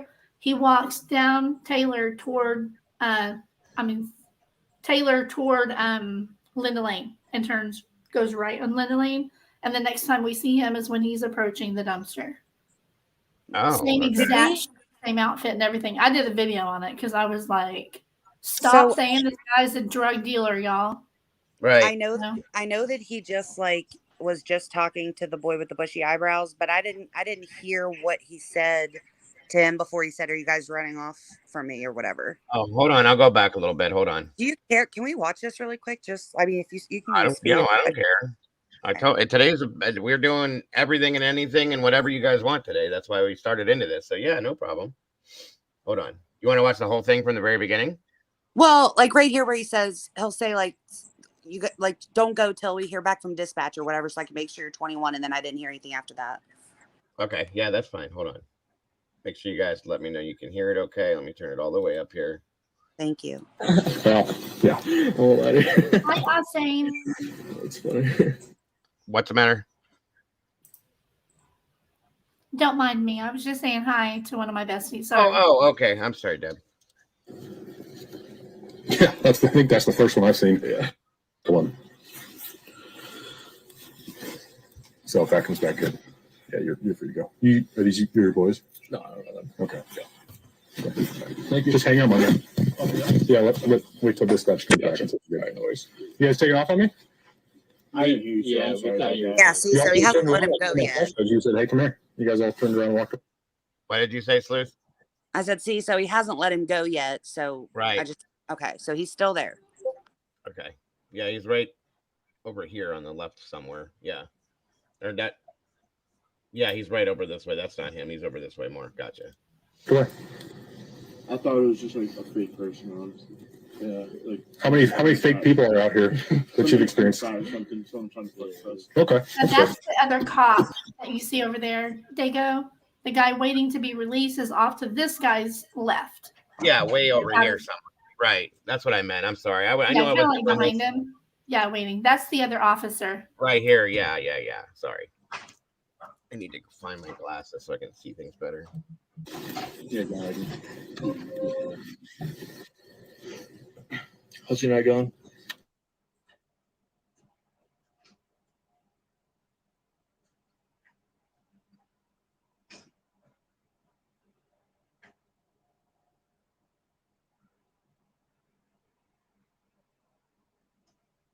Yeah. That's very odd to me.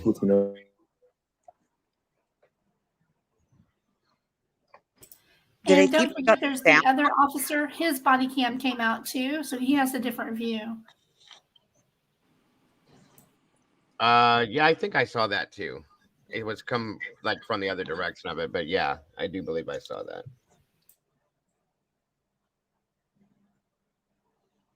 Did he cut off the sound? What's the matter, hon? Is sound playing or like I can't hear any sound? I don't know if he cut it off or. Did you not hear it at all? No, I did up until you paused and then restarted. Like once we were kind of pointing out where the boy with the bushy eyebrows was, and then I couldn't hear anymore. I didn't know if the cop shut his sound off or if it's just me. Let me double check it. EB says he cut it off, but I'll make sure. I just made sure that it was loaded in. 1 second. Okay. I don't know. Is it a yellow car right there? Yeah. Undercover. Well, it's trying to save gas. They downgraded us from patrol cars. Gotcha. They gave us hybrids to save on fuel. There you go. Smart move. Yeah. All right. Once dispatch lets me know that actually exists, I'll catch you this. All right. No worries.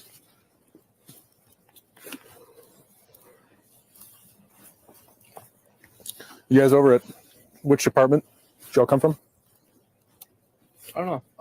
I was at a friend's house. I couldn't tell you the numbers. Yeah. Okay. Do you know the person hosting the party? Some guy named Matt, I think. Okay. I don't know. In the middle. What's your first name?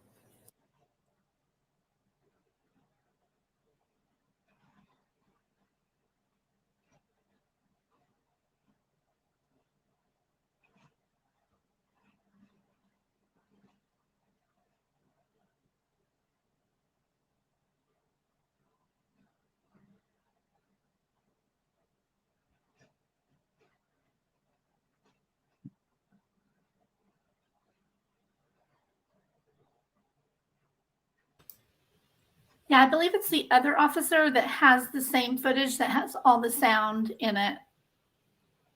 Because at this point in here, they're telling them their names and stuff and where they live. And the guy holding his hat is pointing over there at the Queen Road apartments. Well, what's weird about that is that they don't run these three boys' names until they get back to the car.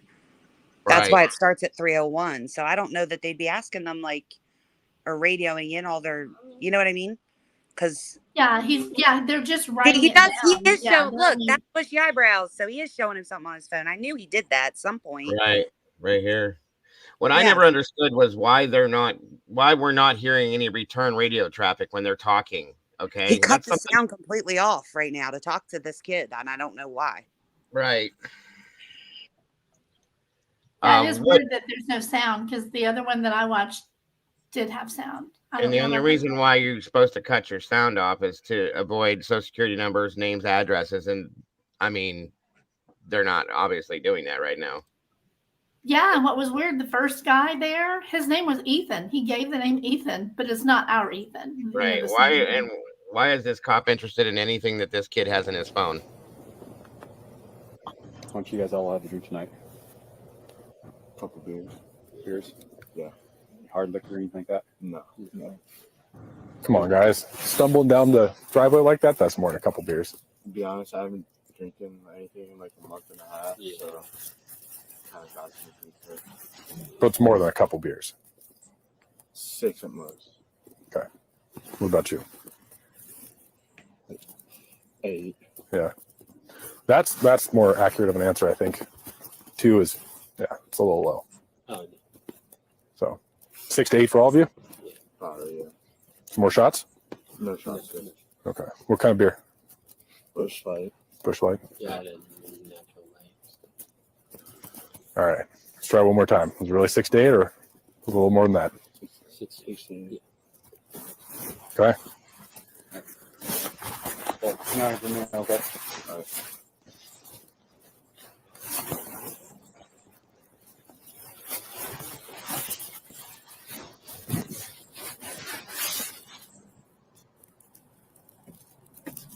$59.77. Are you going to be issuing?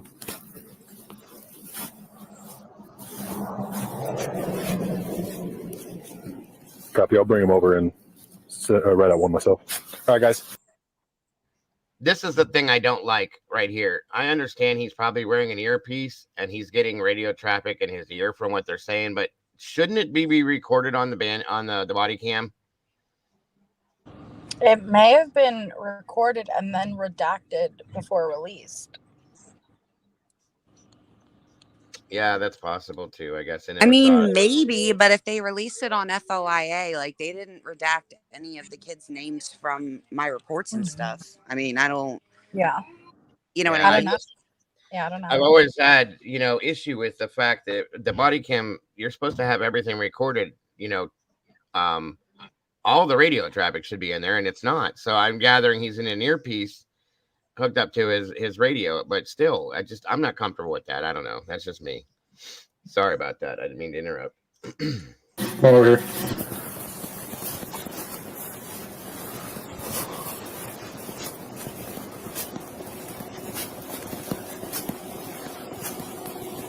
All right, if you guys all want to stand somewhere in this area, don't run off on me. None of you guys are 21. It's one thing to drink in an apartment where no one can see you. It's another thing for us to drive by and see you guys absolutely stumbling down the roadway. Okay, so likely what's going to happen, because you're all underage. What grade are you guys in? What year are you? Freshman. You guys are all freshmen? Yeah. Okay. You guys had any cop talks or anything like that with our two campus officers? Yeah. Luzinski, Morris? Okay. Yeah. So none of this is a surprise. They've explained this all. They've given all the warning, stuff like that. Okay. Yes, so you guys are going to hang out for me. I know it's cold. I apologize. We'll try to get through this as quickly as we can. We're going to get you some citations. And we'll catch you loose. Okay. Sounds good. All right. Yeah, it was definitely the other officer who let the first bushy Mr. Levy, but the other officer was who told the guy, "You're good," and he's already gone at this point. And where is that other officer? And Saeed's gone now, like you said. Where'd they go? Yeah, he turned around and went back toward the frat house. The officer? No, Mr. Levy. Where's the other officer at? Oh, he's in the car now. Okay. I believe he's in this vehicle. Hang on, we'll keep watching.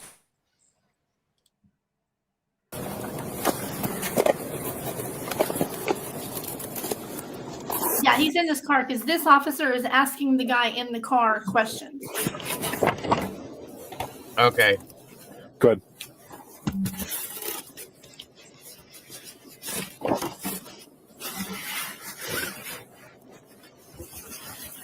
Negative. He's been released from the scene. Thank you, though. Yes, he's been released. That's so weird, though. Like when, like it's almost like they just radioed back his information, and then he said, "Oh, he's been released." Well, you said you were waiting for his information to come back, so why was he released? And when was he released? And if he was released, why was it not recorded? That's what I'm saying. It is recorded on the other officer's body cam. You can see him turn around and like disappear into the dark. But he was told he could go. Yeah, he was by the other officer. Yeah. Is this Tesdall or whatever? This isn't Rosendahl. So. Yeah. No, this is Tesdall, I believe. Both body cams were released, right? Yeah. Yeah. That's what Deb was saying earlier, that there's another one out there. Yes. I just grabbed this one because it was the first one I saw. I can find the other one if we need to real quick after this. If you guys really want to see it, it's no problem. No problem for me. What's that? No, he showed me a picture of it. I don't know if it was a 2-part blast, and I don't know if I messed that up, but he showed me a valid picture of his ID. And what was that about? Homeboy lied to you? Where did that even come from? Wait, what? What did I we never miss? heard that before just now. That's the first time I heard that. Hold on a minute. Probably about being 21, maybe, or the amount of beers they drank. Man, well, I think he started to refer to an ID or something. So yeah, but I don't know why he would say that though, because he's the one that said you can go. That's weird. Oh, hold on.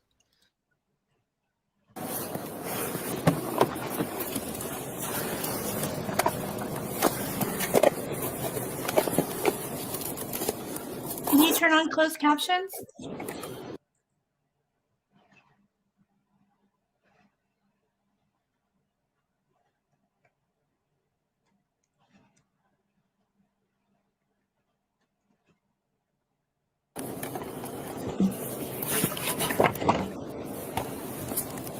Good.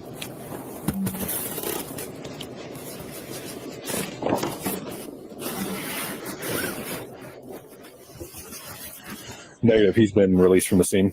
Thank you, though.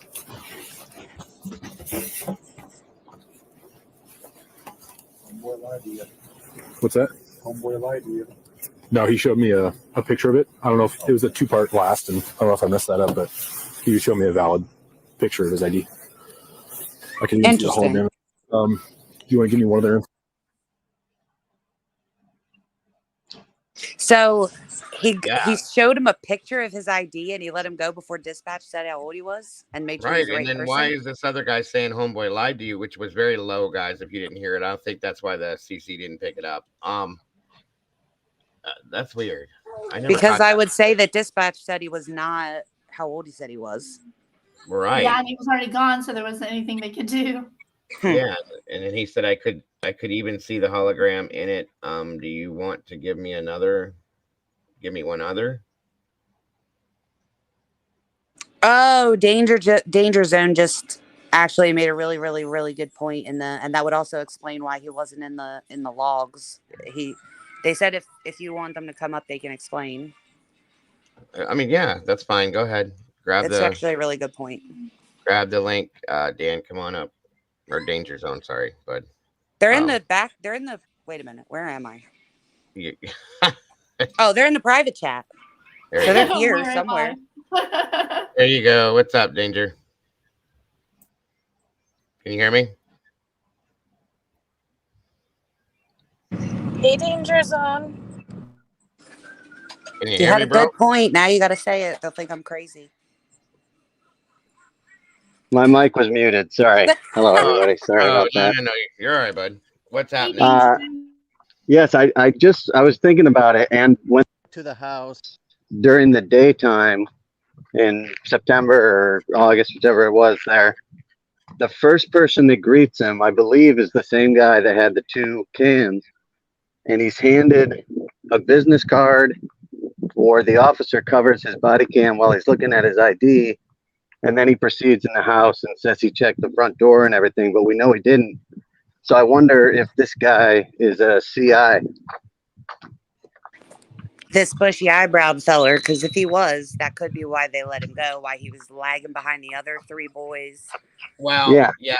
Somebody brought that to my attention about 4 months ago. In fact, somebody, for some reason, thought that the Dave guy that we all heard from was this guy. I can't say that that's true, but I don't know. But yeah, that's interesting.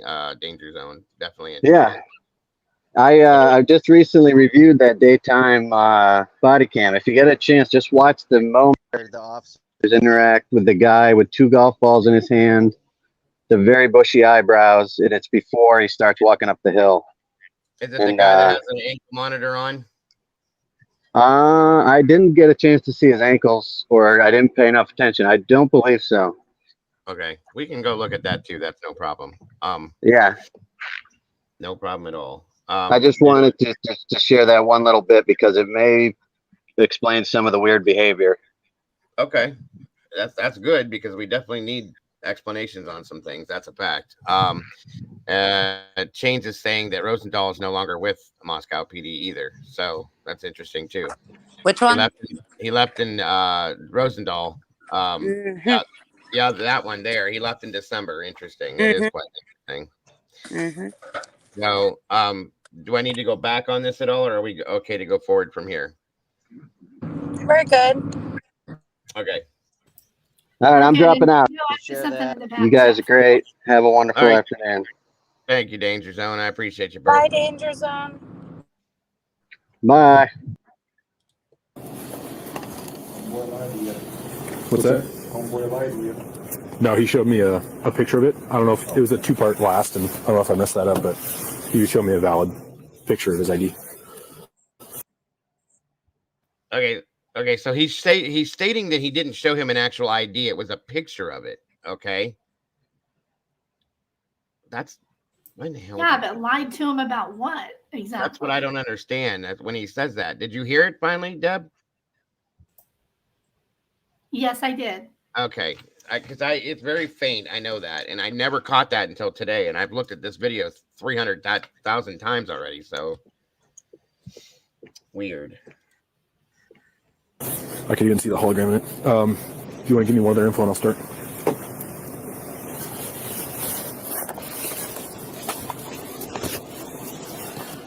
Now, this guy's a rookie. He even had to ask the other officer what kind of ticket to get, right?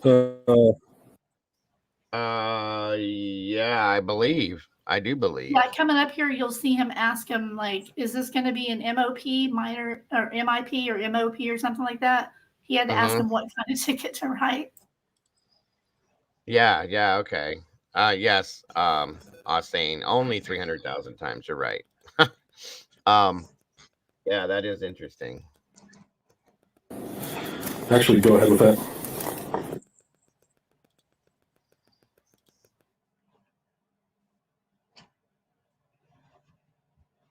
I don't think Rosendahl was ever on the roster, right? He completed his training and they just didn't update this. Well, I don't know. I don't know.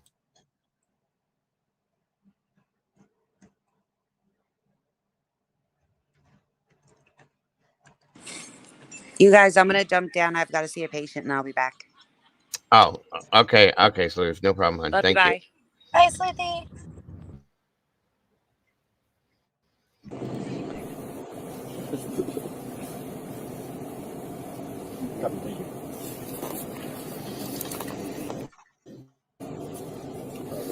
See, why did he cut the audio out on all of that for that whole period of time there? That's what I don't understand with some of this. These body cams, somebody correct me if I'm wrong, and I'll be gladly be wrong. I don't mind. They're supposed to record from the moment you get involved with whatever person you're talking to the very end. Am I right or am I wrong? Yes. However, keep in mind, this is the one that Law and Crime posted, and they probably redacted it because I've heard the unredacted one. Okay. I got you. Thank you. I'm sorry, Mo. What is redacted in mobile? Okay. What's some Jules said something here too somewhere. Where did that even go? Sorry guys, 1 second.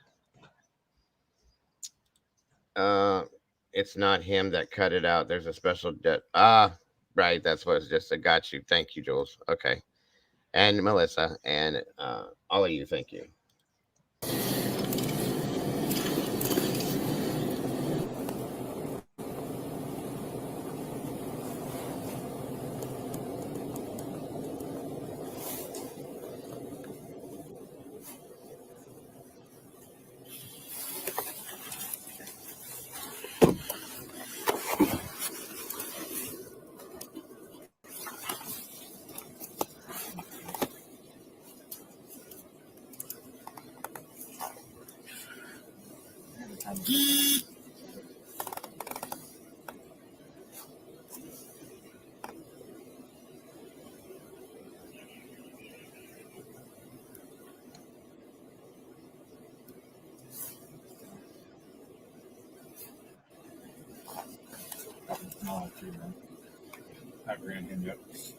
You've not? Okay.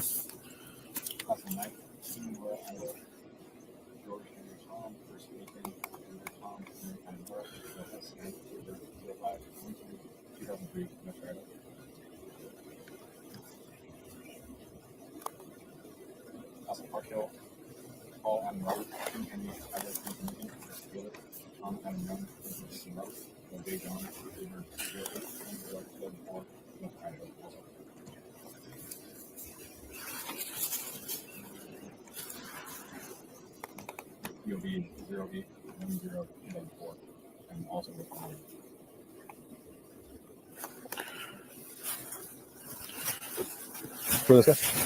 You're good. Gonna be last of Regan, Robert Edward George, Adam Nora, first of Peter, common spelling, middle B boy, DOB is 2003, Mil Idaho. 23604. Do you write these MIC or MIP?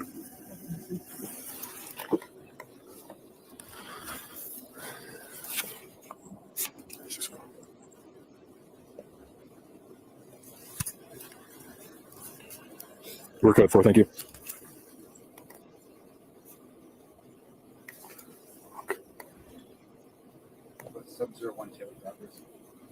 Okay.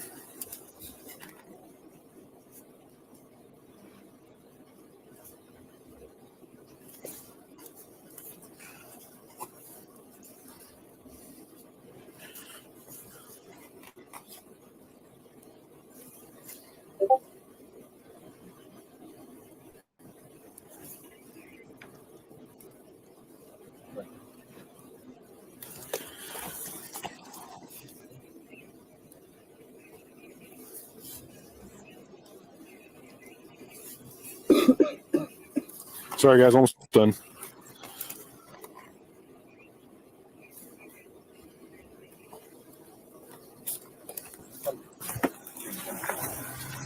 You on December 1st? Okay.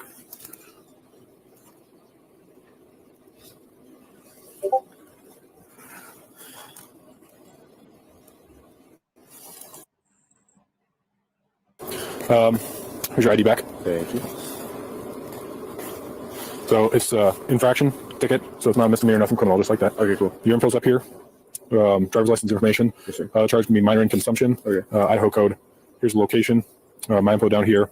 So you need to have this either contested or paid by the 1st of December 2022 at 8:30. You know how much it would be? At the courthouse, I do. If you could sign on the yellow there, the charge for MIP is $487.50. Okay. So. I'm sorry, what did you say? Okay, under Yes, review ma'am. and chat said, hey, have crime sleuth and call Moscow PD and ask if Rosendahl is still an officer. It's Rosenthal, but I did just call, and they just confirmed it. I was can I speak with Officer Rosenthal? And she said he is not on duty, but she would put me over to where I could leave a message for him. And I said, thank you, and hung up. So he's still here, still there then. Well, what exactly is within the footage that, are we looking for something specific? I'm not sure. Sleuthy wanted to watch this whole thing, and she had to jump down, so I wasn't 100% sure what she was wanting to see. Oh, okay. She was wanting to see that guy being let go. And then, okay, so then that was it? Yeah. Looking back chat, though, if you want to continue this a little further, you could. That first guy there that you can see a little bit of writing on the front of the hoodie. If you struggle with toe fungus. Okay. And that is the crumbling yellow. That was funny. If you guys have any problems with your fungus or on your feet or smelly feet, there it is, guys. Like, I didn't remember that being in the body cam. No, it's definitely not. It's definitely not. Definitely not. This is the secondary part of what Deb was talking about here, I'm guessing. So sorry about all that, guys. Didn't mean for you to have to hear all that crap. So if anybody is struggling with toe fungus or itchy feet, there you go. Let me get to that. 1 second. All right, so we're past that point at this point anyway, so we don't need that anymore. Okay, somebody told me that Rosenthal's been on leave all year, so I don't know. That would still keep him on the roster, therefore they could do that. Either way, I have no idea for sure. Well, just because they told me that he's not on duty today, that could be like if you were to call my employer, you know, and I was fired or quit or on leave, they wouldn't just tell the person, hey, they're on leave, you know, their mom passed or whatever. They wouldn't give that on. Just saying. Kara just said not that. Necessarily, yeah. That 20,000 people probably have called and asked for him, and it's probably just a standard reply at this point, right? I would imagine. That is definitely a possibility for sure. Absolutely, that's a fact. All right, so let's check out this toe fungus video, folks. Look at them toes. How about that? Okay, go to 5 minutes and 37 seconds. All right. Let me get this moving here for what is going on with this? You got to skip the ad. What did you say? Go over here and click on skip ad, silly. Where is it? Where's it at? Oh, there it is, derp. I don't have my glasses today. I don't have my glasses today, so I'm struggling with these things. I don't know where I left them either. What was it, hon? About 5:37 is where I kind of. About right there. Okay, we'll go there. All right. There we go. Awesome. Thank you, ma'am. You're welcome. Yeah, that skips over half of it, so. This is only to show that the first guy in there is the one, he's released first. He takes off out of sight. And then the next time we see him is on the Linden Lane. And you can actually see, I also played the footage where the car drives past these people here as the other two are getting their ticket. And then on the footage where you see this guy walking down the street, it's the same car passing. You'll see. Gotcha. Okay. Let me mute myself so you guys don't get feedback on this too.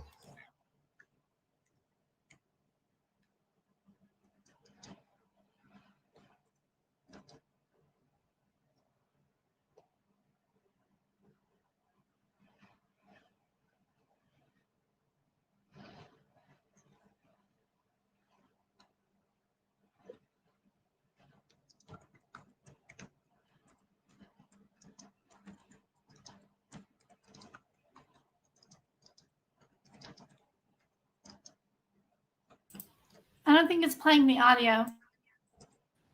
Right. Doesn't really matter though. I can just narrate it. The little blue arrows where they were all standing right there with the cop car. Do you want me to take the audio off?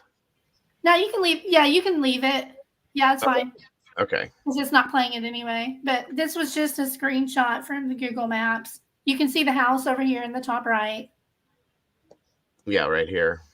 Yeah, and then the Linda Lane cameras were up over that little hill there. Right. Okay. So this was just to kind of show everybody where this was. Gotcha. These apartments are huge. Wow.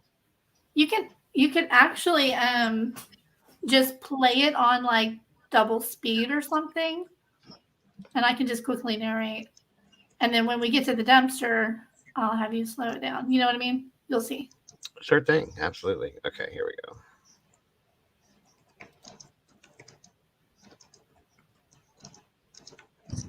Hey guys, I have to hop down, but thank you so much for having me up. It was so lovely, Dago, Jesse, Crime Sleuth, and it was lovely being on panel and getting to talk with you guys.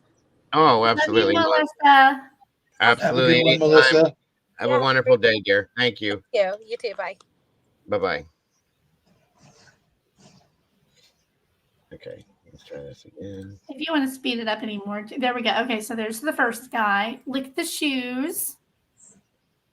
You don't have to pause it or anything. It should stay there long enough for people to see it.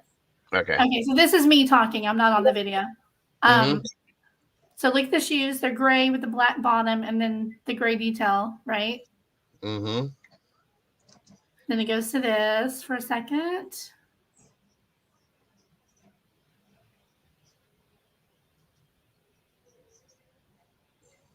I don't know how long I talked here. Because I was just pointing out these things that I put the arrows on. Okay, so that's the corner where you can see the camera that caught the dumpster footage down there, right? Right. You can see the dumpster. And then over there where I drew the arrows where they were stopped. Right, okay. So that's where you walk, that little blue line that I drew. Yep. Right there.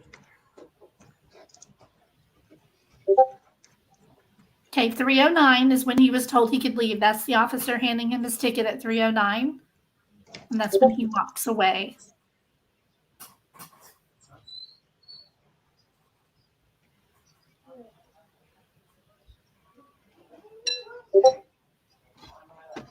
Come on, video.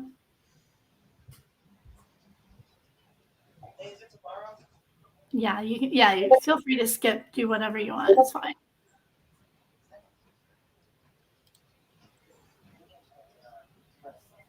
Okay, so there's where I just did a little, measurement to see how long it would take. It's 4-minute walk from where they were to the dumpster.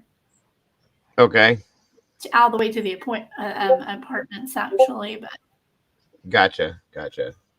Hang on, Rolo. I didn't know you were backstage again. I'll bring you back up 1 second. I don't know why he didn't just cut through and said he went down. I know. Like, if you look at that walk around, like, you could have just, boom. Yeah. Yeah. Okay, so there's the shoes closer. And then there's the guy that we see on that footage. See the shoes? See the guy in the middle? It's the same shoes.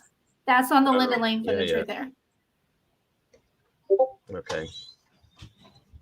Okay, now see that car passes at 3:14 and 16 seconds. Mm-hmm. And you'll see it again in just a few seconds when it passes behind the guy on the Linda Lane footage. Okay. Gotcha.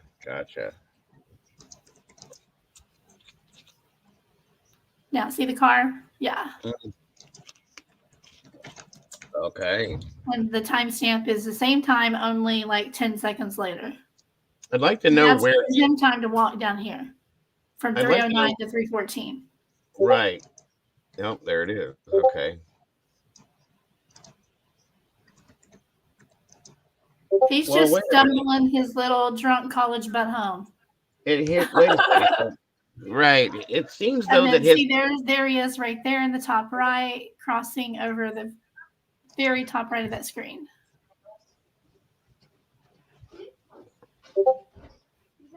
right there. It seemed like the pants were darker though. You can You know what I go mean? back. Like the Well, pants. they were just night vision cameras Maybe do it was. that, I guess. Yeah, I was gonna say maybe it was the cameras. Yeah, it was literally 10 seconds after he crossed through the other screen. So I mean, yeah. Yeah, he walked up all the way through here. Okay. Yeah, he was just going to Queen Road because that's where he was pointing earlier in the Banfield footage. He pointed at the apartments. Right. And that's where he went. Alrighty then. So like people, have been saying, oh, that was a guy picking up, drugs or whatever. He was just dumpster diving like a lot of people do. Right. No. My husband does it, and I think it's so weird. Like, you have a master's degree and you're stopping to peek in dumpsters. Are you serious? I know a lot of people that do that. I do. I caught a kid yesterday. I was at the dollar store.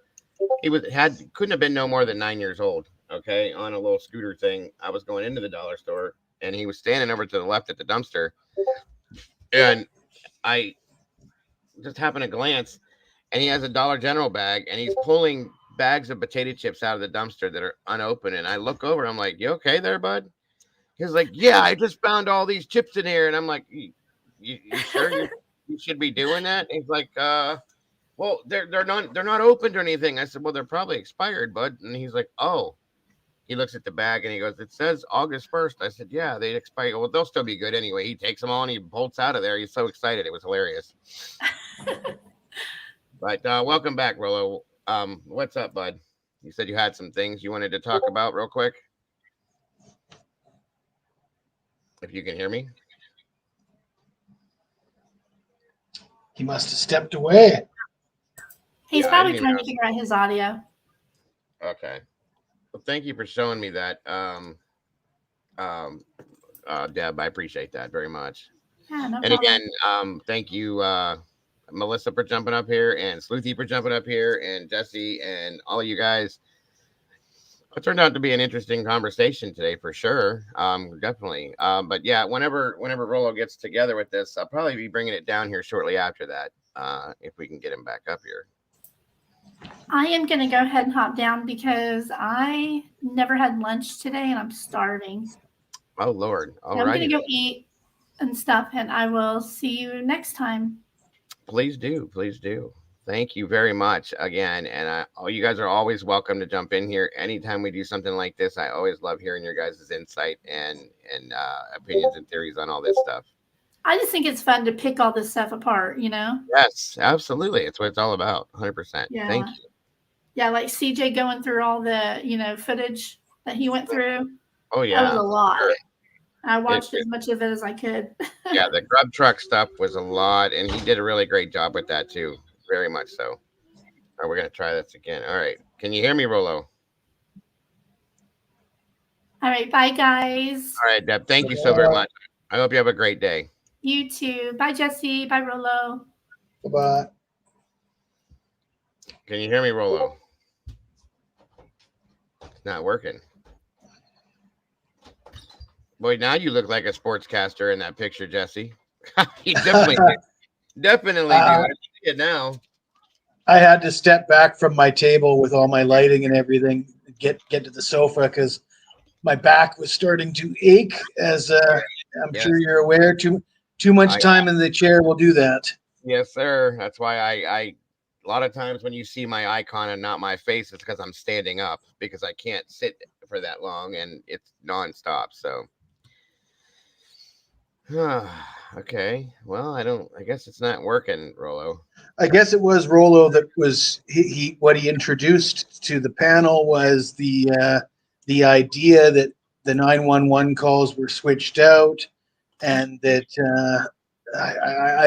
I'm not 100% sure if I understand what his theory was going to be, but that there was a couple 911 calls that were sort of swept under the rug, I guess, is what I gathered from what he was saying. Yes.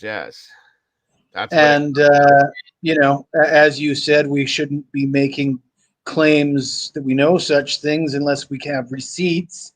Right. But, and I totally agree with that. And I don't know anything about I don't know anything about his theory really, but like I was mentioning that I've been watching some other programs that have highlighted some of the dirty deeds from some of the investigating officers and covering up 911 calls and inventing 911 calls that never actually happened is one of the accusations that was leveled against these guys, right? So right, that is right, that sir. that being said, I guess these guys are ISP, and we're talking right now. We're talking about Moscow PD, so it's not really the not the same, not the same officers, not the same departments. Officer Tolleson is with Idaho State Police. That's correct. So, absolutely. Regardless, very interesting still, to say the least. Rick Cook says, if possible, get originals of the 1113 Banfield body cams. I would be able to do some forensics to pull out details. Am especially interested in the 3:30 to 4:30 a.m. period. Okay, gotcha. We can definitely pull that up and have that set up for another day, Rick. That's interesting. I'm glad to see you be willing to do something like that. Definitely some interesting stuff. And you have my email, sir. You can get a hold of me, and we can definitely set something up for that for sure. It'd be a great show to have. Let me see some here. If you would want to reach me to talk about that, you can email me that way. You can contact me and leave a message via my the number I post here on the show, which is right there on the ticker at the bottom. We can do that. When that video was playing, I was going to say, when he shows him something on his phone, could it not have been sort of a "do you know who I am" situation? Do you know who my father is? Do you know who I'm connected to? Well, I think he was showing him a picture. Now that I thought about it, as they were talking, he said he showed him a picture of his ID. He didn't show him the ID. He showed him a picture of it. Maybe that's what he was showing him on his phone at that point. Do you know what I mean? But, well, who was it that said homeboy lied to you? The other officer said that. That's what I was trying to make sense. That didn't make any sense because he showed him the ID, and then they must have got some kind of radio traffic back that made him say that. And then he said, no, he showed me this, this, and this. I'm confused as hell on that. Well, that's why I'm saying if I mean, I guess it's possible he had a fake photo of the ID, right? Like, it's pretty easy to Photoshop the dates on an ID, right? That's my thought. Hang on one second, Jesse. Go ahead and keep talking. I got to grab something real quick. But I mean, I've even done a tutorial on how to do that specific thing. But yeah, either that he was fake, or the officer was it was some nepotism or whatever, and the officer didn't want to admit it, so he claimed that he saw a legit ID. I mean, if you're an officer and you stop somebody and you're with a rookie partner who you aren't familiar with, and you're letting somebody off because you know their family member or because they're somebody important around town, you don't necessarily want to tell another officer that you're doing that.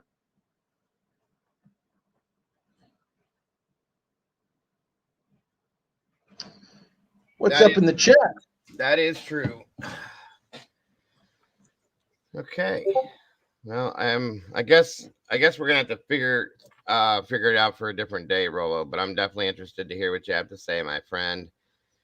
But besides that, Jesse, did you have anything else you wanted to add for today? No, I'm falling asleep. It's getting late here, and I'm trying to.